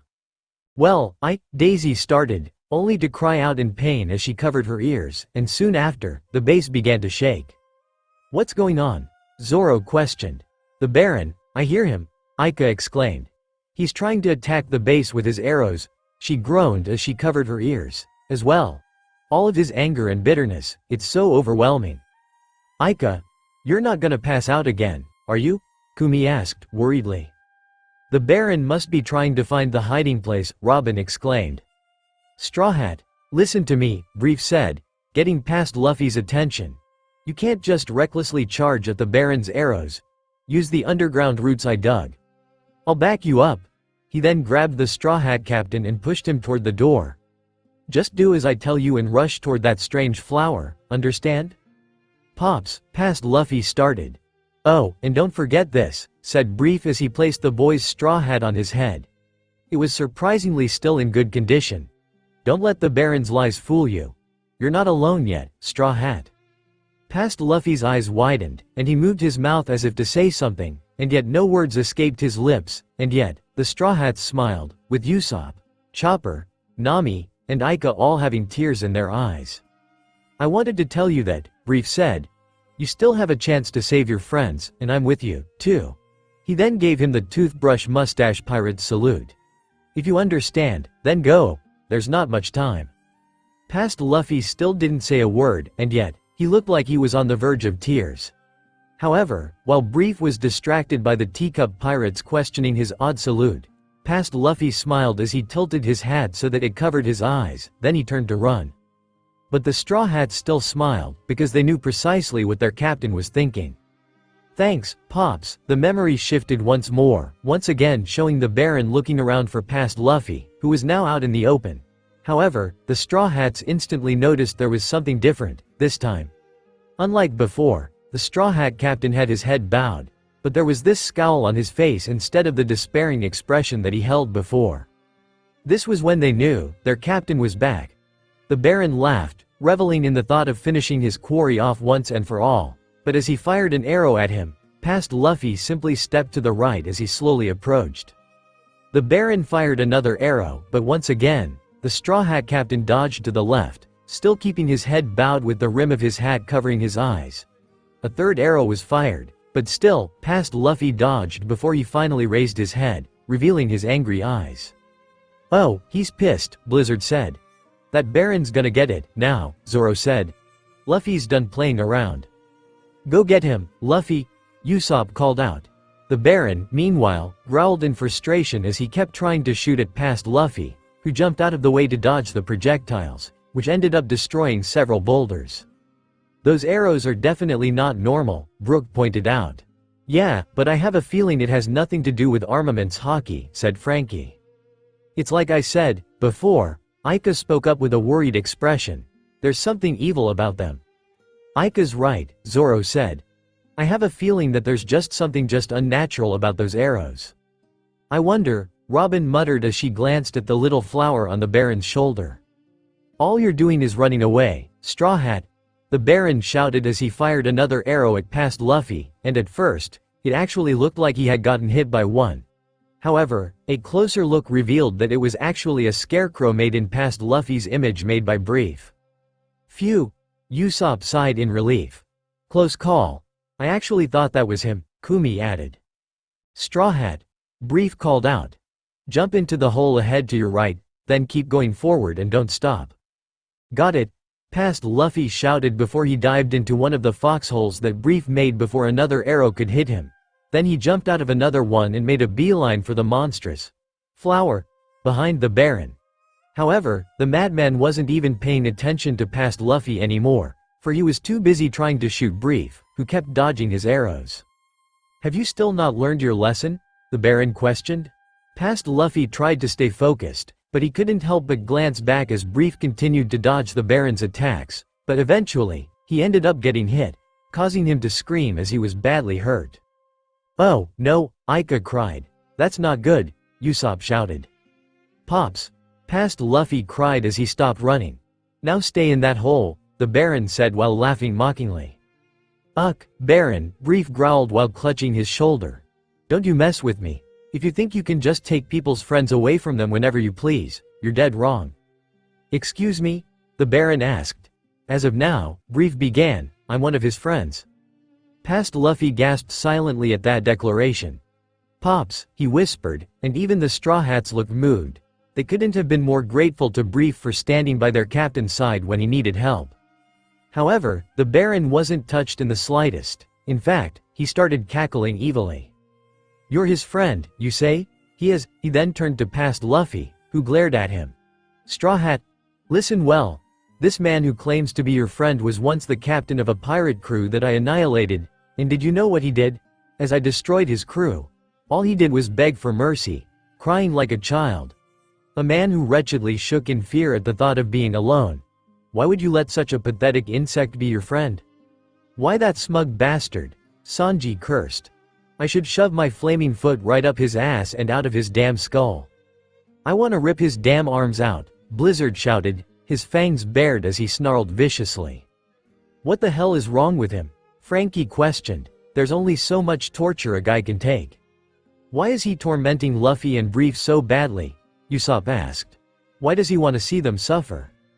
Ika, meanwhile, just stood quietly, hugging Luffy's hat in her arms as she watched. That's when the Baron readied his bow and arrow at Brief, who tried to move despite his injuries, but he was just too slow. Suddenly, using his strange powers, the Baron conjured several more arrows to appear on his bow before he fired them all into the air before they began to rain down toward Brief, who cried out in horror. "Look out!" Chopper cried, even though he knew Brief couldn't hear him. Just as it looked like he was about to be killed, someone else jumped into their arrow's path. The Straw Hats all gasped as they saw that it was Past Luffy, who was holding up a hunk of rock, which was impaled with the arrows, one of which he was holding in his hand. "He went back for him," Brook exclaimed. He, that's Luffy for you," Blizzard added. Straw Hat," Brief whispered in surprise while the rock in Past Luffy's right hand crumbled. Then, he growled as he tightly clutched the arrow in his left fist until the shaft snapped in two before he released a powerful scream of fury as he threw his left fist toward the Baron, punching him square in the jaw. "All right," Frankie exclaimed. "A super shot, haha. He got that son of a bitch," Usopp laughed. Meanwhile, Past Luffy panted heavily as his arm retracted back to its original form. It was clear that he was still recovering from the injuries he had sustained from the Baron earlier. Even so, he was more determined than ever. "I warned you," Past Luffy hissed as he glared hatefully at the Baron. "I won't let you hurt any of my friends." "Your friend?" Brief asked, his eyes beginning to well up with tears. "Mustache." Past Luffy grinned while doing the toothbrush mustache salute, causing Brief to smile at him before he did the same, and even Rosa, Rick, and Daisy got into the act, much to their father's confusion. "You know, it's amazing," Nami said with a smile. "I'm so happy that Luffy was able to still find some friends to back him up." "Me, too," Robin agreed, "and yet, I have a feeling that this isn't over, yet." "Yeah, same here," Zoro added, feeling a strange shiver going down his spine. "Go help Mr. Reindeer and your friends, Luffy," Daisy exclaimed. "Right," Past Luffy shouted before he ran as fast as he could toward the flower. "Guys, I'm coming, just hang on." He then leapt up high into the air, delivering a barrage of gum-gum attacks to the abomination before he finally slammed his heel onto what appeared to be its head. "He did it," Usopp cheered. "Huh, wasn't much of a fight, was it?" Frankie asked with a cocky grin. "Wait," Brook spoke up. "Something's not right here." As soon as he said this, the flowers suddenly opened up, revealing a blood-red moon behind it as it turned into thousands of arrows. What the?" Kumi questioned. Wait, I don't understand," Usopp stammered. We were swallowed up by that thing, right? If we're not there, Sanji said, then, where are we? Where are Zoro and the others? Past Luffy asked in disbelief. Where are they? That's when the Baron chuckled sinisterly, causing Past Luffy to turn and face him, and that's when the Straw Hats noticed something odd about the flower on his shoulder. There were tiny black splotches covering its smiling face. There were so many, it was hard to tell where its eyes were anymore. Your friends are right here, the Baron said in a dark voice as he tossed his bow away, and that's when it happened. The flower on his shoulder underwent a grotesque transformation, going from a sweet, cheerful-looking plant to a vicious monstrosity in just a few seconds. It shed its red petals as it grew huge and swollen, practically towering over the Baron as it opened its mouth, revealing its sharp fangs and slimy green saliva. However, that wasn't the worst of it. The worst thing was what was attached to the flower. The Straw Hats' past selves. All of them merged in a twisted, disgusting, mutated mass of what looked like flesh, bones, and plant matter.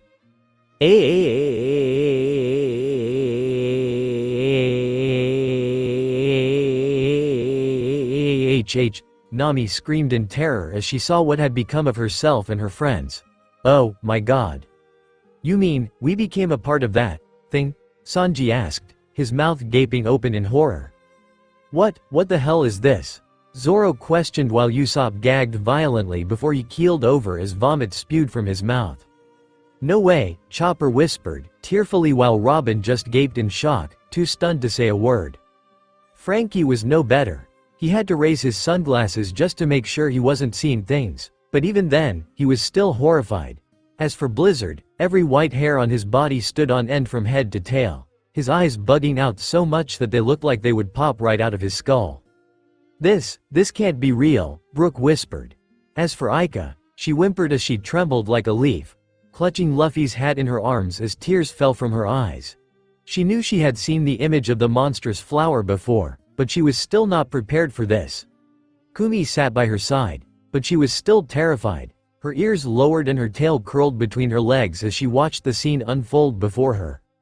However, no one was more horrified than Past Luffy, who was so frozen with shock and horror, he didn't notice that the arrows that made up the monster behind him were now aiming towards him. Oh, no, Nami gasped. Luffy! Look out, behind you, Zoro yelled, even though he knew he couldn't hear him. Die, the Baron hissed in a bitter tone. Soon, the arrows rained down on Past Luffy, who noticed far too late. All he could do was gasp before he ducked down and covered his head, and then, he let out screams of pain as he felt the arrows pierce him. The memory began to turn blood red as if to resonate with his pain, and the Straw Hats could only watch with terrified expressions as they watched their captain disappear in the arrow's storm. Each one of those arrows, the Baron said, coldly, as he watched, symbolizes every single day of loneliness that I had endured after that horrible storm. There are a number of regrets that I feel after suddenly losing my beloved friends. So, that was his reason, Blizzard whispered. All of those arrows, Brook said as he watched them continue to fall. There are thousands of them, so, this must have been how long he was without his crew. But we saw his crew, didn't we? Frankie asked. No, Robin answered. Not his real crew. Those were all just illusions, created by Lily Carnation. She narrowed her eyes. The Baron wasn't just attacking pirate crews needlessly. He's been using their life force to feed that monstrous flower, also that it could continue to use its power to create illusions of the Baron's lost crew. However, once in a while, the Lily Carnation's power wanes, so the Baron has to keep feeding it. So that's why everyone had all those sprouts growing out of their heads, Kumi realized. And that sunken ship we saw earlier, Aika added. It must have belonged to the Baron and his crew. Now I get it, Sanji said. He couldn't accept that his friends were gone, so he used that thing to bring them back to life. Intel's so wrong, Nami said. He has to resort to all of this, just because he can't accept that his friends are dead? It sure as hell doesn't justify what he's done, Zoro added. And now, look, Chopper whispered as he pointed his hoof at the memory. The arrows had stopped falling, and at first, there seemed to be no sign of life, but then, the Straw Hats gasped as they saw Past Luffy standing up. He looked like a walking pincushion. Arrows were sticking out of his back, in his legs, all over his arms, and even in his hands. His skin was pale and his eyes had rolled into the back of his skull.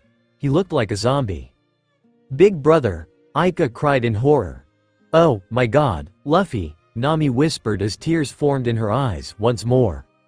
"Wait, so, all those wounds that he had when we found him," Chopper realized, "they were from the arrows? How is he even alive?" asked Usopp. Past Luffy was heard groaning. His vision blurred in and out as he swayed back and forth. "Do you understand now, Straw Hat?" the Baron asked. "Have you finally had a glimpse of what I had endured?" All past Luffy could manage was a quiet wheezing sound, blood dripping from his mouth. It was clear that the arrows had damaged his internal organs. It almost looked as if he was about to drop dead, right then and there, until… "Mr. Straw Hat, don't give up," Daisy called. "Daisy?" Chopper asked as he noticed her standing on the sidelines with her father and siblings. "Mr. Reindeer and your friends are still calling out for you," Daisy shouted. "They're saying, 'Luffy, you can do it,' they're all cheering for you, so don't give up." At first, the Straw Hats weren't sure if Daisy was really hearing them, but then, they all heard it, the sound of whispers. "Luffy, help us, please, don't give up, Captain.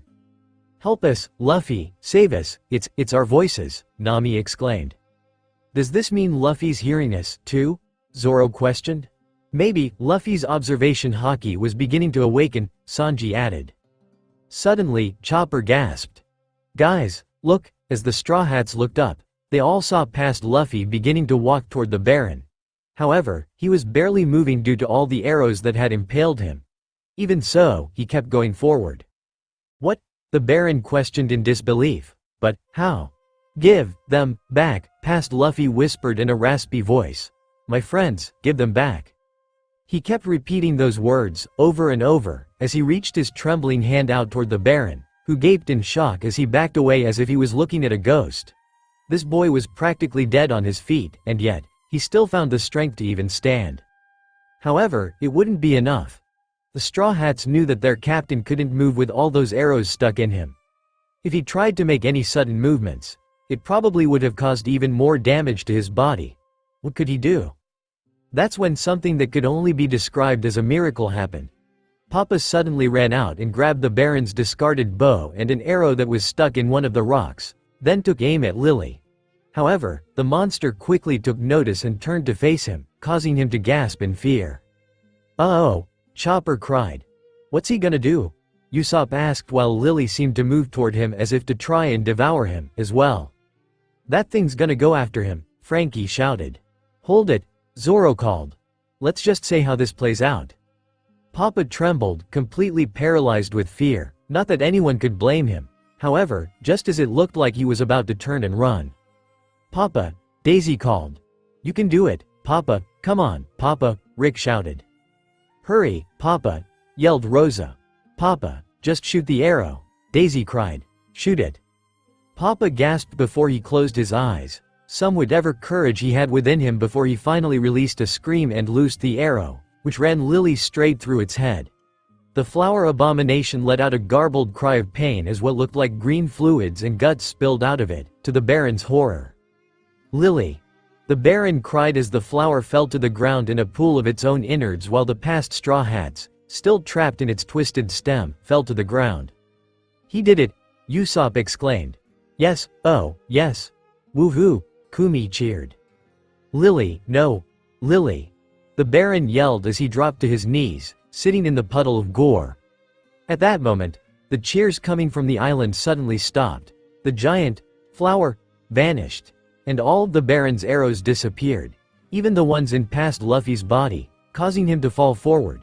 Thankfully, he managed to catch himself before he could drop completely, taking a moment to get as much air as he could back into his damaged lungs. As for the Baron, he was sobbing as tears fell from his eyes while he tried to desperately pick up Lily's remains in a futile attempt to save it. "How could this happen to you?" he asked as he held a handful of Lily's internal organs in his arms. "Without you, Muchigoro, the others, my crew, my friends, they'll all." It was at that moment that the Straw Hats truly saw just how broken the Baron truly was. He lost everything long ago but refused to face the reality. He would truly rather keep living a lie than be alone. He was nothing more than a pitiful, pathetic man, now.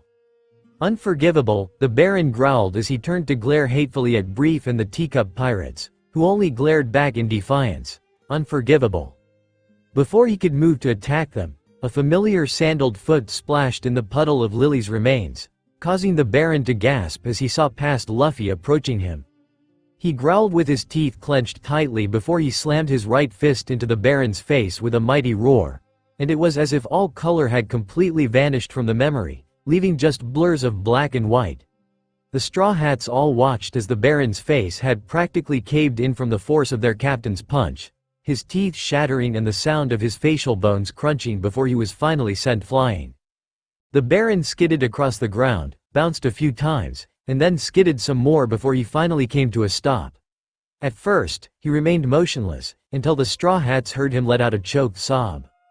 Muchigoro, Karoji, DJ, Katetsu, the Baron whimpered. My friends, please, don't go. Please, don't leave me alone. Without you, I am. Suddenly, he just stopped talking, and he went still, and finally, the Straw Hats gasped as he suddenly seemed to shrivel up into some sort of root, until finally, his body completely disappeared, leaving nothing behind but his goggles. He's gone, Chopper whispered.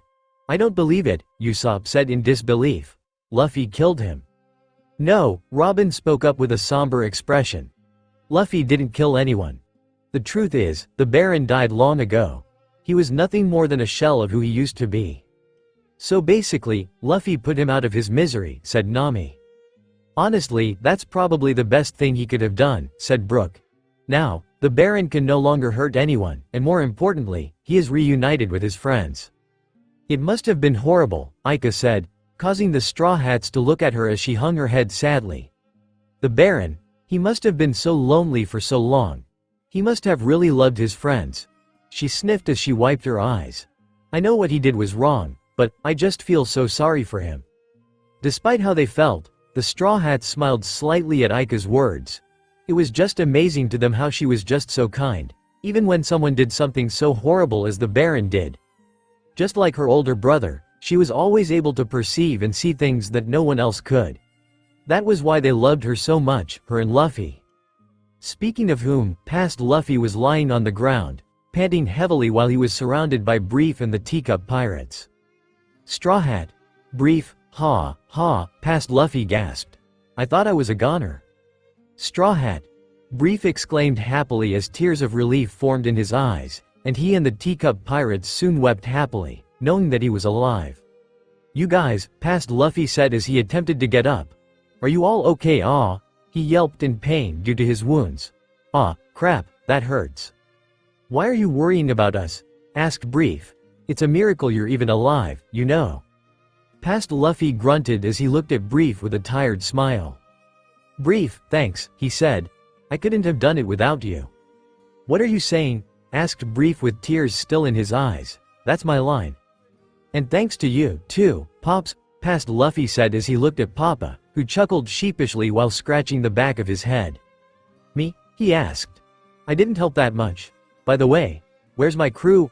Asked past Luffy as he attempted to look around, and that's when Daisy let out a joyful gasp before she got up and ran off somewhere. Mr. Reindeer, she called, causing past Luffy to look as best as he could, and to his utter joy and relief, there they were. The past Straw Hats, all alive and well. As soon as they appeared, the sun began to rise, as if signifying the end of a horrible nightmare. The past Straw Hats all seemed confused, talking like they had just woken up from a deep sleep. As they appeared, past Luffy smiled, looking as if he was about to burst into tears as a gentle wind blew over the now deserted island. Instead, though, he just closed his eyes, causing the memory to go dark. However, he could still hear their voices. Hey, is that Luffy over there? Past Nami asked. Oh, hey, it is. Past Zoro answered, sounding happy for once. The Straw Hats could hear the sound of their past selves approaching their sleeping captain, and past Nami was heard calling out his name and asking him why he was just sleeping there. All she got in response was the sound of her captain's signature laugh. The Straw Hats all stood together in the darkness, silently watching and waiting for anything to happen. However, it didn't do anything to calm their turmoiled hearts. If nothing else, they only had more questions than answers. I still can't believe that really happened, Nami spoke up after what felt like an eternity. Here I was, thinking it was gonna be another adventure, Sanji added, but man, we were dead wrong about that. And the worst part is Luffy never told us about any of this, Usopp pointed out, a heavy feeling sinking into the pit of his stomach. I mean, doesn't he trust us? I think trustiness is the issue here, Robin said. Maybe, he was too scared to tell us. After all that, I can't say I blame him for not wanting to say anything about it, Frankie spoke up. I can't believe that, we all died, Chopper added, casting his eyes to the ground with a troubled expression on his face. That was so scary. Maybe that's why Luffy didn't want to tell us, Zoro spoke with his arms crossed. He probably did blame himself for what happened on that island. Big Brother was probably hurting the most, then, Ika said, sadly. To have something like that happen to him. It was indeed quite the traumatic experience, Brook chimed in with a grim expression on his skeletal face. Poor Luffy, Kumi said with a sad whine as her ears drooped. No one should ever have to go through something like that, alone, said Blizzard. That's when the darkness faded away, revealing a graveyard full of tombstones, which caused Chopper to gasp as he recognized them instantly. The graveyard, he whispered. What's going on? Usopp asked. Why are we seeing this place? That's when they heard the sound of footsteps, and soon enough, past Luffy soon appeared. He was still wearing that sleeveless hoodie from earlier, but now, it looked like it had been washed, for it was much brighter than before, and he had his hat tilted over his eyes. Also, he had bandages wrapped all over his body, practically up to his neck, and he had a small patch on his left lower jaw. Oh, man, Frankie muttered. How many bandages did you put on him? I think I remember, Robin said. This took place the next day, didn't it? Yeah, Chopper answered. We took Luffy back to the Mary so I could get him patched up. We agreed to stay on the island for just a little longer, just so he could rest. Yeah, Sanji replied, but when I went to bring him his breakfast the next morning, he wasn't on the sofa where he was sleeping. I remember, Usopp said. We were all panicking because we didn't know where he went. I guess this is where he wandered off to. That's when past Luffy sat down in front of something. It was a cross, crudely made with what looked like some driftwood, and the Baron's goggles were hanging off of it. There were even some flowers resting in front of it. It didn't take the Straw Hats very long to realize what it was. Is that the Baron's grave? Brook asked. It looked as if it was just made, Robin pointed out. I wonder why. Hey, you don't think that Luffy made that for the Baron, do you? Nami inquired. You've gotta be kidding me, Sanji exclaimed. After all the crap that bastard put him through, he makes a grave for him. A pause, before past Luffy began to speak. You were really hurting inside, weren't you? He asked, causing the Straw Hats to gasp silently in surprise. I'm not saying that what you did was right, but still, I understand how you feel. It must have been horrible. He paused. Being alone is more painful than anything in the world. Luffy, Usopp whispered, sadly while Chopper sniffled as his eyes teared up a little. Even Frankie got a bit choked up, though that was no surprise. To spend every day without your friends, past Luffy said, must have been so hard for you, and to be without them for so long, too. He closed his eyes. At least this way, you can be with your friends, again, if you can. The Straw Hats all glanced at each other as they listened to their captain speak. They should have known that Luffy would understand more than anyone what it was like to be alone. He was truly a great man. I'd hate it, too, past Luffy said. I hate the thought of not being able to be with my friends, and yeah, I hated that you took them away from me, even just for a little while, but it's not gonna happen. Not again. He raised his head, revealing his determined face. I'm going to protect my crew until the very end, and I'm never gonna lose them, again. The Straw Hats watched in awe as they heard these words leave their captain's mouth. Even after all the trauma he had experienced, it only served to make his determination to protect his friends even stronger. It was just absolutely amazing to them. Suddenly, someone else came and joined past Luffy, and it was revealed to be none other than Brief, who sat down beside him. So this is where you were, he said. Hey, Brief, past Luffy greeted. Your friends are looking for you, by the way, Brief said. It seems you put them in a bit of a panic. She. Past Luffy laughed while scratching the back of his head. Did I? I guess they worry about me a lot, huh? With a captain as reckless as you, I can't say that I blame them, Brief pointed out. Your ship's doctor says you're supposed to be resting. Why aren't you doing that? I dunno, past Luffy answered. I guess I just don't want to be around them right now. Even though you just got them back? Brief asked. It's complicated, I guess, past Luffy replied. I mean, I'm happy I saved them, but at the same time, he sighed and shook his head. They don't even know what happened here, and the thought of telling them just makes me scared. The Straw Hats just quietly watched, some of them sad, worried faces as they realized that after witnessing the events that took place, their captain's worries were not unfounded. After all, it was still fresh in his mind at the time, and bringing it up would have only brought more pain. I understand, Brief said as he placed a hand on past Luffy's shoulder. It's never easy to talk about such things, but you know, Straw Hat, you shouldn't hold back. Huh? Past Luffy muttered. Just as a crew trusts its captain, a captain must also put faith in his crew, Brief answered. You mustn't be afraid to tell your friends about what took place here. He's right about that, Brook said. Luffy should have come forward about this to you all. You're right, he should have, Zoro agreed while shaking his head. He should have trusted us with the truth. Luffy, Nami whispered in concern. I guess I could tell them, said past Luffy, although the look on his face made it clear that he was still unsure. By the way, Brief, what are you gonna do? Honestly, Brief asked with a sigh. I'm not really sure. I could stay here, but this is the place where I lost my crew. I might stay here a little longer, give my last respects to my comrades. Then, maybe, I'll leave and take the teacup pirates. Who knows, we might start a new life somewhere else. I see, past Luffy said with a smile. Good luck out there, then.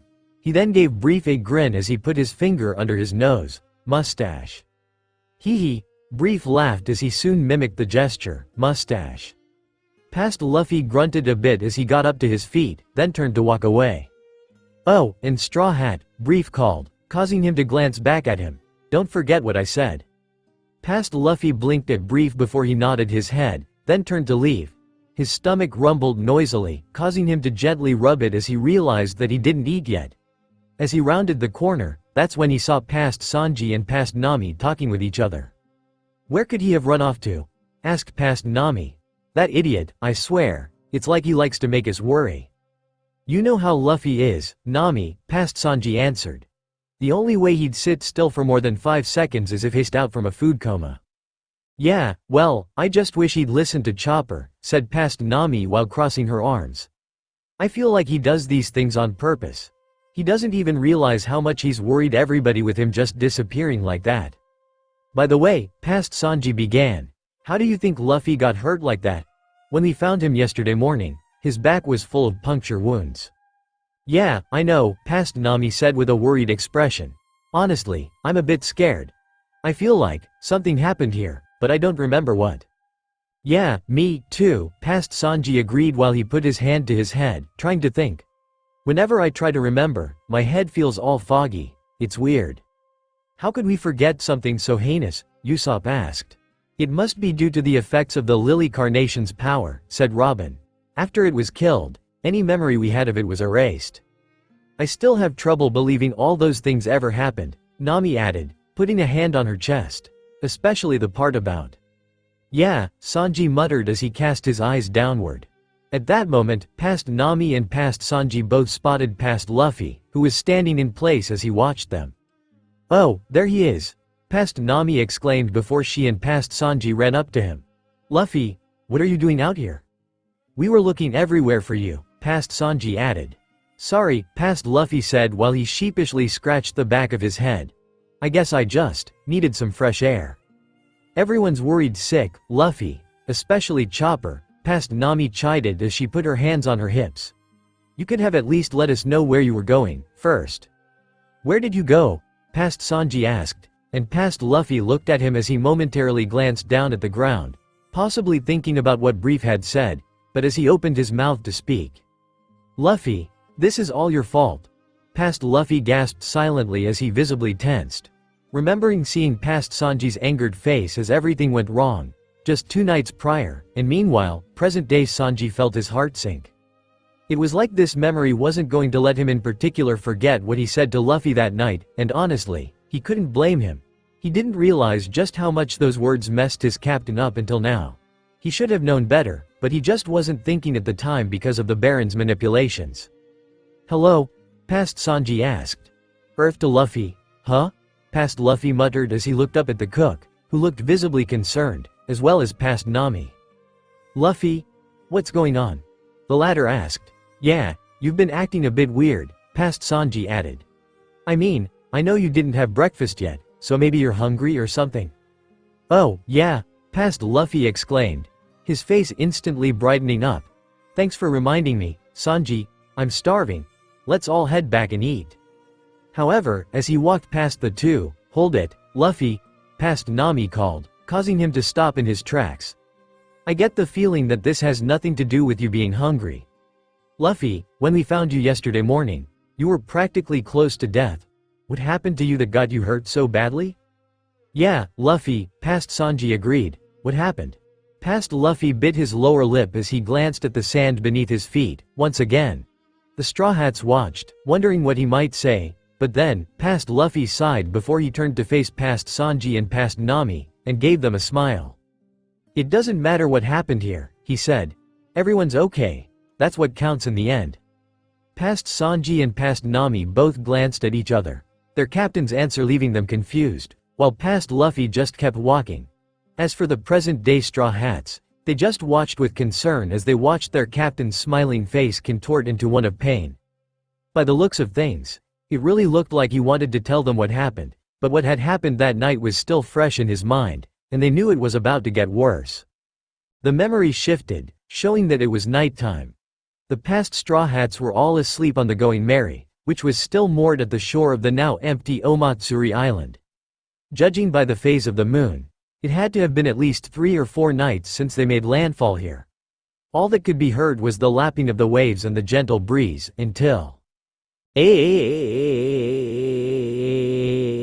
HHH. The Straw Hats jumped, startled by that scream, while the memory was suddenly filled with images of the Baron, the Lily Carnation's mutated form, and the past Straw Hats in that misshapen sculpture attached to it. All of the images were tinted red and flashing one after the other, but that wasn't even the worst part. No, not again. No, Luffy, wake up. You're having a nightmare, wake up, damn it. Past Luffy gasped as he sat up with a jolt, his chest heaving in and out as he looked around and saw past Zoro, who was gripping his shoulders tightly, and judging by the look on his face, he looked like he was almost in a panic, himself. Behind him stood past Sanji, past Usopp, past Nami, past Chopper, and past Robin, all of them watching with worried faces. It was then the Straw Hats got a look at past Luffy's face. His eyes had dark circles under them and sweat was dripping down his face. He looked as if he had not slept for quite a long time. "It's about time you woke up," past Sanji exclaimed. "You started screaming like crazy. Chopper almost had to give you a sedative, just to get you to calm down," past Usopp added. "Are you okay, Captain?" asked past Zoro, causing past Luffy to swallow thickly as he licked at the roof of his mouth. I need water," he said. "Wait here," past Sanji said as he walked out of the room, then after a while, he came back with a pitcher and a glass of water. "Here you go, Luffy." Past Luffy didn't even wait, though. He just snatched the glass right out of past Sanji's hand and gulped down the water faster than anyone could so much as blink before he held out his glass. "More," he said before past Sanji poured more water into the glass only for past Luffy to gulp that down. Just when he was about to ask for another, the Straw Hat Captain just grabbed the whole pitcher and guzzled down the water. Most of it wasn't even going down his throat. It just dripped down the sides of his jaws and dribbled onto his clothes until finally, the pitcher was empty, and past Luffy gasped as he finally pulled it away from his parched lips. Ha, he panted.